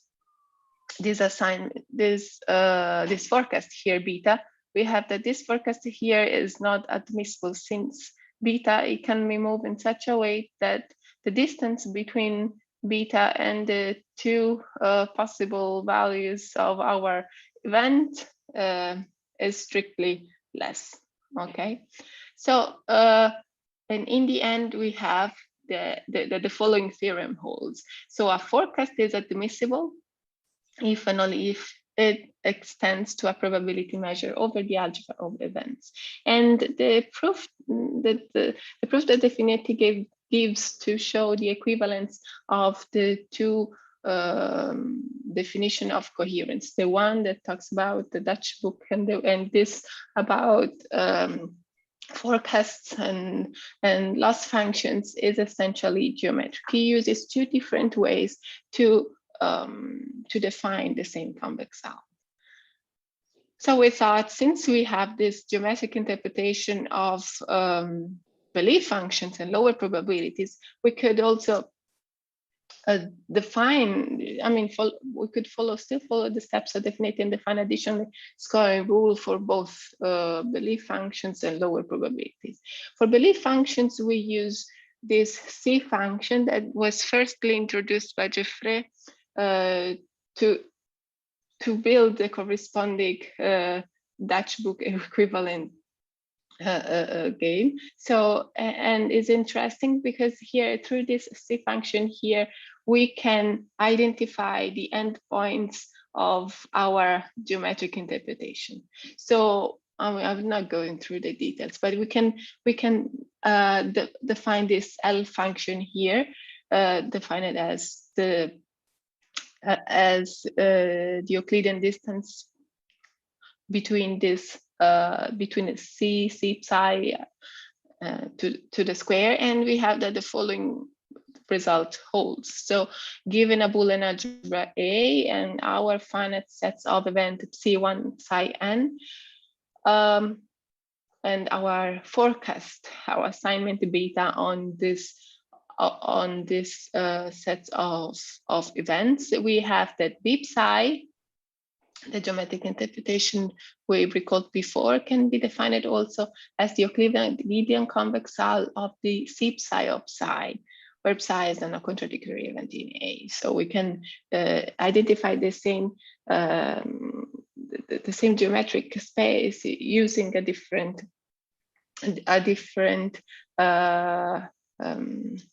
construction. And beta, we have that beta is admissible under partial irresolvable uncertainty. This is the notation that Geoffrey uses, if and only if it can be extended to a belief function. So we have a characterization of assessments that can be extended to a belief functions using this loss function here. In the conference paper, you can also find the reference to a preprint by Peturiti and Vantaggi that defines a scoring rules that equivalent to this one, but the context is very different, and also the approach comes from a very different perspective. But in the end, it's interesting to see how this is actually a topic that is being of interest of many people now. So if we can also, so we have the scoring rule for belief functions, and we can also define a scoring rule for lower probabilities. This deconstruction uses this definition here of tropical segment. Still starting from the geometric interpretation, we are able to recover a loss function that characterizes assignments that can be extended to lower probabilities. And in the end, time is over. I'm done. The last slide. So by using this loss functions here for belief functions and lower probability, we still have this difference. We are still unable to identify to see the difference between the belief functions and lower probabilities coherence-wise.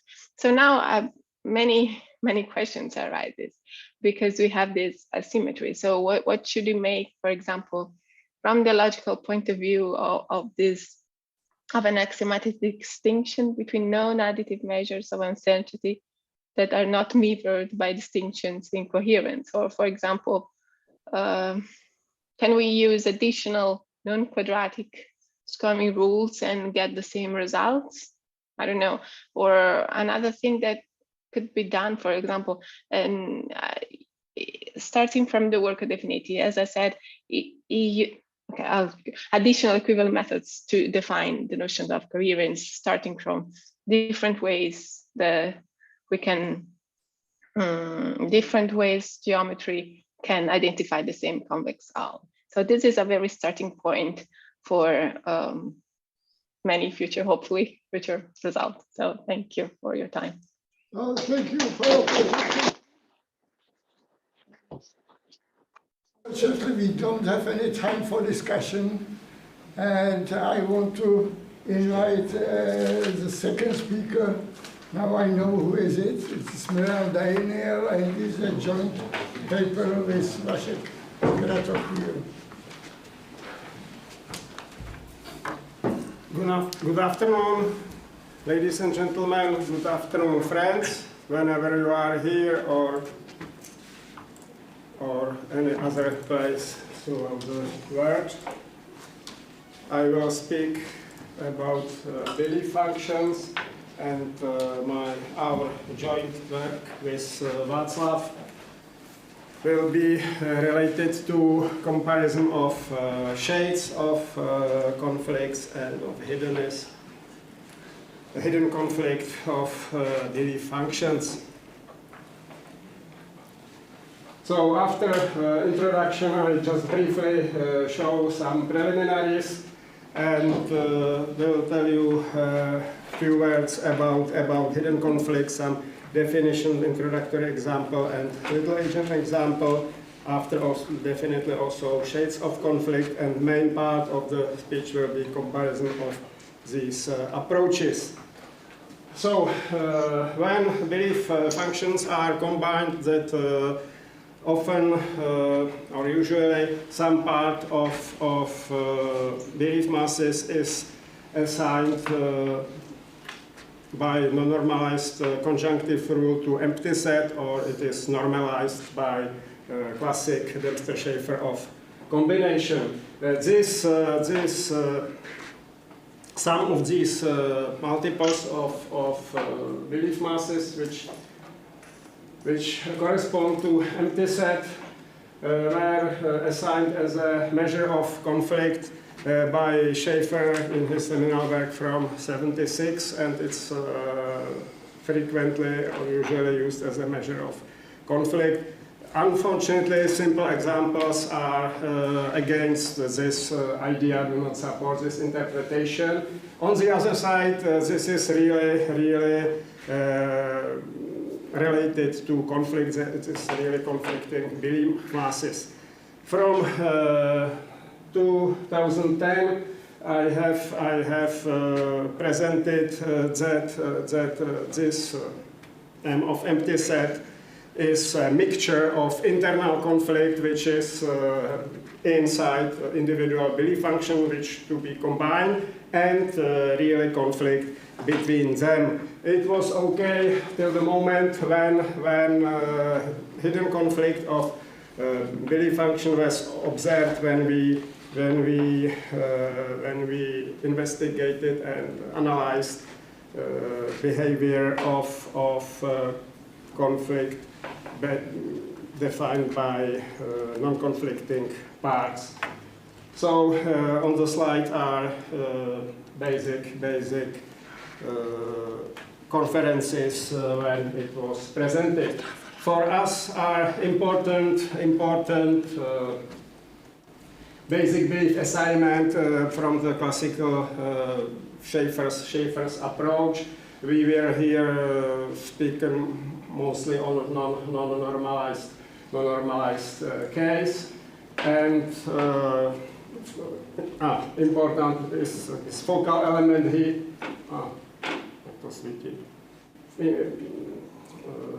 Focal element and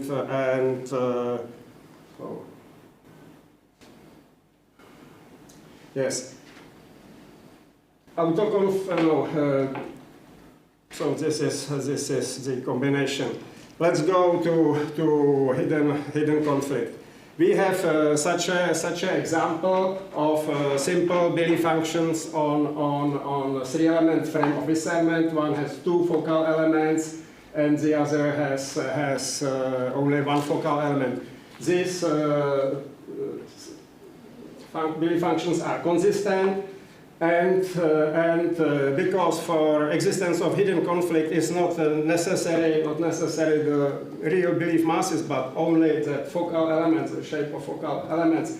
We have written here in the example some real value of belief masses, but later in the examples are only pictures of focal focal elements. When we combine these two, we have nothing assigned to empty set, so it looks like it's non-conflicting. But that Billy function, that measure of conflict defined on non-conflicting part of Billy functions produce positive conflict value. So it was a question whether this measure of conflict based on non-conflicting part is wrong, or whether there is really some conflict. And we have observed that there is real conflict. When we combine the result with one of the inputs, it doesn't mean here the first one, we obtain empty set. So the idea and motivation is done. When we have two Billy functions and combine them, the result should be again non-conflicting with both of these arguments, with both of these individual Billy functions, whenever we combine it once or several times. The other part of this slide is for people who will listen to the lecture from stream later. So let's go to definition of hidden conflict. So when we have this intersection, the intersection in the, it's terrible that the people do not see it. Yes, if this intersection is equal, belief map of this intersection is believed to 0, and we have once more combination, and it's positive, we have hidden conflict, hidden in case degree. And there are two basic theorems which gives the upper bound of degree of conflict. It's the fact is more simple. It's just size of frame of discernment, and the other is more stronger result. Here we have more complicated example on 5-element frame of discernment, but again simply we have seen only 3 focal elements of first Billy function, and again one focal element of the other to be simple example. And when we combine it together, we have 0 for empty set. If we combine the second one several times, we have also empty set for 0 for empty set. And if we combine twice the first, we have again the 0, but if the first is combined 3 times or more times, we obtain positive mass. So this hidden conflict is twice hidden in the first row and in the second row of the example. Shades of conflicts are defined by Frédéric Pichon, Anelor, Juselm, and other colleague, and they define at first consistency of a single Billy function, and the set of these family of these consistencies for different n. After, based on these consistencies, is defined measure of conflict. We have together up to power set, up to cardinality of power set, different shades of conflict defined for any couple of Billy functions. So it's a really big number. If we have, for example, 8-element frame of discernment, it's up to 8 shades of conflict. There are no, in their paper, their presentation, there are no theorems about maximal degree of, maximal number of shades. when we compare these approaches, we make these two comparisons, one by examples and the other theoretic. When we take this first introductory example, so we can see here hidden conflict of the first degree, as it was already presented, and because we have two focal elements of result, yes, there are two possibility of two shades of conflict. We have first first expression is equal to 0. If we have combined twice, we have positive number, so we have two conflict. Analogically, at Little Angel example, we have hidden conflict of the second degree, and 1 and 2 non-conflictness, and 3 conflictness. So we can see that the numbers are a little bit related. Yes, we have here that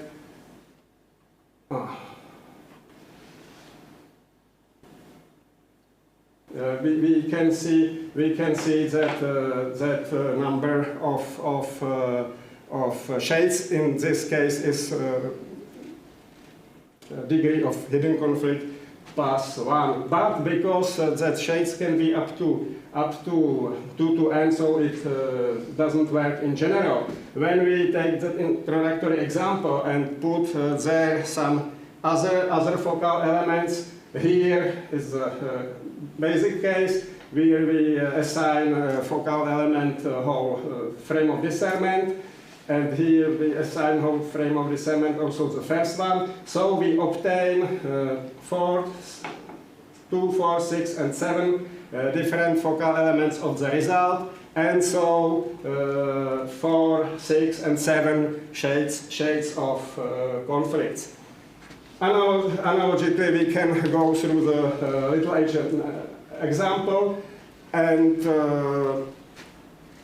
we have now here theoretical comparison that degree of hidden conflict is equal to maximum degree of non-conflictness, and based on it we can prove theorems which say max upper bound of degree of conflict of shades. So if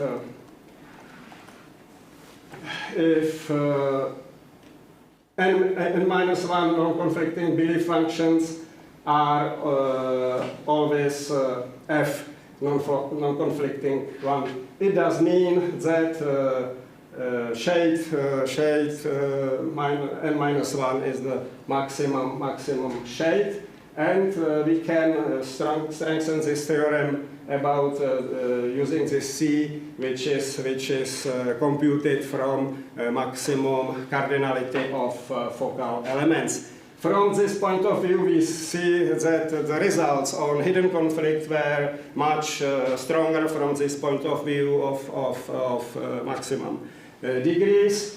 And on the other side, we can find some examples which are not frequent, but if we have big frame of discernment, big focal elements, and only few of them, and the combination has few focal elements, we can say that hidden conflict has upper bound this number of focal elements of the resulting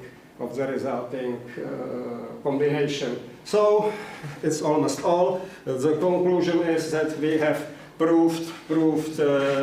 compared these two approaches, and both the approaches were strengthened from the point of view of the upper bounds of degrees, and as we can now better recognize whether in little conflicting cases there is some conflict or not, whether the small conflict is hidden, so it can reflect the better recognition of non-conflictness. So Thank you for your attention. It's all. Thank you for keeping time. We have 4 minutes for discussion. So, Celia, you can ask question. No, that was just an applause, but Sebastian has a question. Okay. Sebastian. Sebastian. Hi, Sebastian. Yes. Hi, Sebastian. Hello, Milan. Thanks for the talk. So I was wondering in all these approaches, so the one of Frederick and yours as well, so Dempster's conjunctive combination and Dempster's, but conjunctive combination plays a big role. And in some work we did with Thomas, we considered a case where you do not use Dempster, but you say, okay, any combination rules with any dependent structure can be considered. So do you think it would be interesting to extend your work in this direction, like to drop the assumption of using Dempster's rule and then go for I don't know, unknown dependencies between the sources, or would it not make sense within this framework? When I use here the sign of the normalized combination, it's in fact abbreviation for formula which computed sum of z conflicting Billy's masses. In fact, we are not interested in combination of more than 2 Billy functions. The original ones, the other are only just the abbreviation. It's a frequent question of reviewers whether there should be a necessity of some dependence or independence. For this approach for setting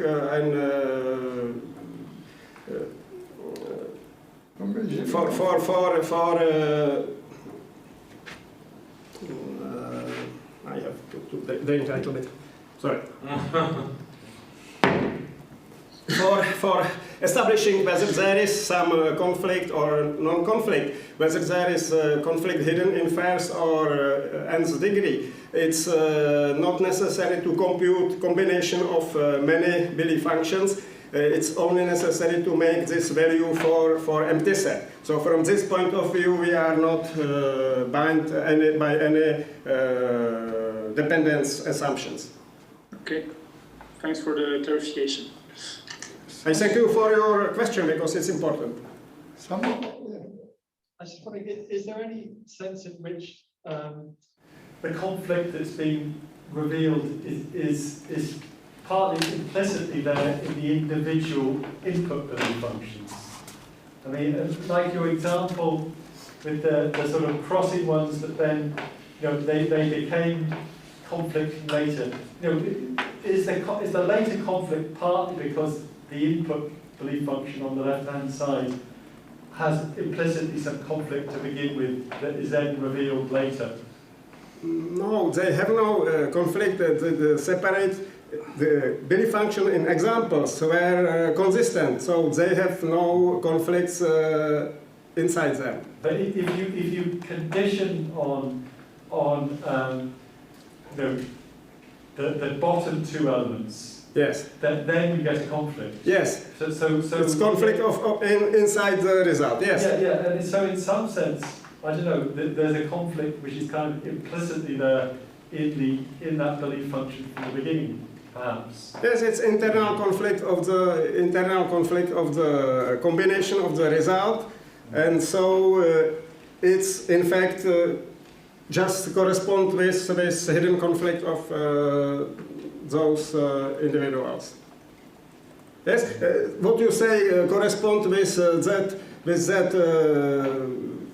shades or conflicting measures by Frederick Pichon et al. Because it's just computed from the result of combination. So it corresponds with your comment. So I don't see anybody wanting to ask question. The time is over, so therefore thank the speaker once more. The next thank you. Goodbye.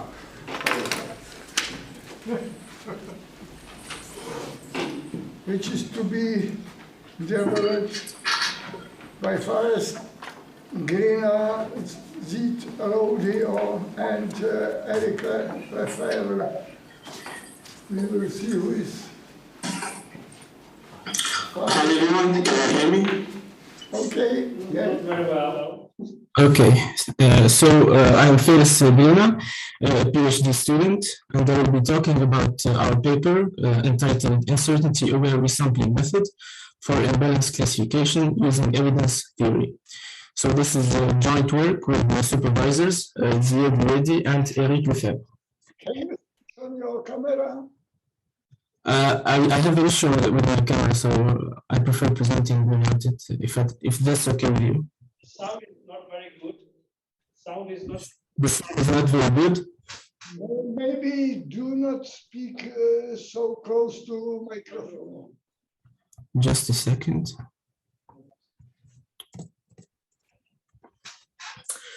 And right now? Little bit better. Not only Okay, let's start by defining what is imbalance classification. And to do that, here's an example. So imagine you are trying to detect a rare disease in patients. So normally, most of the patients would be healthy, making it the majority class, and a very small subset of the patients would be affected by the rare disease, representing the minority class. And obviously, our interest here is to detect the minority class or the affected patients. So, however, this imbalanced distribution of the classes presents a problem to many classifiers, since most of them assume that the data is fairly balanced, which makes the resulting model biased towards the majority class. So, other than medical diagnosis, this issue exists in many other domains, such as fraud detection, intrusion detection, and seismic detection, etc.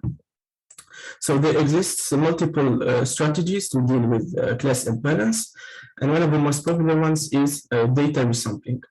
So this strategy resamples the data at the pre-processing level by either adding synthetic minority data called oversampling, removing majority data called undersampling, or combining the two approaches, which is hybrid resampling. So however, the strategy presents some limitations, since most of the method blindly resamples the data without considering the uncertainty that might be present in the dataset. Like, for example, in the undersampling phase, it could remove important elements while ignoring some unwanted samples, such as ambiguous or overlapping samples and noise. And in the case of oversampling, it could generate inefficiently objects in safe areas far from the borders of the minority class. So the two core questions we are trying to ask are where to efficiently generate synthetic objects in the case of oversampling, and which objects to eliminate in the case of undersampling. So in this paper, we propose a new hybrid resampling method combining undersampling and oversampling using evidence theory. So we make use of belief function theory to gain more information about the object's locations. And that in order to select unwanted majority samples in the case of undersampling and generate new minority class objects in the borders of the minority class. And we do that by firstly modeling, of course, the memberships into soft label structures in order to find or detect the ambiguous and noisy samples. So let's now present the general idea. So we firstly create basic belief assignments for each object in the training set. Then in the case of the majority class, we perform our version of undersampling. And in the case of minority class, we apply a modified oversampling algorithm using the DBA created. And as a result, we will have a new fairly balanced data set. Then we can continue to training and classification, etc. So for the creation of VBA, so each VBA is defined over this frame of discernment, omega, which includes the majority class omega 1, the minority class omega 2, and the outlier class omega 0. And in this paper, we actually use a method called CCR, or Cradle Classification Rule, which is a method based on class and meta-class centers. And in our case, the meta-class means the overlapping region between the majority and minority class. So each class center is calculated by the mean of the corresponding class. And in the case of the meta-class, we use the barycenter of the centers of the majority and minority classes. So let Xi be an object from the training set. And the idea is that each of the centers represents a piece of evidence to its evidential membership. So in other words, the closer Xi is to the center, the more likely it belongs to the corresponding class or meta-class. And it is important to say that all distances are based on the Mahalanobis distance in order to deal with anisotropic data sets. So for each object, the masses are calculated as follows. So for the majority and minority classes, we use a decreasing distance-based function, which is the exponential of minus the distance between the object in question and the center of the class. In case of the meta-class of the overlapping region, we use the exponential of minus a parameter gamma, which represents the degree of distinguishability among the majority and minority classes, multiplied by another parameter, which is lambda, which is used for tuning the amount of overlapping in each dataset, then multiplied by the distance between the object in question and the center of the overlapping region U. And for the mass of the outlier, we use the exponential of minus t, which is another parameter used for tuning the amount of outliers in each dataset. So then the masses, for formalization purposes, we normalize the masses accordingly, and as a result, we will have 4 focal elements. So the mass for the majority class, mass for minority one, the mass for the subset or the overlapping region U, and the mass towards the outlier class. So we have 3 singletons and 1 subset. So after creating the BBAs, we continue towards the undersampling phase. So, and the idea here is to improve the visibility of the minority class by getting rid of the overlapping majority samples. So formally speaking, if the highest mass value is committed towards M of U, the object is automatically removed. If it's not the case, then the observation should be committed necessarily to one of the singletons, so omega 0, omega 1, or omega 2. And for this matter, for this decision, we use the precisibility function, and the decision is made based on the maximum precisibility among the singletons. So if the maximum precisibility is committed to omega 0, we can safely say that the object is far from both majority and minority classes and could be considered as outlier and removed from the dataset. Same goes for the maximum precisibility if it is committed towards the minority class. The object could be characterized by a mislabeled object or a label noise, and it is also removed from the dataset. So now let's pass to the oversampling phase. So in this paper, we use a modified version of a popular oversampling technique called the SMOTE, which is a synthetic minority oversampling technique. And this is the original version of SMOTE. So it firstly chooses randomly a minority object. Then it computes its k nearest minority neighbors. Then it generates a new synthetic point by interpolating between the chosen object and one of its minority neighbors. So this is the original version. However, in our paper, we modified the first step. So instead of randomly picking the minority point, we use the calculated BPAs to more smartly choose the minority points. And the goal here is to empower the borders of the minority class.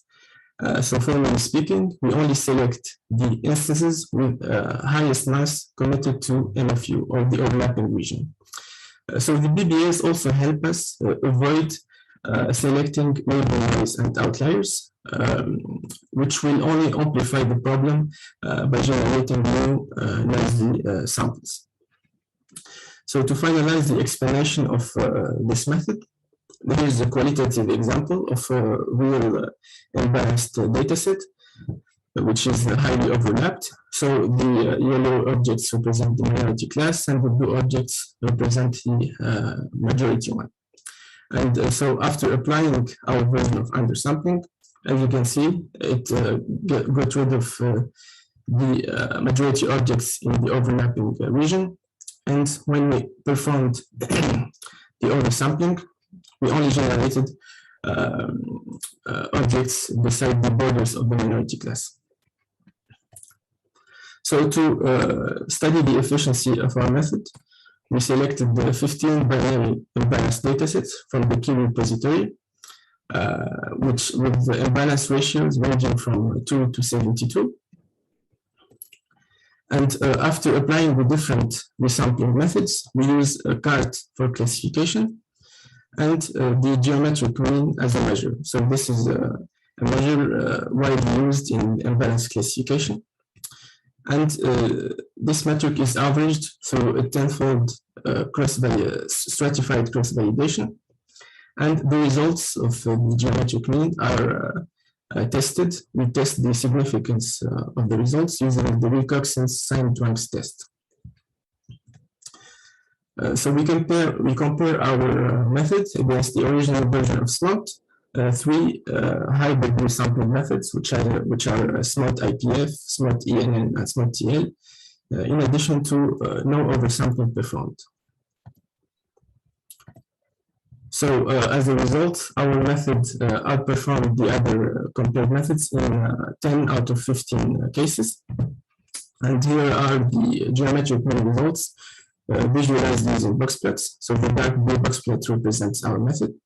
And as you can see, the other approaches are lower than our box plot. But to further compare the significance of the results, as I said, we use Wilcoxon's signed rank test to do a pairwise comparison. So A plus represents the sum of differences in favor of our method, and A minus represents the sum of differences in favor of the other compared method. And as you can see, our method outperformed the other approaches with a significance level of 5%, since all p-value lower than the threshold 0.05. So to conclude this presentation, we can safely say that our approach succeeded at generating objects in more appropriate locations, since it performed well with the complex datasets in the presence of overlap and noise. It also has proven to be fit for real-world datasets. For future work, we would like to study the efficiency with other classifiers other than CART, and we would like to also extend our version into the multi-class imbalance. And finally, we would like to use a more recent tool for oversampling, other than SMOT, such as GAN-based methods. And thank you for your attention. Thank you for your presentation. Thank you for perfect timing. There were 5 minutes for discussion. I saw Sebastian. No. It's clapping. No. It's clapping. It's clapping. No. There is one. Yes. No, he's Sebastian, you want to ask a question? Yes, thanks for the presentation. Okay, so I was wondering, so this mode approach is basically it produces new points to counterbalance the imbalance.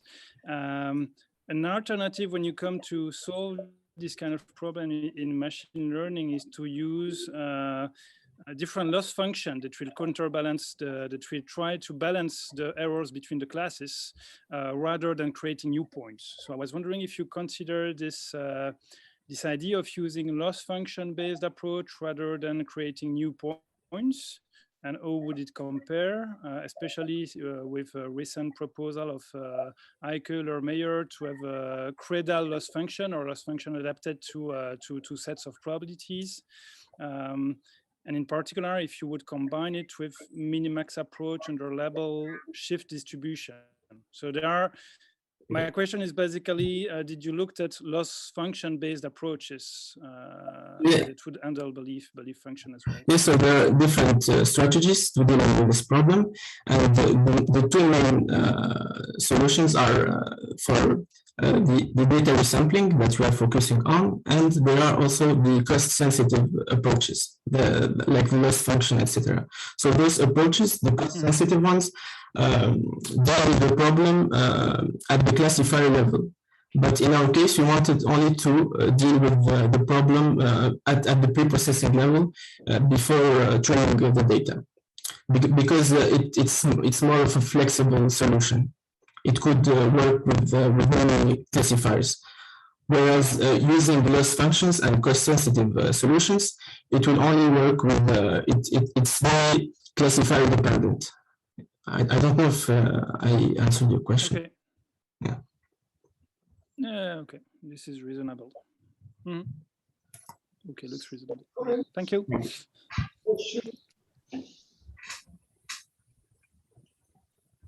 I don't see anybody raising the hands, so therefore let's thank the speaker once more. And we can invite the last authors of the last contribution of this session. I suppose this time it will be delivered by Takwa Tajini. Am I right? Yes. Can you hear me? But we don't hear you. Can you hear me now? Oh, it's much better, yeah. Okay, I will share my screen. Yeah. Wait just a few seconds. Okay. Say something, please. Do you see my screen now? Yes, we see your slides. Okay, so hi to everyone joining this presentation. My name is Takwa and I am a PhD student at Université d'Artois. Today, I am going to present a part of my thesis work, which is about the vehicle routing problem with time windows and evidential service and travel times. So as the title of my presentation suggests, we are interested in one of the most studied problems in the literature of combinatorial optimization, which is the VRPTW. So here we want to plan a set of routes to provide some services such as deliveries or collection of goods or repair operations to a number of customers which are located in different areas. And we are going to use a number of vehicles to serve them. So the set of routes has to fulfill some constraints, including time and capacity constraints, and the objective is to minimize the total operational costs. Formally, the problem is defined via a complete directed graph J, where the set of vertices represent the depot and the customers of the problem, and the set of arcs represents the links between them. And each vertex is associated with a non-negative demand and a service duration, and also with a time interval in which the service can be performed. And here we refer to this time interval by window. And each arc of the graph is associated with a distance and the travel time. We assume that there are K vehicles located here in the depot and that all have an identical capacity of Q. So as I mentioned before, all the routes are subject to some constraints. For instance, each route is performed by a unique vehicle. and the capacity of that vehicle must not be exceeded on that route. And the most important constraint is that each vehicle must serve the customer within his time window, which means that when the vehicle arrives earlier than the opening of the time window, he must wait before performing the service. And any arrival after the closure of the time window is forbidden. The objective is to minimize the operational costs, which include the cost of using vehicles and the travel distances. By setting this parameter M here to a very large value, we are going to give priority to the minimization of the number of vehicles followed by the distances. So, which means that any solution with fewer vehicles is always preferred over another one with more vehicles, regardless of the travel distances. So in the original definition of the problem, it is assumed that the service and travel time variables are always known precisely, which is a weak approximation of real-world applications where these variables are often subject to uncertainties. So in the literature of the VRPTW, there are generally two frameworks which are the most studied to handle the uncertainty on those variables. The first framework is the classical probability theory, where, and here we are talking about the stochastic VRPTW. In this problem, we consider that service and travel times are random variables which are characterized by perfectly known probability distributions. And the problem is tackled via a chance-constrained modeling approach or a stochastic recurse modeling. But the drawback of such models is that the service and travel time distributions are not usually known. They are usually partially known or unknown beforehand. So we may have a plan that are not turns out to be infeasible. The second model is based on set theory. Here we suppose that service and travel times are imprecise and that they belong to some uncertainty set, such as budget uncertainty sets or discrete scenario-based uncertainty sets. And the problem consists in, and the model consists in minimizing the worst case scenario. But the issue with such modelization is that solutions tend to be overly conservative due to the poor expression of uncertainty. So now the question is whether there is any other frameworks that allow to represent uncertainty regarding the service and travel times more faithfully and generally by exploiting the available knowledge about those variables. So the answer is yes, there are many theories, and among them is the theory of evidence, which will be used in our work. So in this theory, the uncertainty regarding some variable, which is defined on a finite set X called a frame of discernment, is represented by a mass function, which is a mapping that associates weights to subsets of the frame of discernment in a manner that the sum of all the weights is equal to 1 and the sum and the mass associated to the empty set is equal to 0.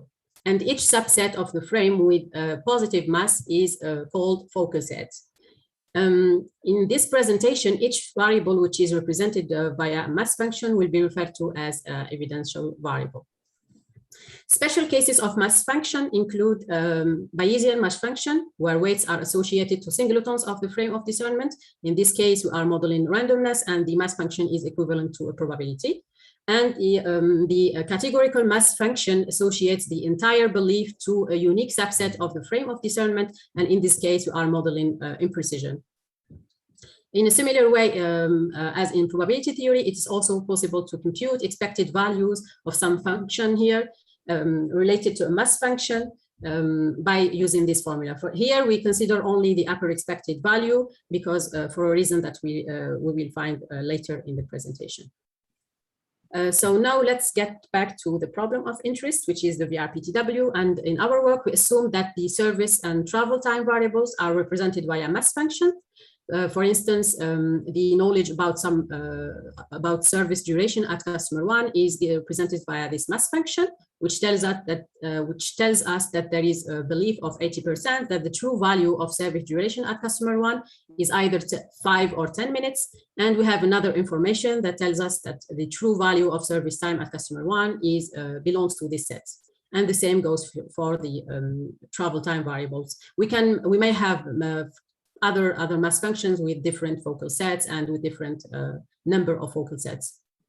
Now the question is how to model the problem, this new problem, given the fact that we have incorporated an evidential representation of uncertainty. So in our work, we propose a recourse model, which basically consists in planning routes in 2 stages. So in the first stage, we are going to relax some constraints to build a set of partially feasible routes, which are called priori routes. And these constraints, which are relaxed, are the constraints subject to uncertainty. In our case, it's the constraints of time window, since the uncertainty regarding service and travel times may affect the time at which the vehicle arrives at the customer. So when we relax this constraint, we build the a priori routes, and then in the second stage, we will correct these routes. So the correction depends from a problem to another. For instance, if the vehicle arrives late at some customer, there will be a failure. And then we suppose that this failure will be corrected by planning an exclusive trip later to serve that customer. And each correction will generate a penalty that must be added to the objective function. So let's see this from a more formal point of view. Consider here a route R with n customers. The nodes 0 and n+1 represent the depot, and this is an a priori route, which means that it does not necessarily satisfy the time window constraints. Let's denote by CR its cost. Now we suppose that we have a deterministic knowledge about service and travel time variables on this route. So to evaluate this route, we are going to compute the arrival time at each node of this route from the first customer up to the depot. And if the arrival time is within the time window, so here we create a variable fi, which is equal to 0, saying that there is no failure at that customer. And if the arrival time exceeds the time window of the customer, we set the variable fi to 1. By evaluating the arrival time from customer 1 to the depot here, we are characterizing a vector f of all the failure situations along this route R. And as I said before, each failure situation requires a correction. In our case, we assume that we plan an exclusive trip to serve the customer. So this requires the use for an extra vehicle, which is penalized here by the cost M, which is a fixed cost, and by also computing considering the distance traveled from the depot to that customer, and then when the vehicle gets back to the depot. So this is the penalty induced by corrective action. And we do that for each component fi of the vector f of all the failures on this route. So to compute the overall cost of the route R after the second stage, which means after the corrections, we are going to add the penalties generated on that route to the a priori cost of the route R. And this will give us this, the cost of the second stage. Now this happens in particularly where we have a deterministic knowledge. In our case, we assume that we have an evidential knowledge, which means that service and travel times are represented by mass functions. So it is not possible to characterize only one vector of failure situations on the route R. But the failure situation is going to be represented by a mass function MF, which is given by the formula here. This basically means that for each focal set T of the mass function of service and travel times on that route, this focal set here is the Cartesian product of all these sets of service and travel times, which contains many vectors of deterministic service and travel times. For each vector, there is a vector of failure situations, which is induced by those service and travel times. So basically F here contains all the vectors of the failure situations on the route R, which are induced by all the vectors of the service and travel times found here in these focal sets. And in a similar way, since we don't have a unique vector describing this the failure situation, we will replace this quantity here, the penalty of the vector f, which I described in the previous slide, by an upper expected penalty of the possible failures that may occur on the route R. And in a similar way, we will add this upper expected value to the cost, the a priori cost of the route R, to compute the second stage cost. So the objective of the new problem, the VRPTW with evidential service and travel times, is to minimize the overall cost of all the K routes of the problem. So now the question is how to compute this mass function here. To do that, we have to evaluate this function, which computes here the set F of all the failures for each focal set of the mass function of service and travel times on the route R. This in fact requires a worst case complexity of big O of S to the N times T to the N plus 1 times C. This is the cardinality of the focal set, and this is the maximum number of focal sets in this mass function. This is clearly intractable. So an idea about how to reduce such complexity is to consider a Cartesian product of intervals rather than discrete sets. This prevents us from evaluating each element in these sets but by evaluating only the bounds of the intervals. And this will decrease this complexity to this value here. So in the next slides, I will present you an algorithm that helps us to characterize all the failure situations with respect to some information held by the focal set of mass function. This algorithm will characterize the failures via a binary tree. I will not be giving all the details about the algorithm, but I will be explaining it on an example to make things more clear. So let's take, for instance, this route. It contains 3 customers, and the dashed squares here represent the depot. The time windows are highlighted in orange, and the mass function of service and travel times is given here by this formula. I considered only a categorical mass function to make things easy for explanation, but we may have many focal sets. T here is the focal set, the unique focal set of this mass function, and it is the Cartesian product of these intervals. For instance, the first interval is the interval to which belongs the true value of the travel time between the depot and the first customer. And the second interval is the interval to which belongs the true value of service duration at customer 1, and so on until we arrive to the depot. So to evaluate the route R, we are going to compute arrival times at each node of this route, starting from customer 1 and until arriving to the depot. The arrival time to the first customer corresponds to the travel time between the depot and this customer. Here it corresponds to this interval here. We see that the arrival time interval is within the time window. So in this case, there won't be any failure at the first customer. So service can be performed, and we have this first level of our tree.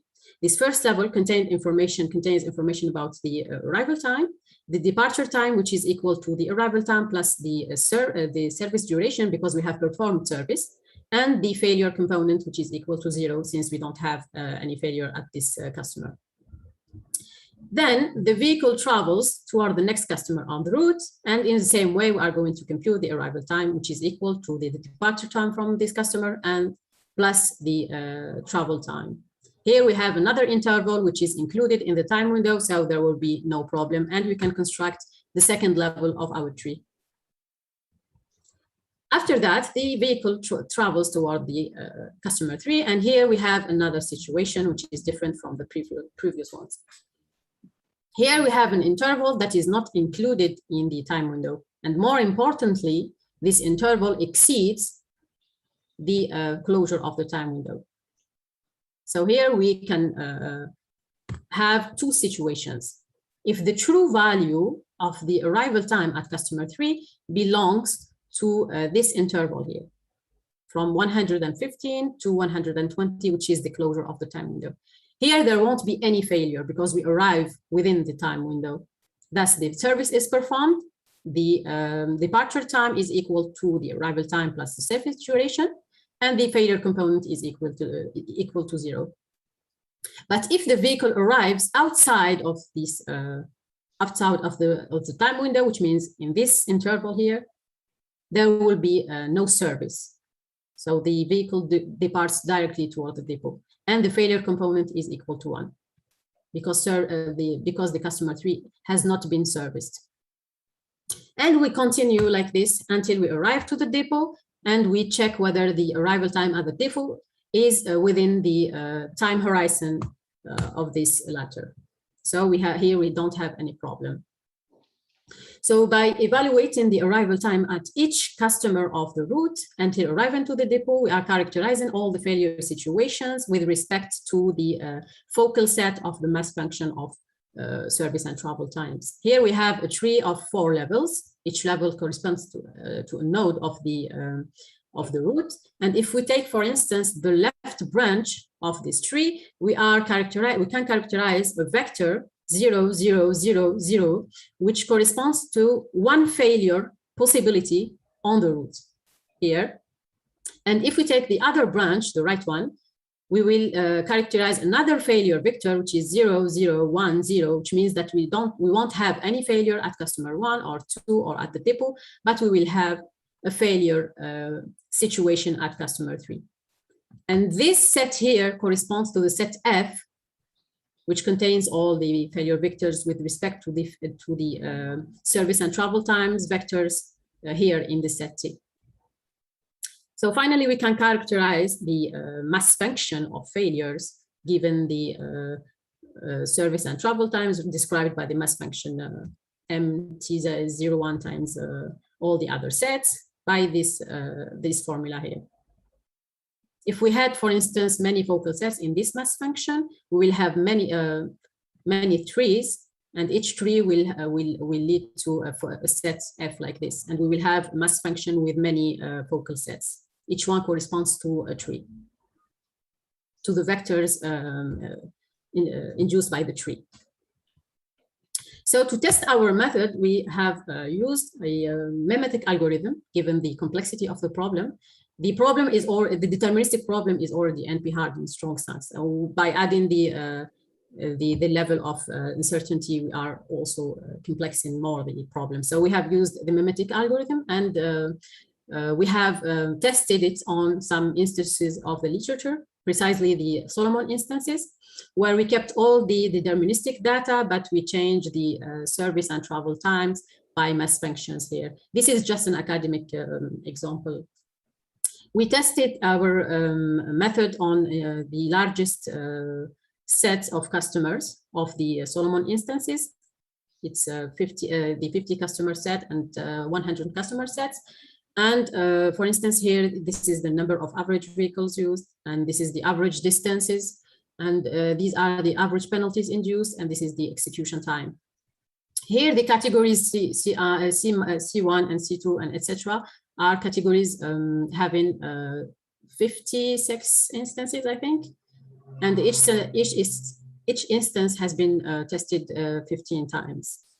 I can, from the results, we can see, for instance, for instances of type 1, C1, R1, and RC1, that these instances require a lot of vehicles and are subject to many penalties, as we can see here. This is in fact due to the construction of those instances. They have tight time windows, which make it impossible to have many customers on the same route. Otherwise, we will have many penalties.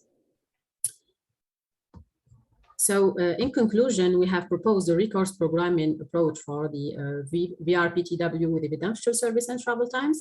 And there are some specific assumptions about the mass functions representing service and travel times.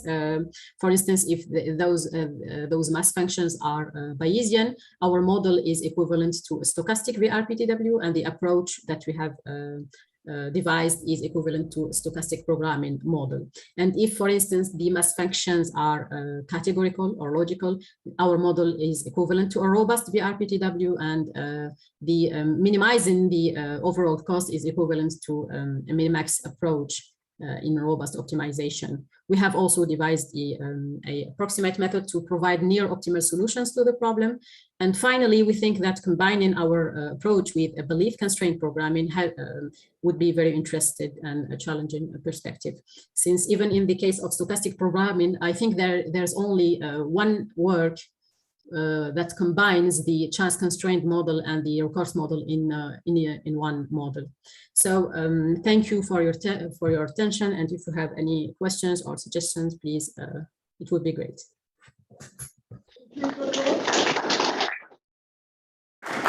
Presentation. You haven't left any time for discussion, but still, because it is the last talk of this afternoon, if somebody has a really serious question, important question. Sebastian. I do. Perfect. Okay, thank you for the talk. I was wondering if I got it correctly. Yes. In your exclusion part of the mechanism, you actually skipping and replacing the customer on the same route, right? We are skipping the customer, not replacing the customer. We skip the service. We don't, when the vehicle arrives late at a customer, he cannot perform the service due to the hard constraints. So the vehicle skipped the customer. So you're not trying to find a solution which serves as many customers as it can. So correct. The objective is to serve all the customers, but the constraint is to solve all the to serve all the customers. But we want to use few vehicles.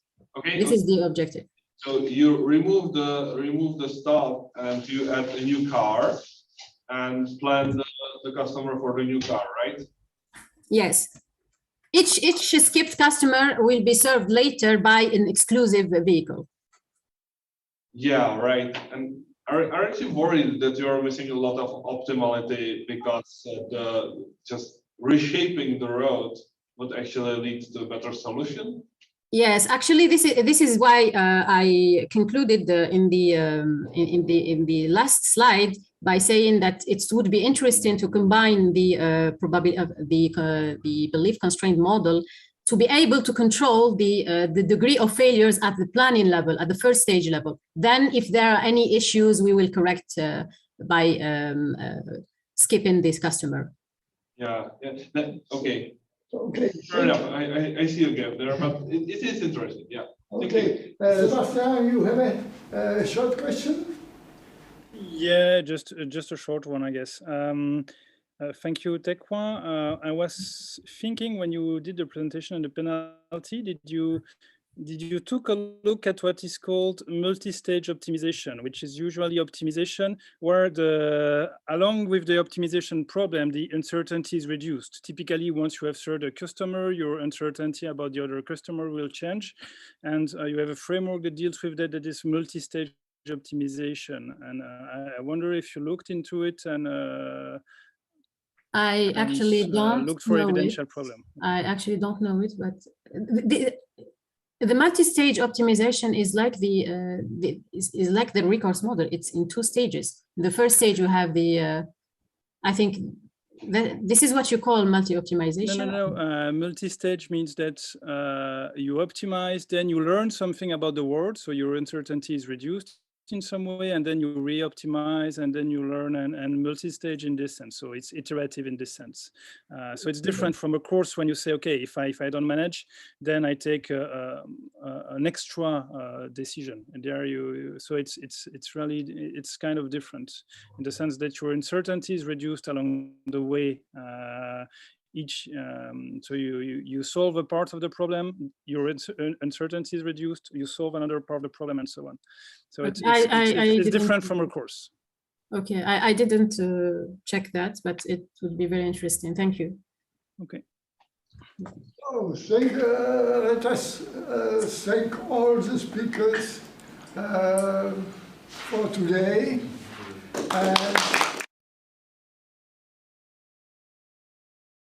I'm closing the session. Tomorrow, if I'm not mistaken, there are two sessions in the morning. The first start at 9 o'clock. It is some probabilistic logics, and the other session is about argumentation. So I wish you a nice evening and see you tomorrow.